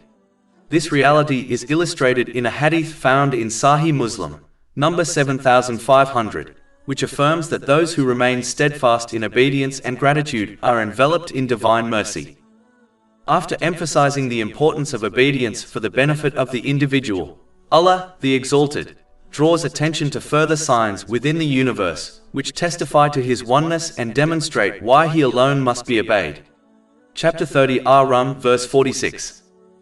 And of His signs is that He sends the winds as bringers of good tidings. The winds are among the most visible and yet most profound signs of divine wisdom. They are indispensable to life on earth, serving multiple functions that sustain creation. Winds enable pollination, allowing crops, plants, and trees to reproduce, thereby ensuring food supplies for humanity and animals. They are also essential for sea travel, which in earlier times was the only means of long-distance transportation, and remains, even today, the primary mode of transporting goods across the globe. Winds carry rain clouds to specific locations, distributing water to the creation, without which life could not endure. This system is perfectly balanced. A complete absence of winds would lead to stagnation and chaos, while excessive winds would bring destruction and disorder. Chapter 30 Ar Rum, verse 46. And to let you taste His mercy. Closely connected to this is the water cycle, another sign of divine wisdom. Water evaporates from the seas, rises and condenses into rain. In its natural state, rain is acidic, but when it descends upon mountains, the minerals within them neutralize its acidity, rendering it suitable for human and animal use. If this delicate balance were altered, the result would be catastrophic for life on Earth. Rain itself is also perfectly regulated. Too little rain results in drought and famine, while too much rain leads to floods and devastation. Chapter 23 Al-Mu'minin, verse 18. And we have sent down rain from the sky in a measured amount and settled it in the earth. And indeed, we are able to take it away. The oceans themselves are also perfectly designed. The salt within them prevents the decay of dead creatures from contaminating the waters. Without this, the oceans would become polluted, making sea life impossible and spreading impurity to the land. Furthermore, the composition of water is such that it allows both sea life to thrive within it and heavy ships to sail upon it. If its properties were altered even slightly, only one of these functions could exist, not both. Yet, by divine wisdom, both coexist in harmony, ensuring the survival of marine ecosystems and the continuation of global trade. Indeed, even in the modern age, sea transport remains the most widely used method of moving goods across the world. Chapter 30 Ar Rum, verse 46. And so the ships may sail at His command, and so you may seek of His bounty, and perhaps you will be grateful. The lesson is clear. The winds, the seas, the rain, and the entire water cycle are not random phenomena but signs of a creator who has established balance and harmony in all things. These systems sustain life, provide livelihoods, and maintain order on earth. Any alteration in their balance would bring chaos. Yet their perfect regulation continues to testify to the oneness, power, and mercy of Allah, the Exalted. The one who reflects upon these signs recognizes that they are not merely natural processes, but manifestations of divine mercy. Winds that carry rain clouds, seas that sustain life and commerce, and rain that nourishes the earth are all gifts designed to remind humanity of its dependence upon Allah, the Exalted. Gratitude is therefore the natural response. Gratitude in one's intention involves only acting in order to please Allah, the Exalted. Gratitude in one's speech involves speaking what is good or remaining silent. And gratitude in one's actions involves using the blessings one has been granted in ways pleasing to Allah, the Exalted, as outlined in the Holy Quran and the traditions of the Holy Prophet Muhammad, peace and blessings be upon him. This will lead to further blessings and peace of mind and success in both worlds, obtained through a balanced mental and physical state, and through correctly placing everything and everyone within one's life. Chapter 14 Ibrahim, verse 7. If you are grateful, I will surely increase you in favor. Every individual who abandons the divine code of conduct revealed by Allah, the Exalted, and instead adopts man-made systems of conduct, does so in order to gratify worldly desires. Human systems are inevitably rooted in inclinations, ambitions, and self-interest. Unlike the divine law, which is founded upon wisdom, justice, and mercy, man-made codes are shaped by the desires of those who create them. The wealthy and powerful are often the most entrenched in this mindset. They recognize that accepting the truth of Islam would require submission to a higher moral framework, one that places limits on their pursuit of unchecked desires. Such submission would restrict their exploitation of others, their indulgence in excess, and their misuse of authority. Out of fear of losing influence and privileges, they not only reject the truth themselves, but also actively encourage others to follow their lead. In doing so, they attempt to preserve worldly status, even at the expense of eternal well-being. This pattern has repeated throughout history. The first to oppose the holy prophets, peace be upon them, were often the elites of society, those who feared that embracing divine guidance would undermine their power and expose their injustices. Their rejection was not due to a lack of evidence or clarity regarding the truth of the message, for the signs of Allah, the Exalted, were manifest before them. Rather, their opposition stemmed from arrogance, pride, and the desire to continue living according to their whims. Thus, rejection of divine guidance is rarely an intellectual dispute about truth or falsehood. Instead, it is most often a matter of the heart, a refusal to restrain desires and submit to the authority of the Creator. Chapter 30 Ar Rum, verse 47. And we have already sent messengers before you to their peoples, and they came to them with clear evidences. Those who persisted in pursuing worldly desires inevitably misused the blessings Allah, the Exalted, granted them. As a result, they obtained an unbalanced mental and physical state, misplaced everything and everyone within their life, and failed to adequately prepare for accountability on the Day of Judgment. This led to stress, trouble, and difficulties in both worlds, even if they enjoyed some worldly luxuries. Chapter 30 Ar Rum, verse 47. Then we took retribution from those who committed crimes. Their worldly indulgence brought temporary enjoyment, but ultimately resulted in ruin, both in this life and the next. As mentioned earlier, Islam encourages restraint and discipline. Those whose only aim in life is to fulfill desires will criticize it, for Islam exposes their conduct as animalistic. Furthermore, businesses and industries that profit from indulgence strive against Islam, encouraging people to abandon its teachings. Yet in the face of this criticism, one must remain steadfast in obedience to Allah, the Exalted. He promises peace of mind and protection from the negative effects of people, even if this is not immediately apparent. Chapter 30 Ar Rum, verse 47. And incumbent upon us was support of the believers. This assurance is a source of strength.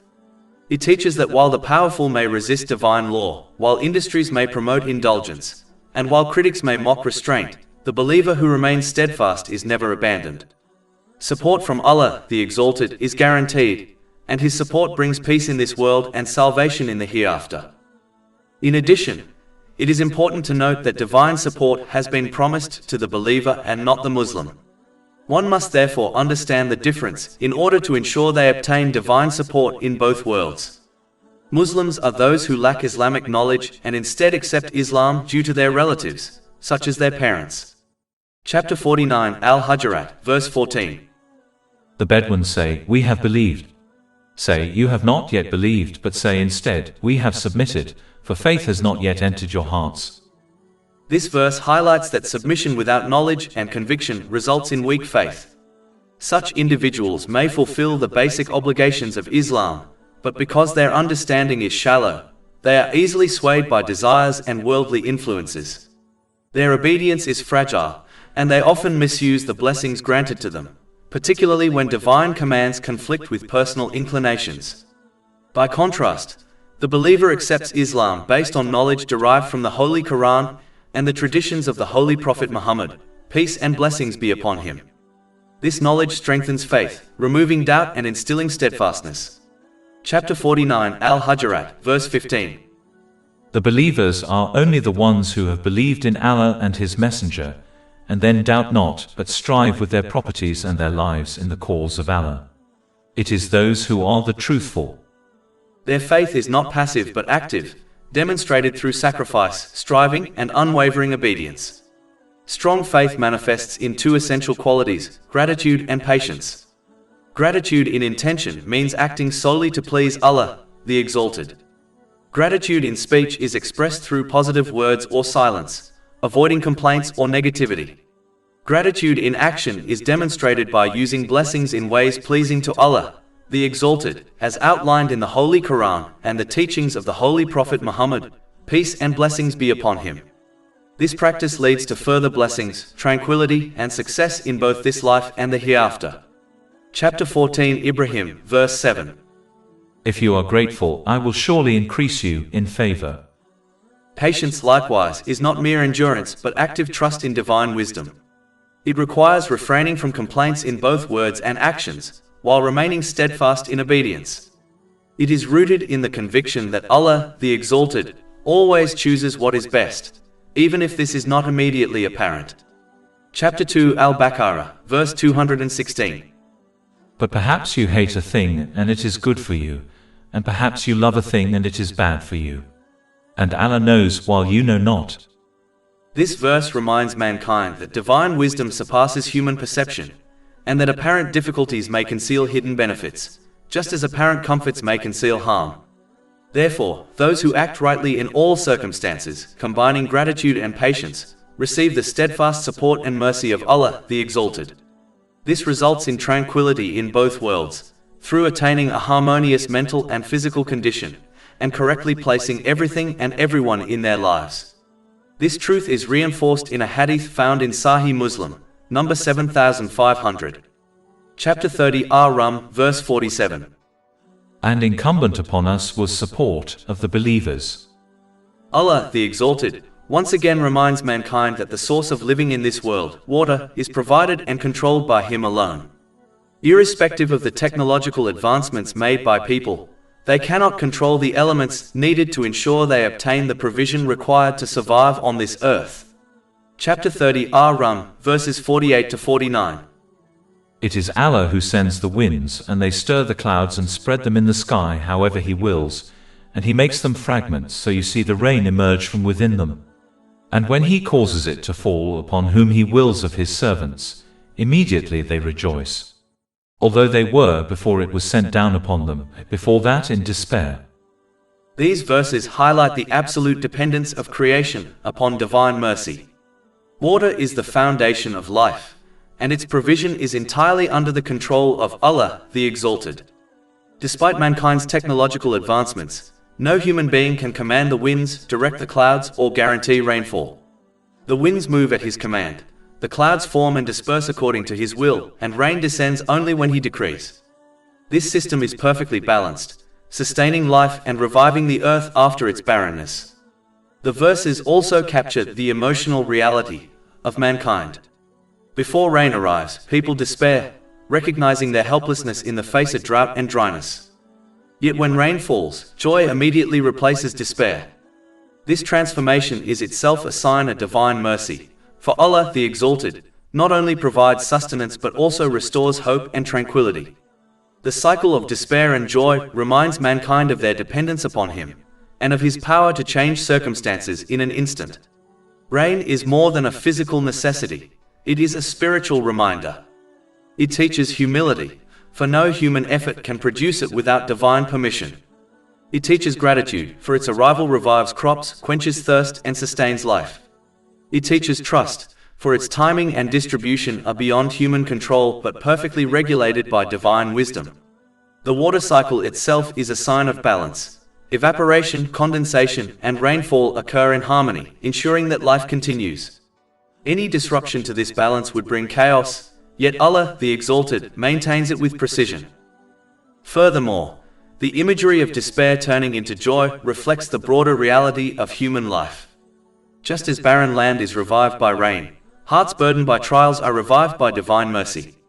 The believer who recognizes this truth learns to remain patient in hardship, trusting that relief will come just as rain follows drought.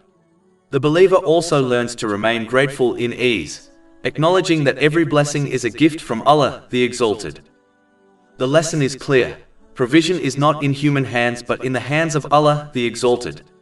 Gratitude must therefore be directed to Him alone, for He is the one who revives the earth after its lifelessness and who transforms despair into joy. Those who reflect upon this truth recognize His oneness and submit to His authority, knowing that survival itself depends upon His mercy. Chapter 30 Ar Rum, verse 50. So observe the effects of the mercy of Allah, how He gives life to the earth after its lifelessness. Indeed, that same one will give life to the dead, and He is over all things competent.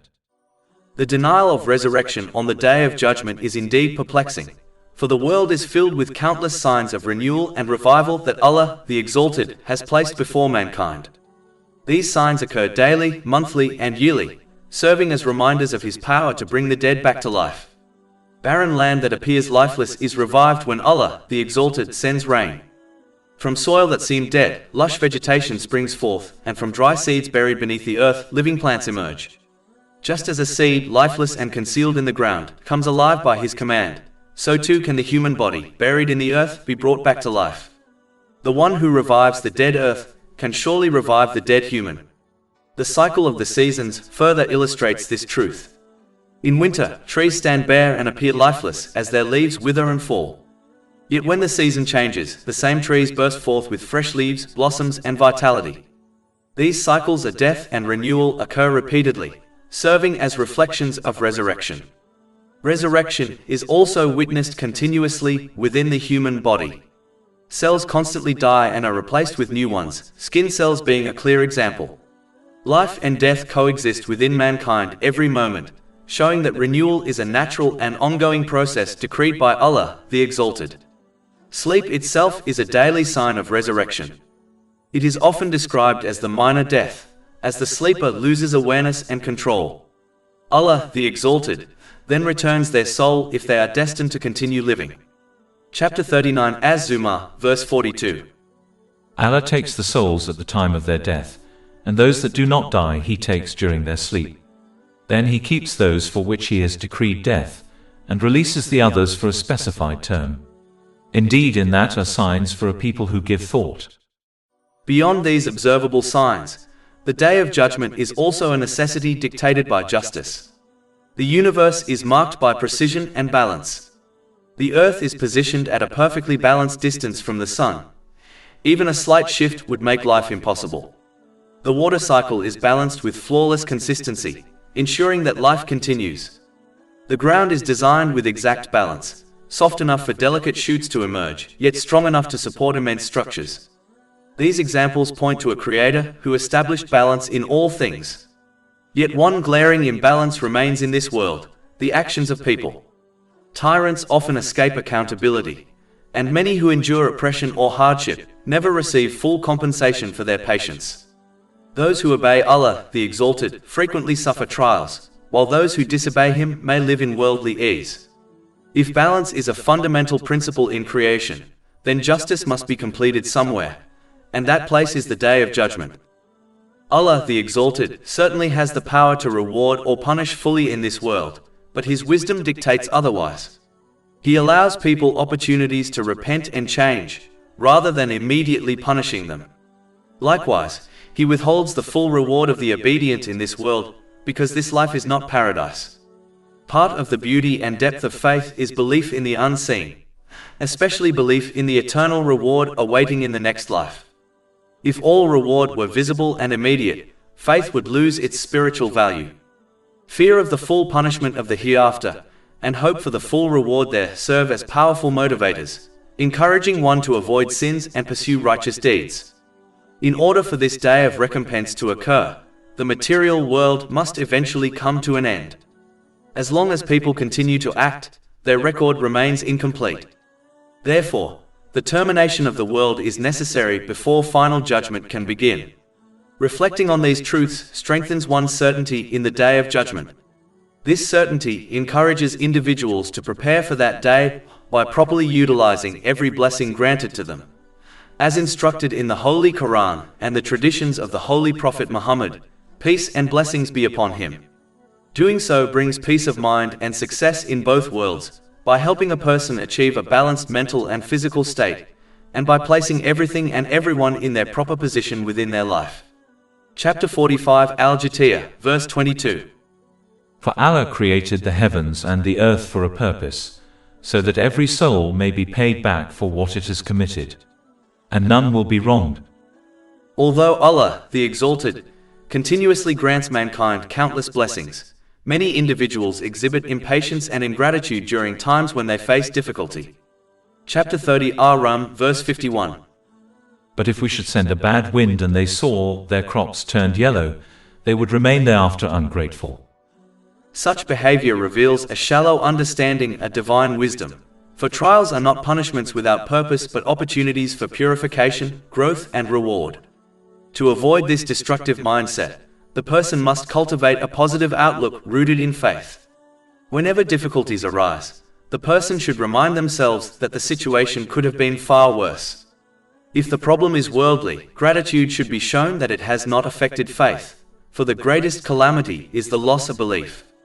Instead of dwelling on immediate sadness, the person should focus on the ultimate reward promised to those who demonstrate patience for the sake of Allah, the Exalted. When a person loses a few blessings, they should recount the countless blessings that remain. This act of reflection shifts the heart from despair to gratitude. In every difficulty, the person should remember the words of Allah, the Exalted, in chapter 2 Al-Baqarah, verse 216. But perhaps you hate a thing and it is good for you, and perhaps you love a thing and it is bad for you. And Allah knows while you know not. This verse teaches that divine wisdom is hidden within trials, and what appears harmful may in fact be beneficial, while what appears desirable may in fact be harmful. Adopting this mindset transforms the person's response to hardship. Gratitude in intention means acting solely to please Allah, the Exalted. Gratitude in speech means speaking positively or remaining silent. Gratitude in action means using blessings in ways pleasing to Him.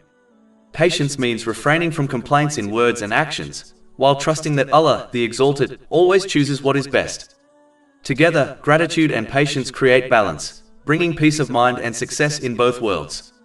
The person who reflects upon these truths learns to see trials not as obstacles but as opportunities. Hardship becomes a means of purification, ease becomes a chance for gratitude, and both together become pathways to divine mercy.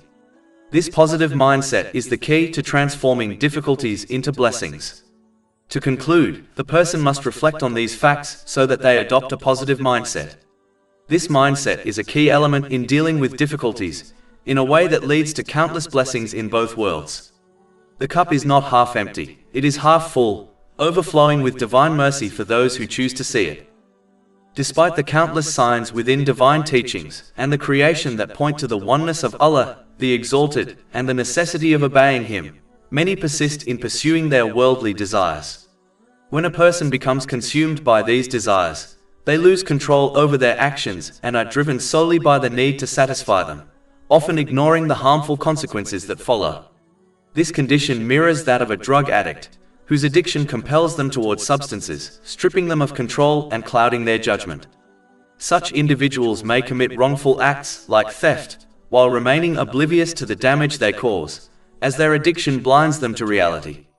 Excessive worldly desires, such as the relentless pursuit of wealth, can produce a similar outcome.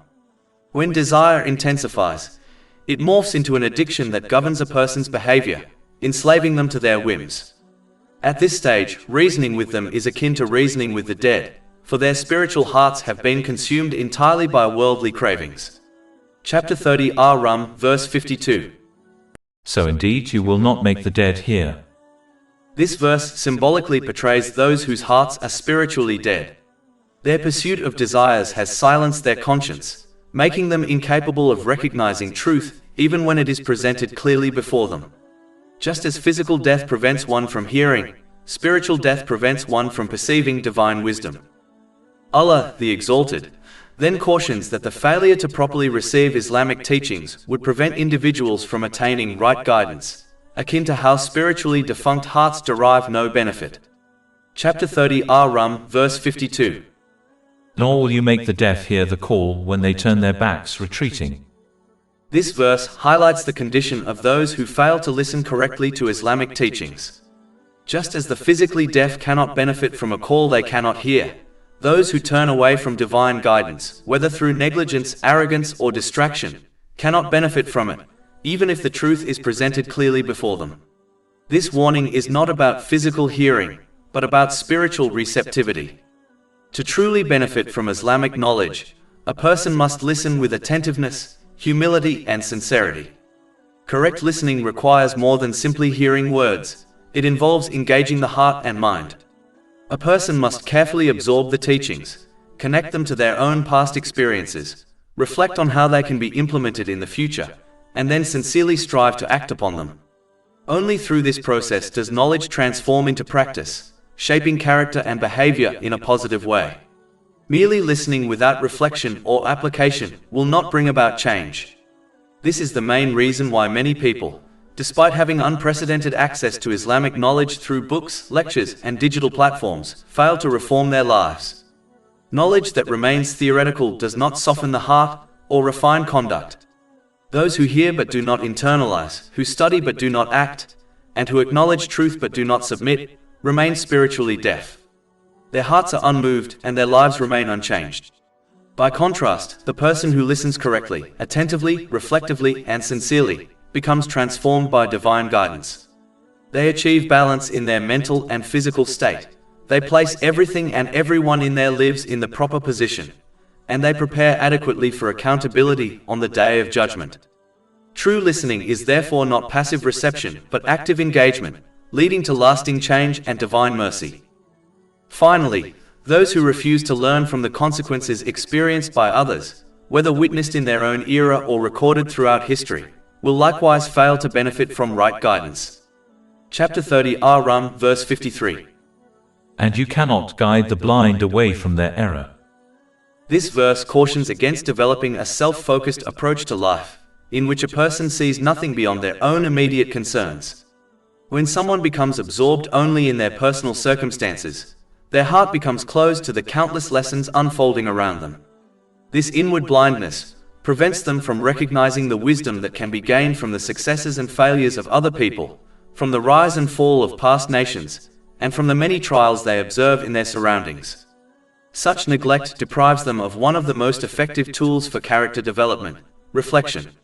Learning from the experiences of others is a powerful way to refine one's behavior, avoid repeating destructive choices, and cultivate a sense of grounded inner peace. Through thoughtful reflection, a person develops a balanced mental and physical state and learns to correctly place everything and everyone within their life.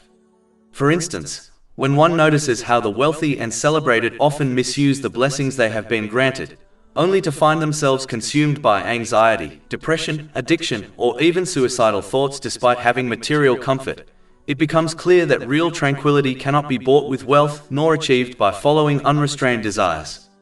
Their suffering serves as a living reminder that external success does not guarantee internal stability.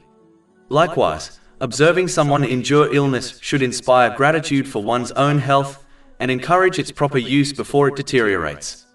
Witnessing the struggles of others is meant to awaken humility, gratitude, and a renewed commitment to using one's blessings responsibly. For these reasons, Islam consistently urges people to remain thoughtful, perceptive, and reflective. Instead of viewing life only through the narrow frame of personal experience, individuals are encouraged to broaden their perspective, to examine the world around them, and to extract wisdom from every event they witness. Those who cultivate this habit are more receptive to divine guidance, and more capable of achieving clarity, balance, and peace. Those who neglect it, however, resemble the blind described in the verse, unable to benefit from direction because they refuse to open their eyes to the signs placed before them. The eagerness of the Holy Prophet Muhammad, peace and blessings be upon him, to guide others was born out of his compassion and concern for their eternal welfare. Yet Allah, the Exalted, repeatedly reminded him that his mission was not to compel people into right guidance, but to convey the message with clarity and sincerity, and to provide the perfect role model for others to follow. Chapter 88 Al-Ghashiyah, verses 21 to 22. So remind you are only a reminder. You are not over them, a controller. These verses contain timeless wisdom for anyone who calls others to righteousness. They teach that the responsibility of the caller is to deliver the truth faithfully, without distortion, and with compassion, while leaving the outcome to Allah the Exalted, who alone guides hearts. This understanding liberates the caller from grief and frustration when their efforts appear fruitless. It prevents despair by reminding them that success is not measured by how many people accept their words, but by their faithfulness in delivering the truth. Those who genuinely desire guidance will recognize it when they encounter it, while those who persist in arrogance and heedlessness only harm themselves. Those who sincerely seek truth also recognize that Allah, the Exalted, never burdens a soul beyond its capacity. Every trial they face is an opportunity to grow in patience and faith. They understand that peace in this world and the hereafter requires discipline and sacrifice. They restrain their lower desires, knowing that true satisfaction is not found in worldly indulgence but in spiritual fulfillment. Chapter 30 Ar Rum, verse 53. You will only make hear those who believe in our verses, so they have submitted to Allah. This truth is evident when one observes those who appear to possess everything, wealth, status, and fame, yet remain restless and discontent. Their abundance has not granted them peace, because tranquility of the heart is found only in submission to Allah, the Exalted. Thus, the one who sincerely seeks peace must realize that real success lies not in compelling others or in chasing worldly pleasures, but in fulfilling their duty, to follow the truth themselves, to share it with compassion, and to entrust the outcome to Allah the Exalted, who guides whom He wills with perfect wisdom. This perspective transforms the caller's role from anxious control to serene trust. It ensures that their efforts remain pure, their patience firm, and their hope anchored in the mercy and justice of Allah the Exalted. In this way, the caller becomes a true servant of Allah, embodying humility and perseverance, and leaving the guidance of hearts to the one who created them. Chapter 30 Ar Rum, verse 53. You will only make hear those who believe in our verses, so they have submitted to Allah. In order for a person to be genuinely and positively shaped by the teachings of Islam, they must first cultivate strong faith. This strength of faith is essential because it anchors a person in consistent obedience to Allah, the Exalted, regardless of the circumstances they face, whether moments of comfort and ease or moments of hardship and trial. Without firm faith, a person will waver, but with it, they remain steady, composed, and resilient through every situation. Strong faith develops when a person earnestly studies and implements the clear proofs and guidance contained within the Holy Quran and the traditions of the Holy Prophet Muhammad, peace and blessings be upon him. These two sources illuminate how sincere obedience to Allah, the Exalted, produces peace of mind, emotional stability, and clarity of purpose in both this world and the next. Through learning, reflection, and consistent practice, a person begins to witness firsthand the tranquility, justice, and inner harmony that arise from following divine instruction. This experience strengthens their conviction and deepens their trust in Allah, the Exalted. Conversely, when someone remains uninformed or indifferent toward Islamic teachings, their faith naturally becomes weak. Such a person is easily swayed by personal desires and impulses, falling into disobedience whenever Islamic guidance challenges their inclinations. Their weakness stems not from a lack of intelligence, but rather from a failure to recognize that resisting unhealthy desires and instead obeying Allah, the Exalted, is the only path that creates genuine peace of mind in both worlds. Because they have not acquired certainty through knowledge and practice, they struggle to see the wisdom behind divine commands and prohibitions. Therefore, a person must strive to reach certainty of faith by actively learning Islamic knowledge and translating that knowledge into consistent action. This certainty empowers them to remain steadfast in obedience to Allah, the Exalted, at all times, regardless of whatever trials or temptations they face. It also ensures that they use all the blessings they have been granted in the correct manner outlined by Islamic teachings, whether those blessings involve health, wealth, relationships, time, or intellect. When a person aligns their behavior with divine guidance and uses their blessings responsibly, they naturally attain peace of mind in both worlds.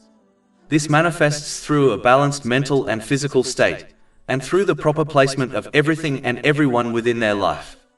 Such balance allows them to navigate challenges with wisdom, appreciate blessings with gratitude, and live with a sense of calm rooted in certainty and obedience to Allah, the Exalted. Another indication of the total dominion and power of Allah, the Exalted, over people is the progression He dictates for them from one stage to the next, even as they strive to preserve their strength. Chapter 30 Ar Rum, verse 54. Allah is the one who created you from weakness, then made after weakness strength, then made after strength weakness and white hair. This verse is a striking reminder of the divine decree that governs human life. People begin in weakness as infants, grow into strength during youth and adulthood, and inevitably return to weakness in old age. No matter how much they strive to preserve their strength, they cannot escape the stages ordained by Allah, the Exalted. The Holy Prophet Muhammad, peace and blessings be upon him, emphasized the urgency of acting while strength remains. In a hadith found in Jami at Tirmidhi, number 2306, he advised that one must hasten to perform good deeds before being overtaken by mental and physical weakness. Observing those who have lost their health through sickness or aging should inspire others to make use of the health they currently possess. This means striving for success in both worldly and religious matters, while giving priority to religion over worldly pursuits. For instance, a person should use their good health to journey regularly to the mosques in order to offer their obligatory prayers with the congregation, before a time comes when they desire to do so but lack the physical strength. The mercy of Allah, the Exalted, is evident in the fact that when a person utilizes their good health correctly, then upon losing it, He continues to grant them the same reward they used to receive when performing good deeds during their time of strength. This has been advised in a hadith found in Imam Bukhari's Adab al-Mufrad, number 500. However, those who live in heedlessness and fail to utilize their good health will receive no reward during their health or when they fall sick, as they neglected the opportunity to act when they were able. This teaching is directly connected to the next matter mentioned in the hadith quoted earlier, senility. A person should make use of their youth and strong intelligence before reaching senility. This includes gaining and acting upon knowledge, and using mental strength to obey Allah, the Exalted, by fulfilling His commands, refraining from His prohibitions, and facing destiny with patience according to the traditions of the Holy Prophet Muhammad, peace and blessings be upon him. Delaying this effort with the assumption that one can learn and act upon Islamic knowledge later in life is a dangerous illusion, for there is no guarantee that one will reach old age.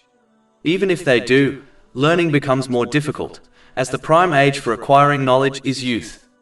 Furthermore, even if knowledge is gained in older age, implementing it is harder, as habits become deeply ingrained and positive change is more difficult. Therefore, one must not delay in using their mental strength to learn and act upon useful knowledge while they are younger. It is important to behave in this manner before senility occurs, as even the Holy Prophet Muhammad, peace and blessings be upon him, sought refuge from senility in a hadith found in Sahih Bukhari, number 6390. This supplication itself is a reminder of the seriousness of senility, which strips a person of their mental clarity and ability to act. In conclusion, the stages of life are a sign of the complete control over mankind Allah, the Exalted, possesses. Chapter 30 Ar Rum, verse 54. He creates what He wills, and He is the knowing, the competent. Youth, health, and intelligence are blessings that must be utilized before they fade. Those who act with urgency, prioritizing religion over worldly pursuits, will continue to receive reward even when their strength diminishes. Those who delay, however, risk losing both the opportunity and the reward. This teaching is a call to seize the present moment, to act while one has the capacity, and to prepare for the inevitable stages of weakness with deeds that will continue to benefit them in the sight of Allah, the Exalted. The speed at which one's state changes from weakness to strength, and back to weakness, is a powerful reminder of the extremely limited time people have in this world. Chapter 30 Ar Rum, verse 55. And the day the hour appears, the criminals will swear they had remained but an hour. The major cause of being deluded from practically preparing for one's death and accountability in the hereafter is possessing false hopes of a long life. Chapter 30 Ar Rum, verse 55. Thus they were deluded. It is an extremely blameworthy trait, because it becomes the primary reason a person gives precedence to collecting and pursuing the material world, while neglecting their preparation for the eternal hereafter. A person only needs to examine their typical 24-hour day, observing how much effort, thought, and time are dedicated to worldly pursuits compared to the time and attention given to the hereafter, to recognize the truth of this. False hope for a long life is one of the devil's most effective tools in leading people astray. When someone convinces themselves that they will live many years, they begin postponing their preparation for the hereafter, assuming they can take it seriously later. Yet for most people, this later never arrives. Death overtakes them suddenly, and they depart this world without having sufficiently prepared for the eternal life ahead. Furthermore, having false hope for a long life causes a person to delay sincere repentance, self-accountability, and positive change in their character. They assume that they still have plenty of time to reform themselves. This deceptive belief also encourages hoarding worldly possessions, whether wealth or material comforts, under the false assumption that they will require these things throughout their imagined long life. The devil frightens people by suggesting that unless they accumulate excessive wealth, they will suffer in old age, with no one to support them once they are physically unable to work. They forget that the one who provided for them in their youth, Allah the Exalted, will continue providing for them in old age as well. In reality, the provision for all creation was decreed 50,000 years before the creation of the heavens and the earth, as confirmed in a hadith found in Sahih Muslim, number 6748. It is astonishing that a person may spend 40 years steadily preparing financially for retirement, an earthly stage that rarely lasts more than 20 years, yet they neglect to prepare in the same way for the eternal hereafter. Islam does not teach a person to abandon worldly planning altogether. There is no harm in saving or making reasonable preparations for the near future, so long as the hereafter remains the higher priority. Many people openly acknowledge that death can come at any moment, yet their behavior suggests they believe they will live forever. Some are so attached to worldly accumulation that even if they were guaranteed eternal life on earth, they could not strive any harder than they already do because they are already pushing themselves to the limits of their time and capacity. Countless individuals have passed away far earlier than they anticipated. Yet how many people witness these deaths and truly take a lesson that transforms their behavior? In truth, one of the greatest pains a person will experience at the moment of death, or at any stage of the hereafter, is overwhelming regret for delaying preparation for the next life. Chapter 63 Al-Munafiqun, verses 10 to 11. And spend in the way of Allah from what we have provided you before death approaches one of you, and he says, My Lord, if only you would delay me for a brief term, so I would give charity and be of the righteous. But never will Allah delay a soul when its time has come. And Allah is aware of what you do. A person would be considered utterly foolish if they spent more time, effort and money on a house they plan to occupy only briefly, while neglecting the home where they intended to live permanently. Yet this is precisely the reality of the one who prioritizes the temporary world and neglects the eternal hereafter. Chapter 30 Ar Rum, verse 55. Thus they were deluded. A person should indeed work for both this world and the hereafter, but with a clear understanding that death does not arrive at an age, condition, or moment known to them. What is certain is that it will arrive. Therefore, preparing for death and all that follows it must take precedence over preparing for a future in this world, a future that may never come. The one who understands this reality will thus practically prepare for their death and accountability by correctly using the blessings Allah, the Exalted, has granted them. This will ensure they obtain a balanced mental and physical state, and correctly place everything and everyone within their life, while adequately preparing for their accountability on the Day of Judgment. This behavior will therefore lead to peace of mind in both worlds. Chapter 30 Ar Rum, verse 56. But those who were given knowledge and faith will say, You remained the extent of Allah's decree until the day of resurrection, and this is the day of resurrection, but you did not use to know. This verse highlights the certainty of resurrection and accountability, reminding mankind that their time in the world is limited by divine decree. Those who possess knowledge and faith recognize this truth and prepare accordingly, while those who remain heedless are taken by surprise when the day of resurrection arrives. The wisdom contained here is that worldly pursuits, though necessary, must never overshadow preparation for the eternal life. Wealth, status, and worldly plans are uncertain, but death and resurrection are inevitable. The person who uses their blessings, health, wealth, time, and intellect in ways pleasing to Allah, the Exalted, secures peace in this world and eternal success in the hereafter. By contrast, the one who neglects preparation for death distracted by worldly ambitions, will face regret when confronted with the reality of resurrection. This truth also teaches discipline in how one views their blessings. Health should be used for worship and service before weakness overtakes it. Wealth should be spent in ways pleasing to Allah, the Exalted, before it is lost or becomes a source of regret. Time should be valued as the most precious resource, for once it passes it can never be reclaimed. Intellect should be directed towards understanding divine guidance and applying it, rather than being wasted on trivial pursuits. Each blessing is a trust, and each trust must be used to prepare for the inevitable accountability. Furthermore, this perspective transforms daily actions into acts of worship. Earning a livelihood becomes a means of fulfilling responsibilities and supporting family. But when done with sincerity, it also becomes preparation for the hereafter. Caring for one's health becomes not only a worldly necessity, but also a way of preserving strength for worship. Even simple acts, when done with the intention of pleasing Allah, the Exalted, become provisions for the eternal journey. The wise person therefore lives as a traveler, conscious that this world is not their permanent home. They fulfill their worldly duties, but never allow them to distract from their ultimate destination.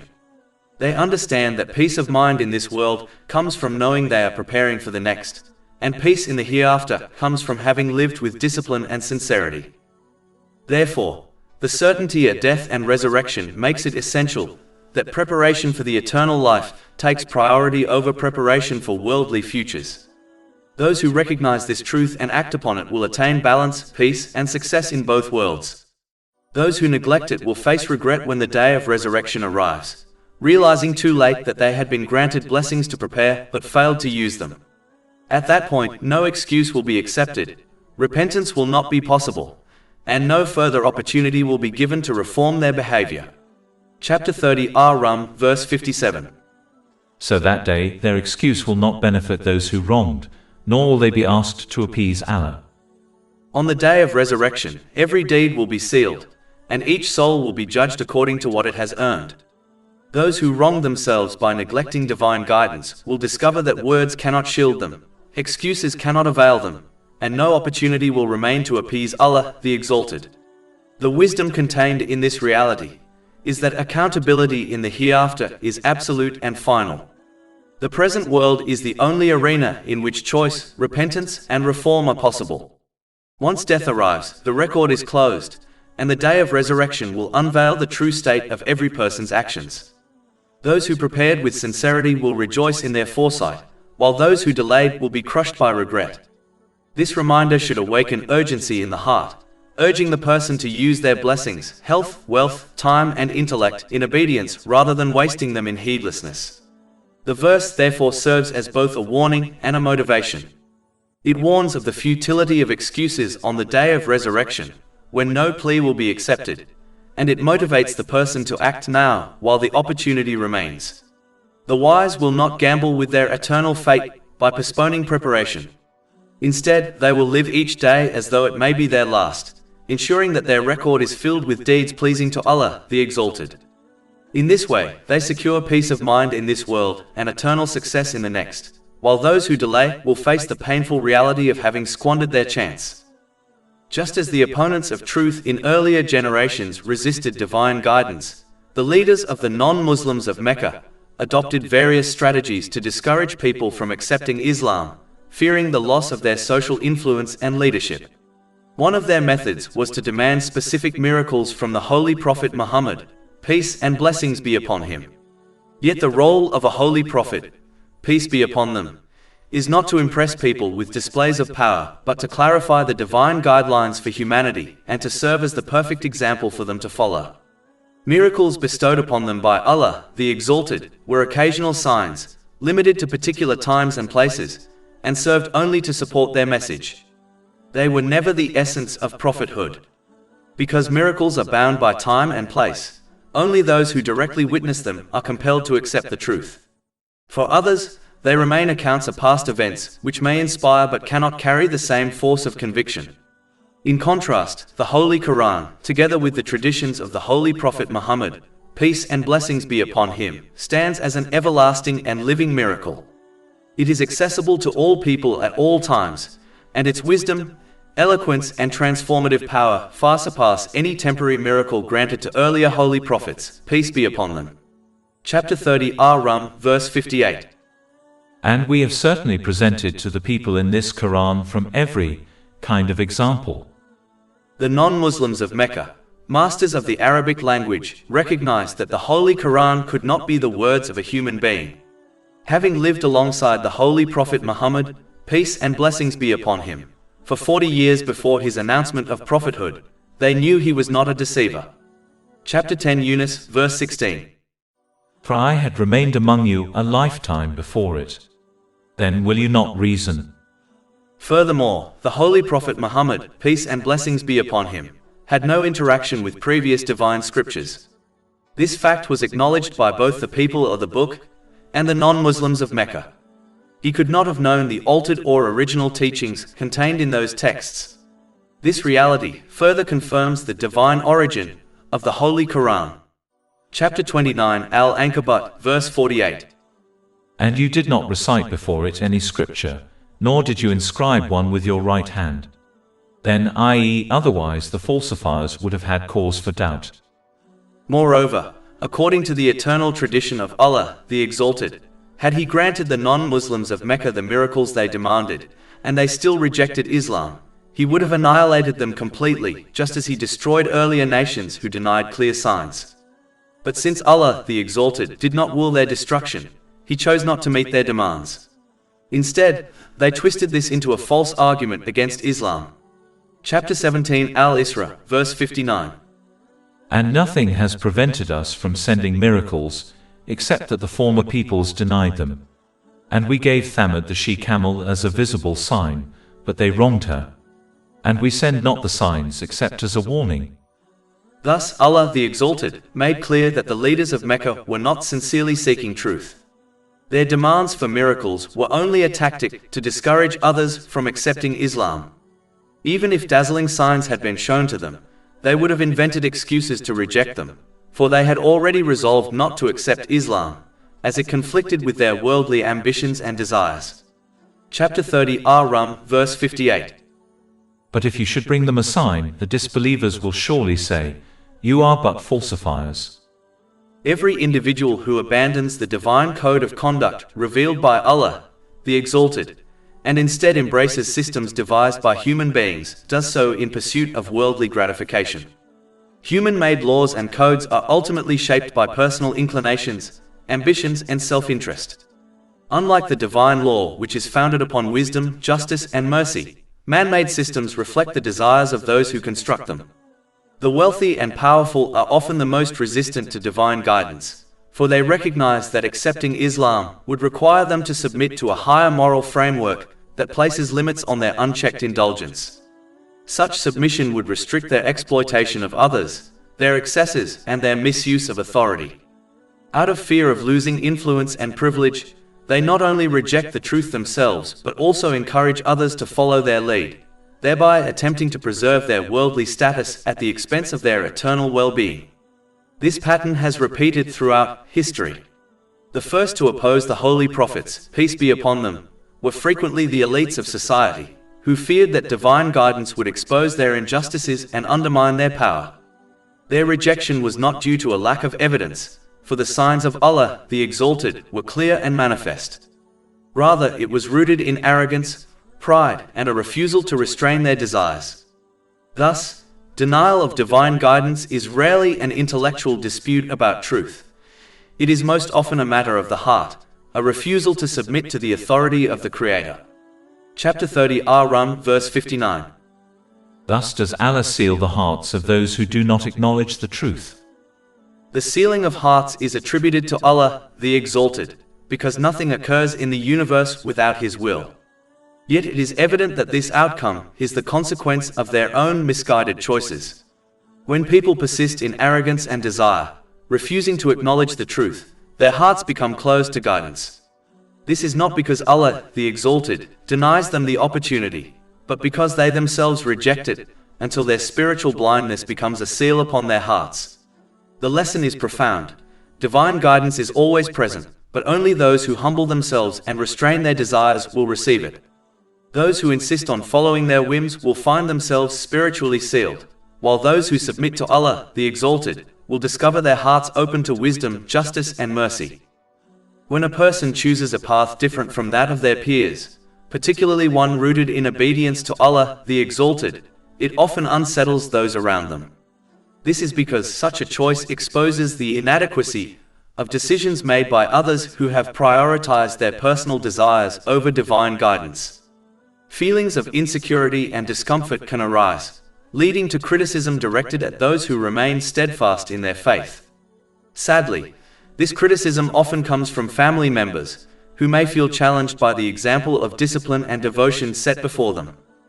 Beyond the family circle, societal pressures intensify the struggle. Social media, fashion trends, and cultural norms frequently portray Islamic values as outdated or restrictive, framing them as obstacles to worldly ambitions such as wealth, popularity, and social standing. Industries that Islam critiques for their excesses and injustices, whether in entertainment, fashion, or finance, often resist the incorporation of Islamic principles. They discourage Muslims from practicing their faith openly, fearing that Islamic values will expose the flaws in their systems. This resistance fuels widespread anti-Islamic sentiments, which are particularly visible on public platforms where Islam is misrepresented and its followers are ridiculed. Those who strive to live according to Islamic teachings, which emphasize moderation and responsible enjoyment of blessings, are often met with hostility from individuals who indulge in excess and act without restraint. Islam describes such behavior as animalistic, driven by impulses rather than reason or discipline. These individuals attempt to dissuade others from accepting Islam and discourage Muslims from practicing it, luring them instead into a lifestyle of unchecked desires. They frequently target specific aspects of Islam, such as the dress code for women, in an effort to undermine its appeal. Yet perceptive individuals recognize the superficiality of these criticisms. For example, while opponents may object to Islamic dress codes, they remain silent regarding the strict uniforms required in professions such as law enforcement, the military, healthcare, education, and business. This selective criticism exposes the fragility of their arguments. Ultimately, it is the principles of Islam and the disciplined conduct of its adherents that provoke such attacks, leading detractors to criticize Islam in any way they can. Chapter 30, Ar Rum, verse 58. And we have certainly presented to the people in this Quran from every kind of example. But if you should bring them a sign, the disbelievers will surely say, "You are but falsifiers." In every circumstance, the believer must remain unwavering in their obedience to Allah, the Exalted. Such dedication grants serenity and shields them from harmful influences, even if this protection is not immediately visible. Chapter 30, Ar Rum, verse 60. So be patient. Indeed, the promise of Allah is truth. And let them not disquiet you who are not certain. Loyalty to Allah, the Exalted, ensures that blessings are used correctly, fostering a harmonious mental and physical state. This enables the believer to organize their life effectively, prepare for accountability on the Day of Judgment, and attain tranquility in both worlds. Guided by faith, they navigate ease and hardship with peace of mind, securing boundless rewards in this life and the next. By contrast, those who ignore the commands of Allah, the Exalted, in pursuit of approval from others inevitably lose inner tranquility. Their misuse of blessings leads to mental and physical chaos, disorganization in their lives, and neglect of preparation for accountability. This results in stress, challenges, and difficulties in both worlds, regardless of the material comforts they may enjoy. To maintain a resolute mindset, where one responds positively to the promise of Allah, the Exalted, of obtaining peace of mind in both worlds through obeying Him, one must nurture strong faith. Such faith is essential for remaining devoted to Allah, the Exalted, in every situation, whether in ease or adversity. It is strengthened through understanding and applying the clear signs and teachings of the Holy Quran and the traditions of the Holy Prophet Muhammad, peace and blessings be upon him. These teachings demonstrate that genuine obedience brings tranquility in this world and the hereafter. Conversely, those lacking knowledge of Islamic principles possess fragile faith, leaving them vulnerable to straying when desires conflict with divine guidance. Their ignorance clouds the truth that surrendering desires in favor of Allah's commands is the key to peace in both worlds. Chapter 30 Ar Rum, verse 60. And let them not disquiet you who are not certain. Thus, it is vital for individuals to strengthen their faith through the pursuit of Islamic knowledge and its practical application. By doing so, they remain obedient to Allah, the Exalted, at all times, using their blessings in accordance with His teachings. This ensures a balanced mental and physical state, proper prioritization of all aspects of life, and ultimate success in both worlds. It is a well-known reality that whenever a person resolves to perform a good deed, whether it requires time, energy, or wealth, they will inevitably encounter obstacles. The first obstacle is the devil, who persistently seeks to discourage people from righteous actions, whispering doubts and distractions into their hearts. The second obstacle is one's own inner self, which is naturally inclined towards laziness, greed, and comfort, preferring ease over effort. The third obstacle is other people, who often dissuade or belittle those striving to do good. Sadly, many of these discouragers are persons whose faith is weak. Because their faith is fragile, they fail to recognize the immense value of even small good deeds. Their weakness inclines them towards worldly pleasures, which directly conflict with the effort and sacrifice required for obedience to Allah, the Exalted. As a result, they frequently question why someone would dedicate themselves to such actions, especially when those deeds demand significant effort or resources. For example, a person may be determined to create a website to share beneficial knowledge, yet others may mock or belittle the idea, failing to appreciate its importance. Similarly, those who wish to give charity are often discouraged by people who warn them to hoard their wealth in case of future financial hardship. The examples are countless, but the pattern remains the same. Those with weak faith attempt to put off others from good deeds, not because they have sound reasoning, but because they themselves do not value obedience to Allah, the Exalted, and prefer indulgence in worldly desires. In such circumstances, a person who desires to do good must be careful in choosing whom they consult. Just as a sick person seeks advice only from a qualified doctor, or someone with car troubles consults a mechanic, a believer must seek counsel only from those with strong faith. These are the individuals who learn and act upon the teachings of the Holy Quran and the traditions of the Holy Prophet Muhammad, peace and blessings be upon him. Only such people will truly appreciate the importance of even small good deeds and will encourage others to pursue them. Consulting those without Islamic knowledge or strong faith is unwise, for they will inevitably belittle the plan and discourage it, even if their intention is not malicious. Chapter 30 Ar Rum, verse 60. And let them not disquiet you who are not certain in faith. The lesson is profound. Good deeds must be pursued with determination, and consultation should be sought only from those who will strengthen one's resolve. In this way, the person protects themselves from the whispers of the devil, the laziness of the inner self, and the discouragement of others, ensuring that their efforts remain sincere and pleasing to Allah, the Exalted. Moreover, this teaching underscores the value of consistency in small actions. Even deeds that appear minor, such as offering a kind word, giving a small amount of charity, or sharing beneficial knowledge, carry immense weight in the sight of Allah, the Exalted. Those with strong faith recognize this and encourage others to persist, while those with weak faith dismiss such deeds as insignificant. Yet the Holy Prophet Muhammad, peace and blessings be upon him, taught that even small deeds, when done consistently, are beloved to Allah. Ultimately, one must cultivate resilience. They must recognize that obstacles are inevitable, but they are also opportunities to demonstrate sincerity and perseverance. By consulting the right people, resisting the whispers of the devil, and disciplining the inner self, a person can remain steadfast in their pursuit of good deeds. In doing so, they secure tranquility in this world and eternal reward in the hereafter. Chapter 30 Ar Rum, verse 60. And let them not disquiet you who are not certain in faith. This verse serves as a powerful reminder of the profound influence companionship has on the human soul.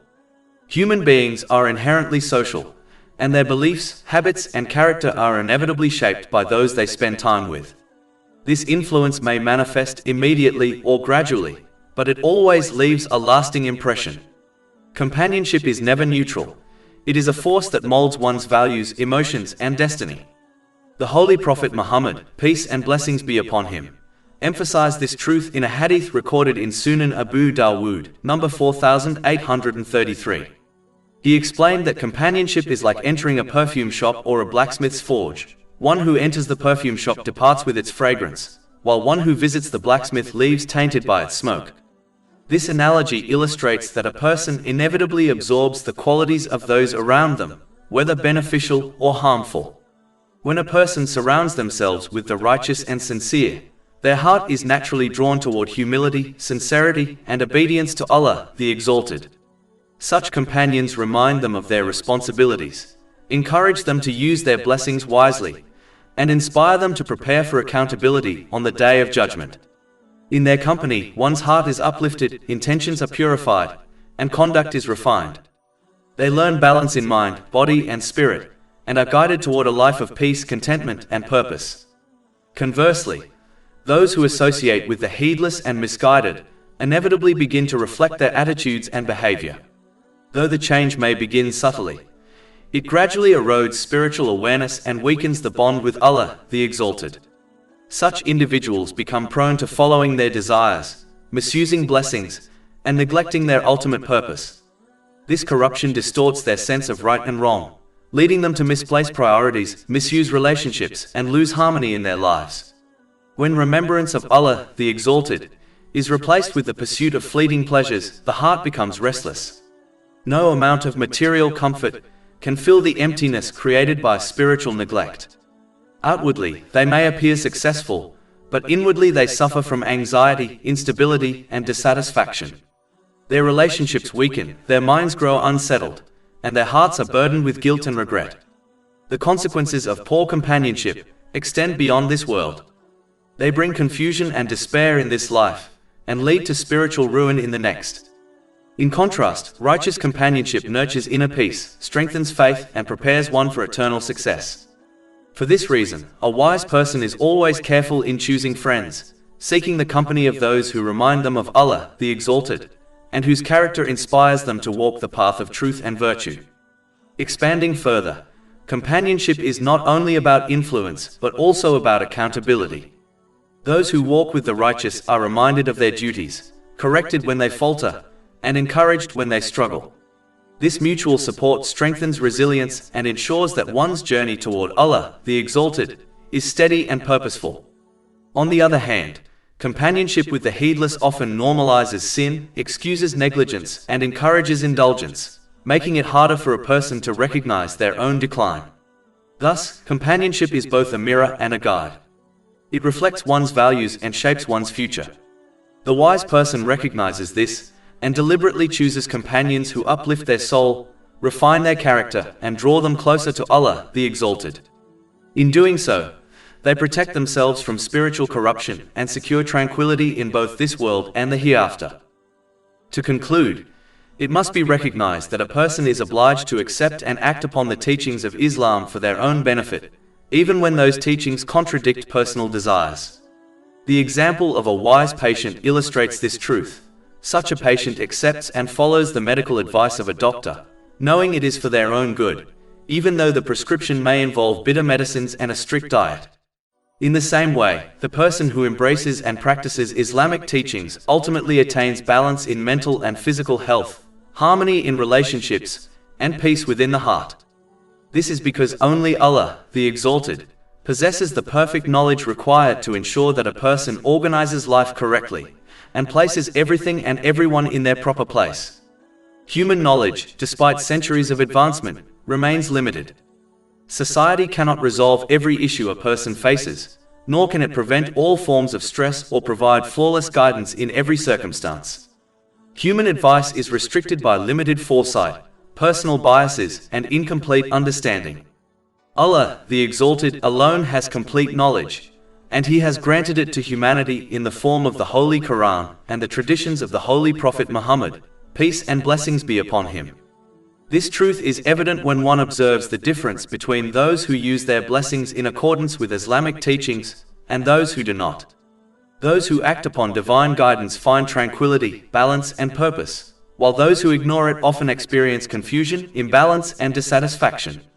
Patience, in most cases, do not understand the science behind the medicines they are prescribed, yet they trust their doctor blindly. Allah, the Exalted, however, does not expect people to blindly trust His teachings. Instead, He invites reflection upon the Holy Quran and the traditions of the Holy Prophet Muhammad, peace and blessings be upon him, so that the truthfulness of Islam may be recognized through clear proofs. This requires approaching the teachings of Islam with an open and unbiased mind. Chapter 12 Yusuf, verse 108. Say, this is my way, I invite to Allah with insight, I and those who follow me. Furthermore, peace of mind is not something that can be manufactured by human effort alone. It is Allah, the Exalted, who controls the spiritual hearts of people, the true abode of tranquility. He alone decides who obtains peace and who does not. Chapter 53 and Name, verse 43. And that it is He who makes one laugh and weep. It is therefore clear that Allah, the Exalted, grants peace of mind only to those who use the blessings He has bestowed upon them in the correct way, as outlined in Islamic teachings. Those who act upon His guidance find harmony in their lives, balance in their mental and physical states, and serenity in their hearts. They are rightly guided through ease and hardship, prepared for accountability on the Day of Judgment, and rewarded with tranquility in both worlds. In contrast, those who ignore His commands in pursuit of their desires remain restless, misplaced, and unprepared, regardless of the material comforts they may enjoy. Thus, the path to true serenity lies in obedience to Allah, the Exalted. By using blessings in accordance with His guidance, nurturing faith through reflection, and submitting desires to His will, a person secures tranquility in this life and eternal success in the hereafter. Chapter 30 Ar Rum, verse 60. So be patient. Indeed, the promise of Allah is truth. And chapter 16 and Nahl, verse 97. Whoever does righteousness, whether male or female, while he is a believer, we will surely cause him to live a good life, and we will surely give them their reward in the hereafter according to the best of what they used to do. All praise is due to Allah, Lord of the worlds, and may peace and blessings be upon His final messenger, Muhammad, His noble family and companions.